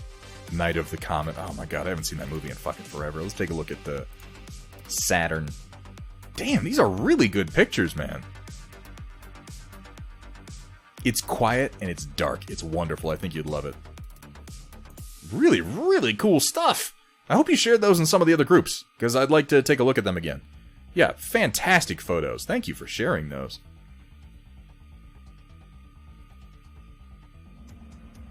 It's pretty much an art form. Yeah, it seems like it takes a whole lot of work. A whole lot of work to take those pictures. Scrolling down a little bit, we have Hethrier working on a Sea Rock Cruiser commission for a friend. This would be X-Wing Epic. I like the blue. I like what you've done with the cargo containers. Really makes them pop. I've done one of the epic ships for Star Wars X-Wing. I did one of the, what are they called? What's the Imperial one? The, like, mini Star Destroyer that they made. I can't remember the name of it now. It's a something-class Corvette. He wanted to be, like, Confederacy of Independent Systems. That explains the blue. Raider-class Corvette. Thank you, O'Coral. Yeah. I did one of those when they first came out. I cracked it open and I put in lights for it. Let me, I'm going to dig up some pictures and I'll post it in the Discord, because I don't think I've actually shared that with you guys. I did that a long time ago. It came out pretty nice, though, I thought. And then I sold it, and it's on my list of reasons that I don't sell minis anymore, because I'm still to this day like, oh, I wish I had that. I wish I still had that around. Duh. Really good paint job, though, Hathrear. And that is very much a CIS blue. Love using them in Armada. Sneaky. Yeah, I remember when they came out in Armada. They're pretty mean, actually. I like the Raiders and Gladiators together. And now we have something from Pez Motion. Bought one of the Legacy box sets from Iron Wind Metals a while ago. Finally cleaning and priming them today. Classic metal minis getting cleaned up. Hey, look there. Look, who's that? Who's that handsome devil up there? Who you watching on the screen? What do you know? Elite Dangerous Horizons. I still haven't played Horizons. I never bought the Season Pass or whatever for ED.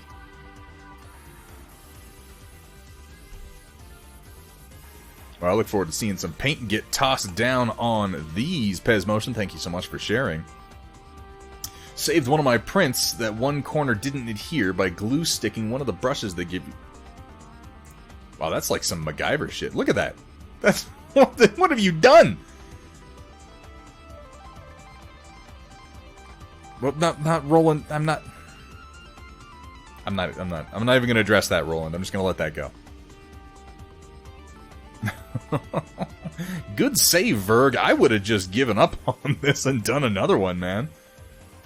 Nicely done, though. Papa Bear, my business partner, told me sometimes you gotta sit and watch the water, 'cause it's wet. And there are critters. Ooh, look at all them wetlands. That just makes me feel like a gator is gonna come out and get me any second. Or a fucking water snake.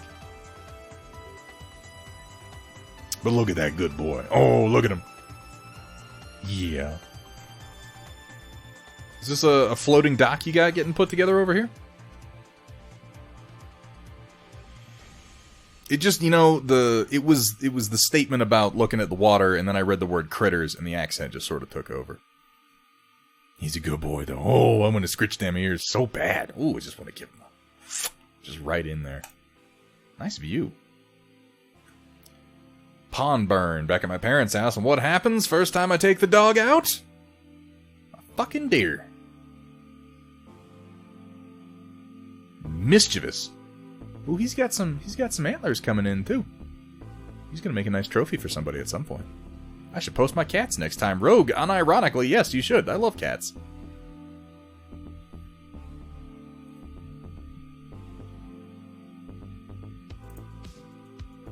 And dog tax, as is good and proper pawn. Oh, no, that's a good boy. That's a good boy who knows his job, which is folding his head entirely backwards in an attempt to shove his tongue directly up your nose. That's the best of boys. Ho ho ho ho. Pawn burn, you give him a scratch for me, buddy. From Downslide, SIRT laser training pistol and laser software. Pew pew pew pew pew pew pew pew pew. That's actually pretty cool. That's fancy. Real fancy. What are you gonna be doing with that one, Downslide? Just for like super duper fancy like indoor rangery? Or for laser tag? I'm not familiar with the LASR software. Or for that matter, the SIRT pew pew pew pew pew pew pewer.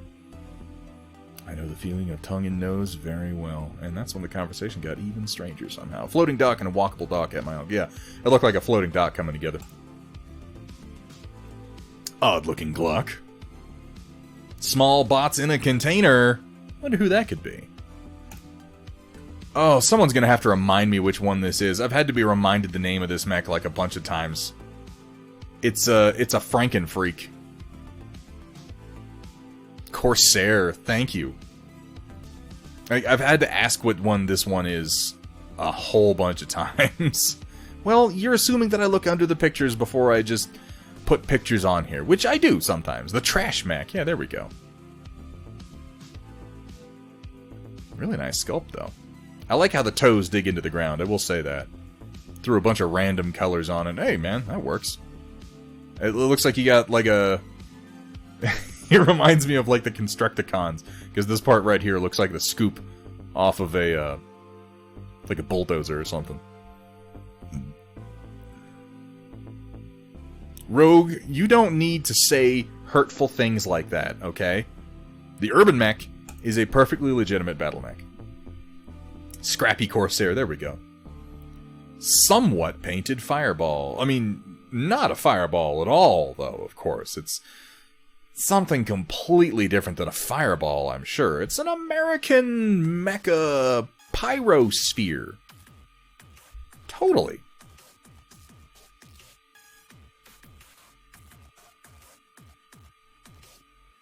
Mm-hmm. Really nice kit bash. You always do really good kit bashes, though.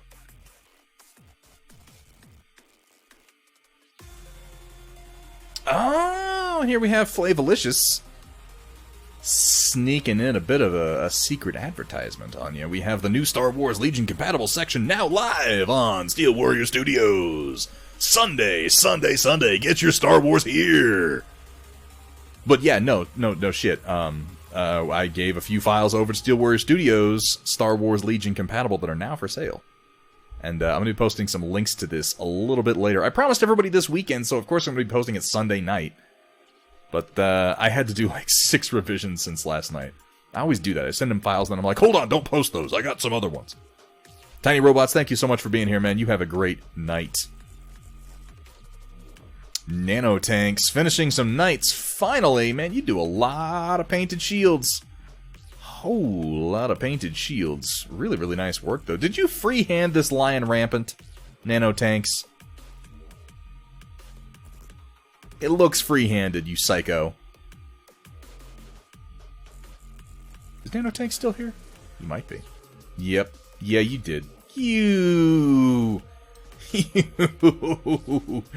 model painting son of a bitch. That's really nice work, man. Ah, I'm so sorry, Downslide. I was asking what you were going to use that for. Really, really nice work all across the board here. I like the variety of patterns that you have on the horses. I love the Lion Rampant on the shield. That is really the crowning glory of this whole picture, Nanotanks. That's fucking fantastic. Oh, Coral, I'm not one to finish up before getting more minis.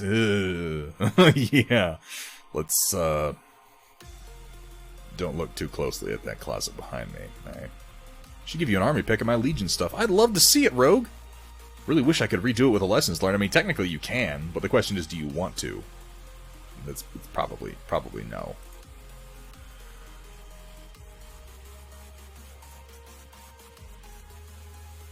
A couple of then and now examples. One of the first miniatures I did that I can find versus probably the best miniature I've painted. Tarantula with livery inspired by Mech Warrior 2 31st Century Combat livery, as I remembered it at the time without looking, versus the Dreadnought Battlecore Atlas Scully 2.0. I mean, there's nothing wrong with that paint job, really. It's a camo job, so it's kind of more forgiving. But I will say that I love the work you've done on that skull. I like that modified skull, too. Lot of stripping stormtroopers. Yeah, I mean, you could kind of just paint right over it. There's nothing strictly wrong with that. You like that closet shut, don't you? Oh, yeah, you're a dirty closet full of miniatures, aren't you? Ugh. Dirty, dirty closet. I really like the red and the black with the metallic dry brush over top. It's a simple but effective technique, and it looks fucking great, Samare. And then a case of my first attempt at a kit bash based on some art I found online versus the more recent version I did up of the Gemini Omni-Mech. Early attempt at a Dreadnought Battlecore livery versus the modern version. Yeah, the red's an improvement. The more muted red.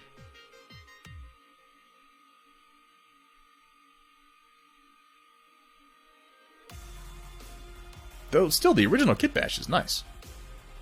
But yeah, definitely your techniques have improved significantly. I love taking the opportunity to compare things I've done a while ago with things I've done more recently. It can really give you it's easy to lose track of your own progress, particularly when it comes to artistic endeavors. And I'll find myself in moments where I'm just like, I don't know what I'm doing. Have I gotten worse at painting? And I have to physically go back and look at what I've done to convince myself that I haven't gotten any worse at the very least. And that's something. It's a laser training pistol. Pull the trigger, flash a laser, size and weight of a Glock 17. You make targets that react to the... That's what I thought, is it was probably for range work. Yeah. Cool stuff, Downslide. Thank you so much for sharing, Samare. Here we have from Roland today. I have asked the name of this tank no fewer than 4 times on this exact stream, and I'm going to have to ask one more time. And, it's humiliating, but there it is. It's true. Zorya. Thank you. Thank you very much. So, this is a better picture than you usually take, Roland. It's clear. It's well lit. And obviously a Scorpion tank. Yes. Yes. Peace through power, the technology of peace. It's not Jello. That's something. I like this decal we've done on the side. And remind me which faction the green and the red is. It's the one you've been painting more recently.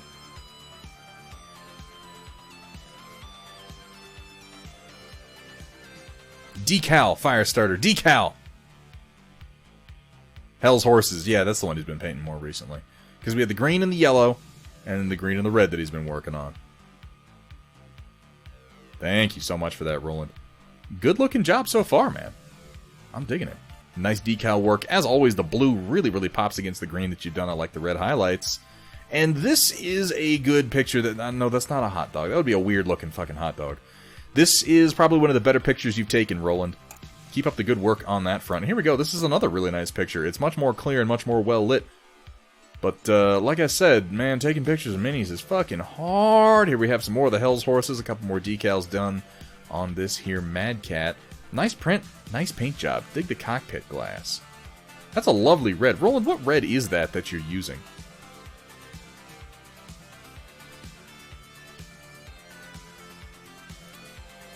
Here we have another angle on him. Oh, I like this one right here on the leg. That's a nice touch.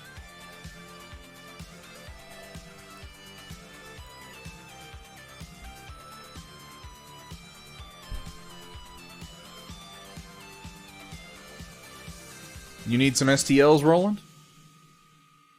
Let me know what you need, man. I may have it. I might not, but I may. I'm curious what red in particular you're using, Roland. Where did he get the Fago R? No, he's all about the Fago, like every single time. And from Manro Fasal, a custom mini. From Hero Forge.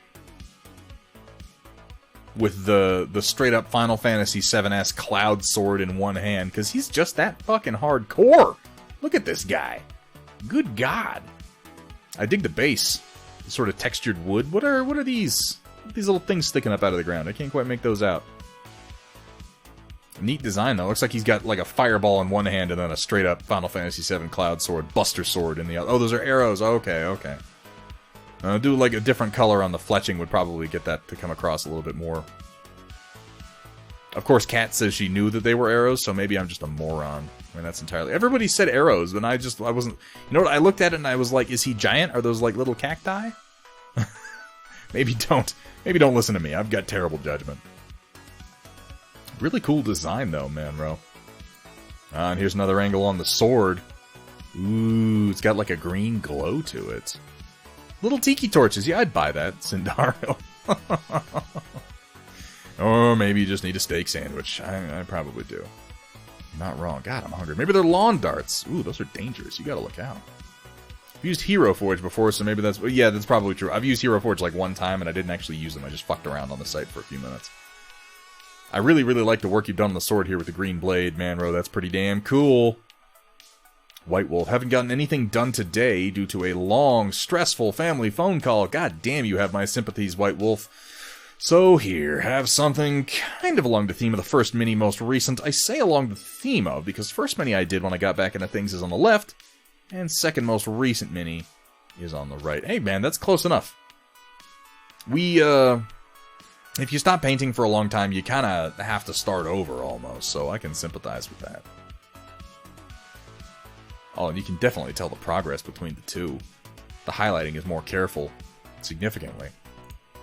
I really like that cloak. That color that you've done on the cloak is really, really cool. I know I compliment it like every time you show any of these minis, but it really pops nicely.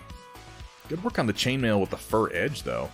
And I really like the metallic work you've done on this blade, even though I know this is the one that you did a little while ago. Nice work on the sort of leathery wood thing you got going on the shield here. There's a little bit of a texture. Freaking proud of that cloak. You should be. It looks fucking fantastic. Really, really nice, White Wolf. From Kursala. I got some buildings sort of printed. This wasn't technically a print failure as much as it was a printer failure. Oh no!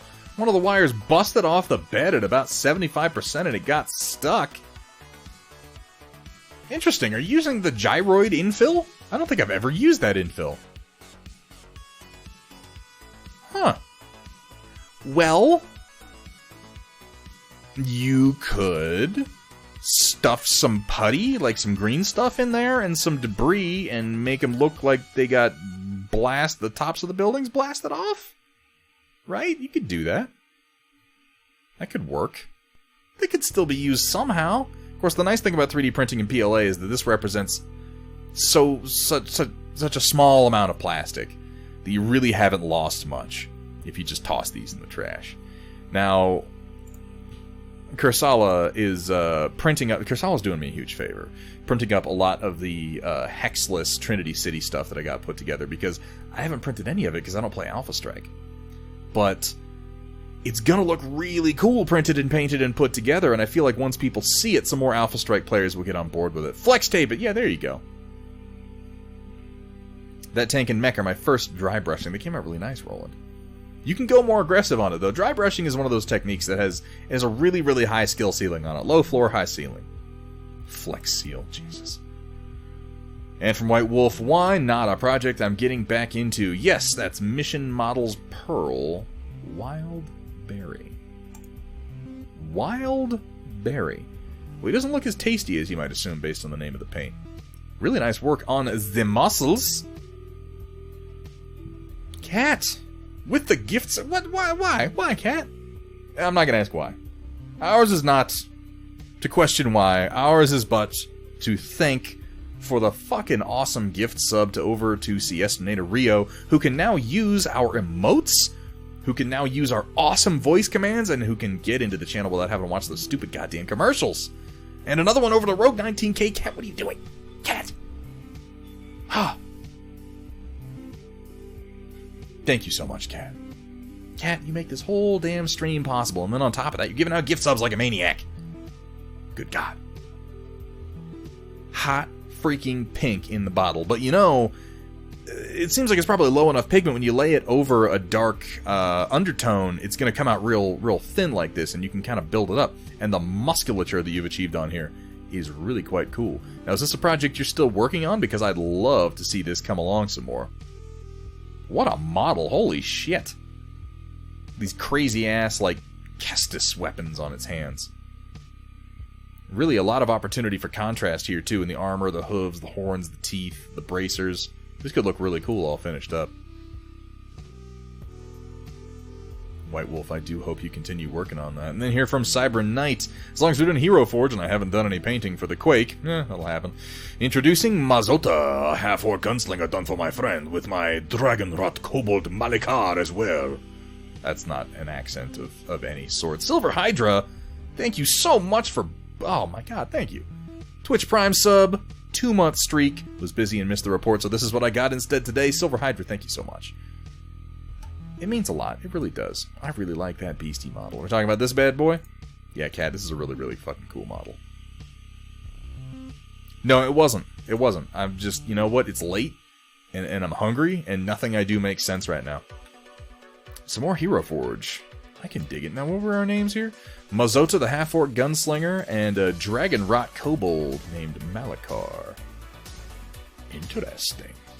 I like the sort of steampunk gunslinger thing we have going on. He looks a little bit like, what's his name? He reminds me of like Harry Dresden, but with guns. Moose and Squirrel. Yes, MCB.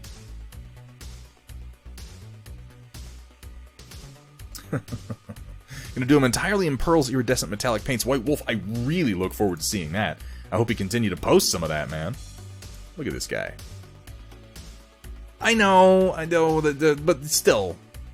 He's got, like, it's the coat and the, like, potions and the horn. I know they didn't necessarily have a horn, but he's missing, like, the stick. And then he would be all Harry Dresden.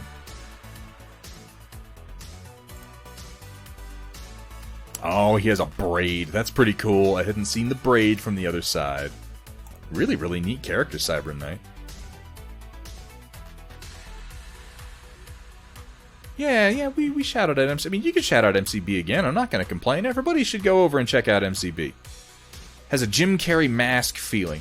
If we were delivering critique, I would wash that face. I would pop a dark wash down on the face, and maybe not even highlight it after that, just see where that landed you. But I think that this would help the details of the face come out some more. Yeah, he's supposed to be green, WJ. He's a half-orc. Is he half-orc or full-orc? Yeah, half-orc.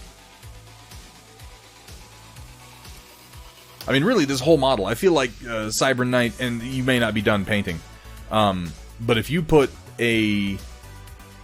not necessarily even a black wash, something like a dark brown wash over almost the entire model, it would help a lot of these details pop out some more. Of course, you're also shining a light directly on it, and it has a slightly satin finish. Not really enough detail for a wash. Yeah, that can be the case sometimes with Hero Forge figures. Still, really cool design, man. Thanks for sharing. And from Steiner. He's been working on this Republic Commando diorama. Look at all these badasses. Rolling in, going after some clankers. It's been a pleasure to watch him working on white armor. Something that I've done way too damn much of recently. Now, if I'm not mistaken, these prints are from Darkfire Designs. If you're looking for some Republic Commandos, I can recommend his files. He does really, really good work with some very cool poses. Yeah, Cyber Knight, if you would post some of those pictures, if you're looking for feedback and you want something a little bit more detailed, post them up in one of our miniature painting channels, and I'd be happy to give you some tips, and I'm sure a number of other people would also. If you're interested. I like the work you've done on the concrete here, by the way, Steiner. Like, these are really, really simple models, these dragon's teeth, but you've done a really good job detailing and texturing them. And this is some terrain that he printed for Revelations, I believe. And this was a flat print, like you print this wall lying flat, you print this wall lying flat, you print each of the floors lying flat, and then you assemble them. And they were made for 28mm, and then he just scaled them down to like 12mm. Well, I hope that, I mean, it's a damn good looking mini Cyber Knight. I'm sure he'll be very happy with it. Pardon the excessive punky. Yeah, Iberben's a teacher, you guys. Just, you know, deal with the fact that he's a huge nerd. Progress on Zeros. Still not totally sure how I feel about it, but it's starting to come together. Ooh, I like this. I like this copper to silver gradient you've done here. I like the use of the golds and the coppers in the body.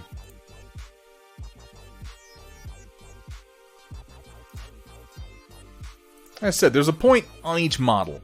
There's a threshold that you hit where you go from, I have this idea of how I want to paint it, to I can see what I'm trying to do. And it's hard to push through that point. But it seems like you're starting to get there with this one. Mini pictures are still hard. They really are. They're tricky. They don't come out the way you think they would. What is your plan for this stream of flesh coming off of this guy being sucked into this dude's robot hand? Like, I'm curious how you think you're going to approach this, because I gotta be honest, I'm not sure how I would. Yeah, lots and lots of metallics. Lots. lots of metallics. Nicely done so far, though, Firestarter. I would like to hear your thoughts on the stream. And so I painted on some metallics. Bitches love metallics. They love the metallics. All right, let's... let me adjust my sound here for a minute so we can actually hear this, eh? Mute pretzel. Turn on the desktop audio. And let's have a look. Add me on Snap, everybody. Toodles! I mean, that's just a perfectly accurate representation of how I talk all the time, though. Like, there's nothing even remotely out of, like, what are you... what are you trying to prove, Ibber Ben? Let's have that one more time, shall we? Add me on Snap, everybody. Toodles! I'm going to hell. Let's carry on. Let's carry on, shall we? Get some music coming back. That's your new favorite clip? Come on, Ibberben. I feel like we got better ones than that.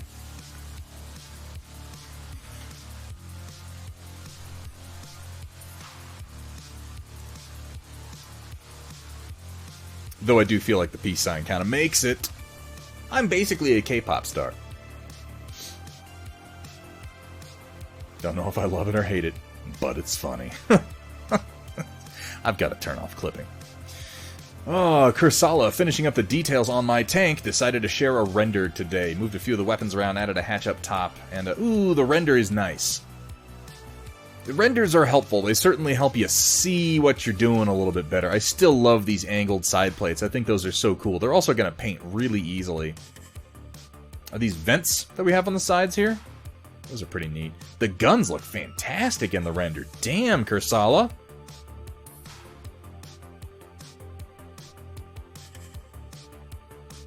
Just I'm trying to do a Sutek color scheme. They don't do pink. They don't do pink. That's their whole deal. We're Sutek. We don't do pink. Yeah, no, the render looks fucking fantastic, and I love those angled side plates. It looks vaguely Slavic. I'm really looking forward to seeing the first of these prints come out, Kursala. The Femeref. With all the crash of some rhinos. Huh, okay.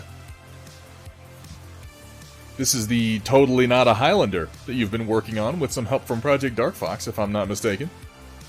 Ooh, that's looking nice. Papa Bear, I have got to print off your Annihilator and give that a try instead of the one that I've been working with. I feel like I would do so much better with just a different sculpt. The Lowlander. Yeah, there we go. The Scheme Doob.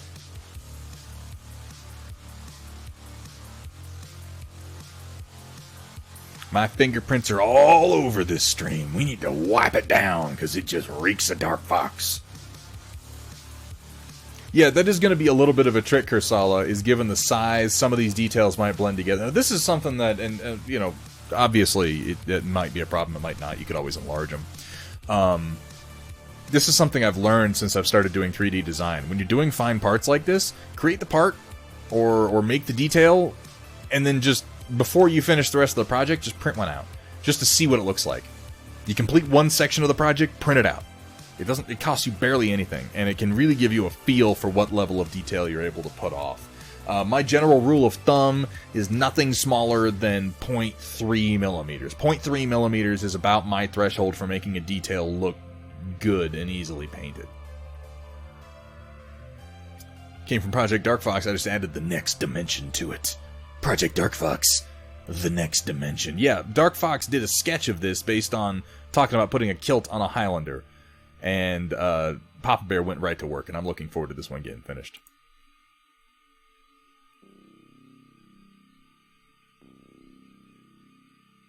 And from Sumer, by pseudo request, a last-second Fapnir in Dreadnought Battlecore colors. It's such a ridiculous mech. The Fafnir has always been such nonsense. I really do like the color scheme that you've chosen for the Battlecore, though, and it's such an effective paint scheme. And I don't mean to sound like I'm not minimalizing your paint scheme. It's just easy to do, relatively speaking. It looks dumb, but I love it, dude. I love all the mechs that look kind of dumb. I unironically like the Charger, so you know what are you gonna do? The circles on the side of the turret are about 0.6. Okay, so everything is probably within about that range. I think all your details should come out if you're sticking within that range. I see you, pew pew, more like ka-chunk, ka-chunk, and then maybe a pew or pew after that. Do Gauss go pew, or do they go more like kabong? Like El Kabong. You'll love the legacy then. I'm interested to see it. Femaref references an MTG card if anyone want to go down that rabbit hole. Binding Agony. No, that completely flew over my head, Papa Bear. They go Sonic Boom. Sonic Boom. You guys know what I'm talking about. Maybe a Kerwoosh. Hey, Baron Fell. How you doing? El Kabong is awesome. I've never heard anyone call El Kabong awesome. And we are at the end. Kaboom! Just like that. Yeah, that's definitely Killer Instinct, MCB. The famously Lieutenant Guile from Killer Instinct. I was a bigger fan of Fulgore from Street Fighter, though. That was really my jam. Guys, that's going to bring us to the end of the stream. Hang on a second. Let me see who's doing what. Maybe we can raid somebody. Ooh, Steiner Miniatures going, and Crocodile is painting Warhammer. So, the choice... Steiner, what are you working on? I think Steiner is probably working on his Republic Commando stuff, or possibly some Battletech?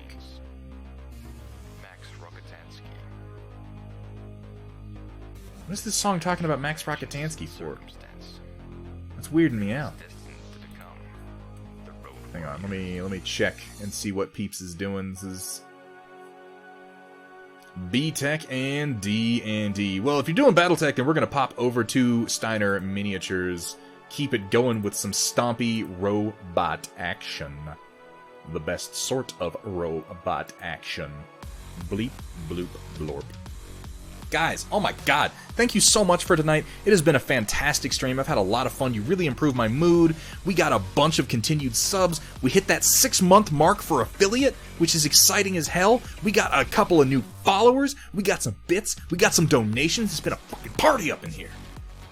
But really, ladies and gentlemen, Locust and Gentlemex, thank each and every one of you for being here. Thank you to Cat Ion. Thank you to Project Dark Fox, my two amazing mods, for keeping this band of savages under control. Thank you to everybody for being here. Thank you to everyone who participated in the Storm Report. I always have a blast with that one. I am going to send you over in just a second to Steiner Miniatures to check out some more Battletech. I am going to be back.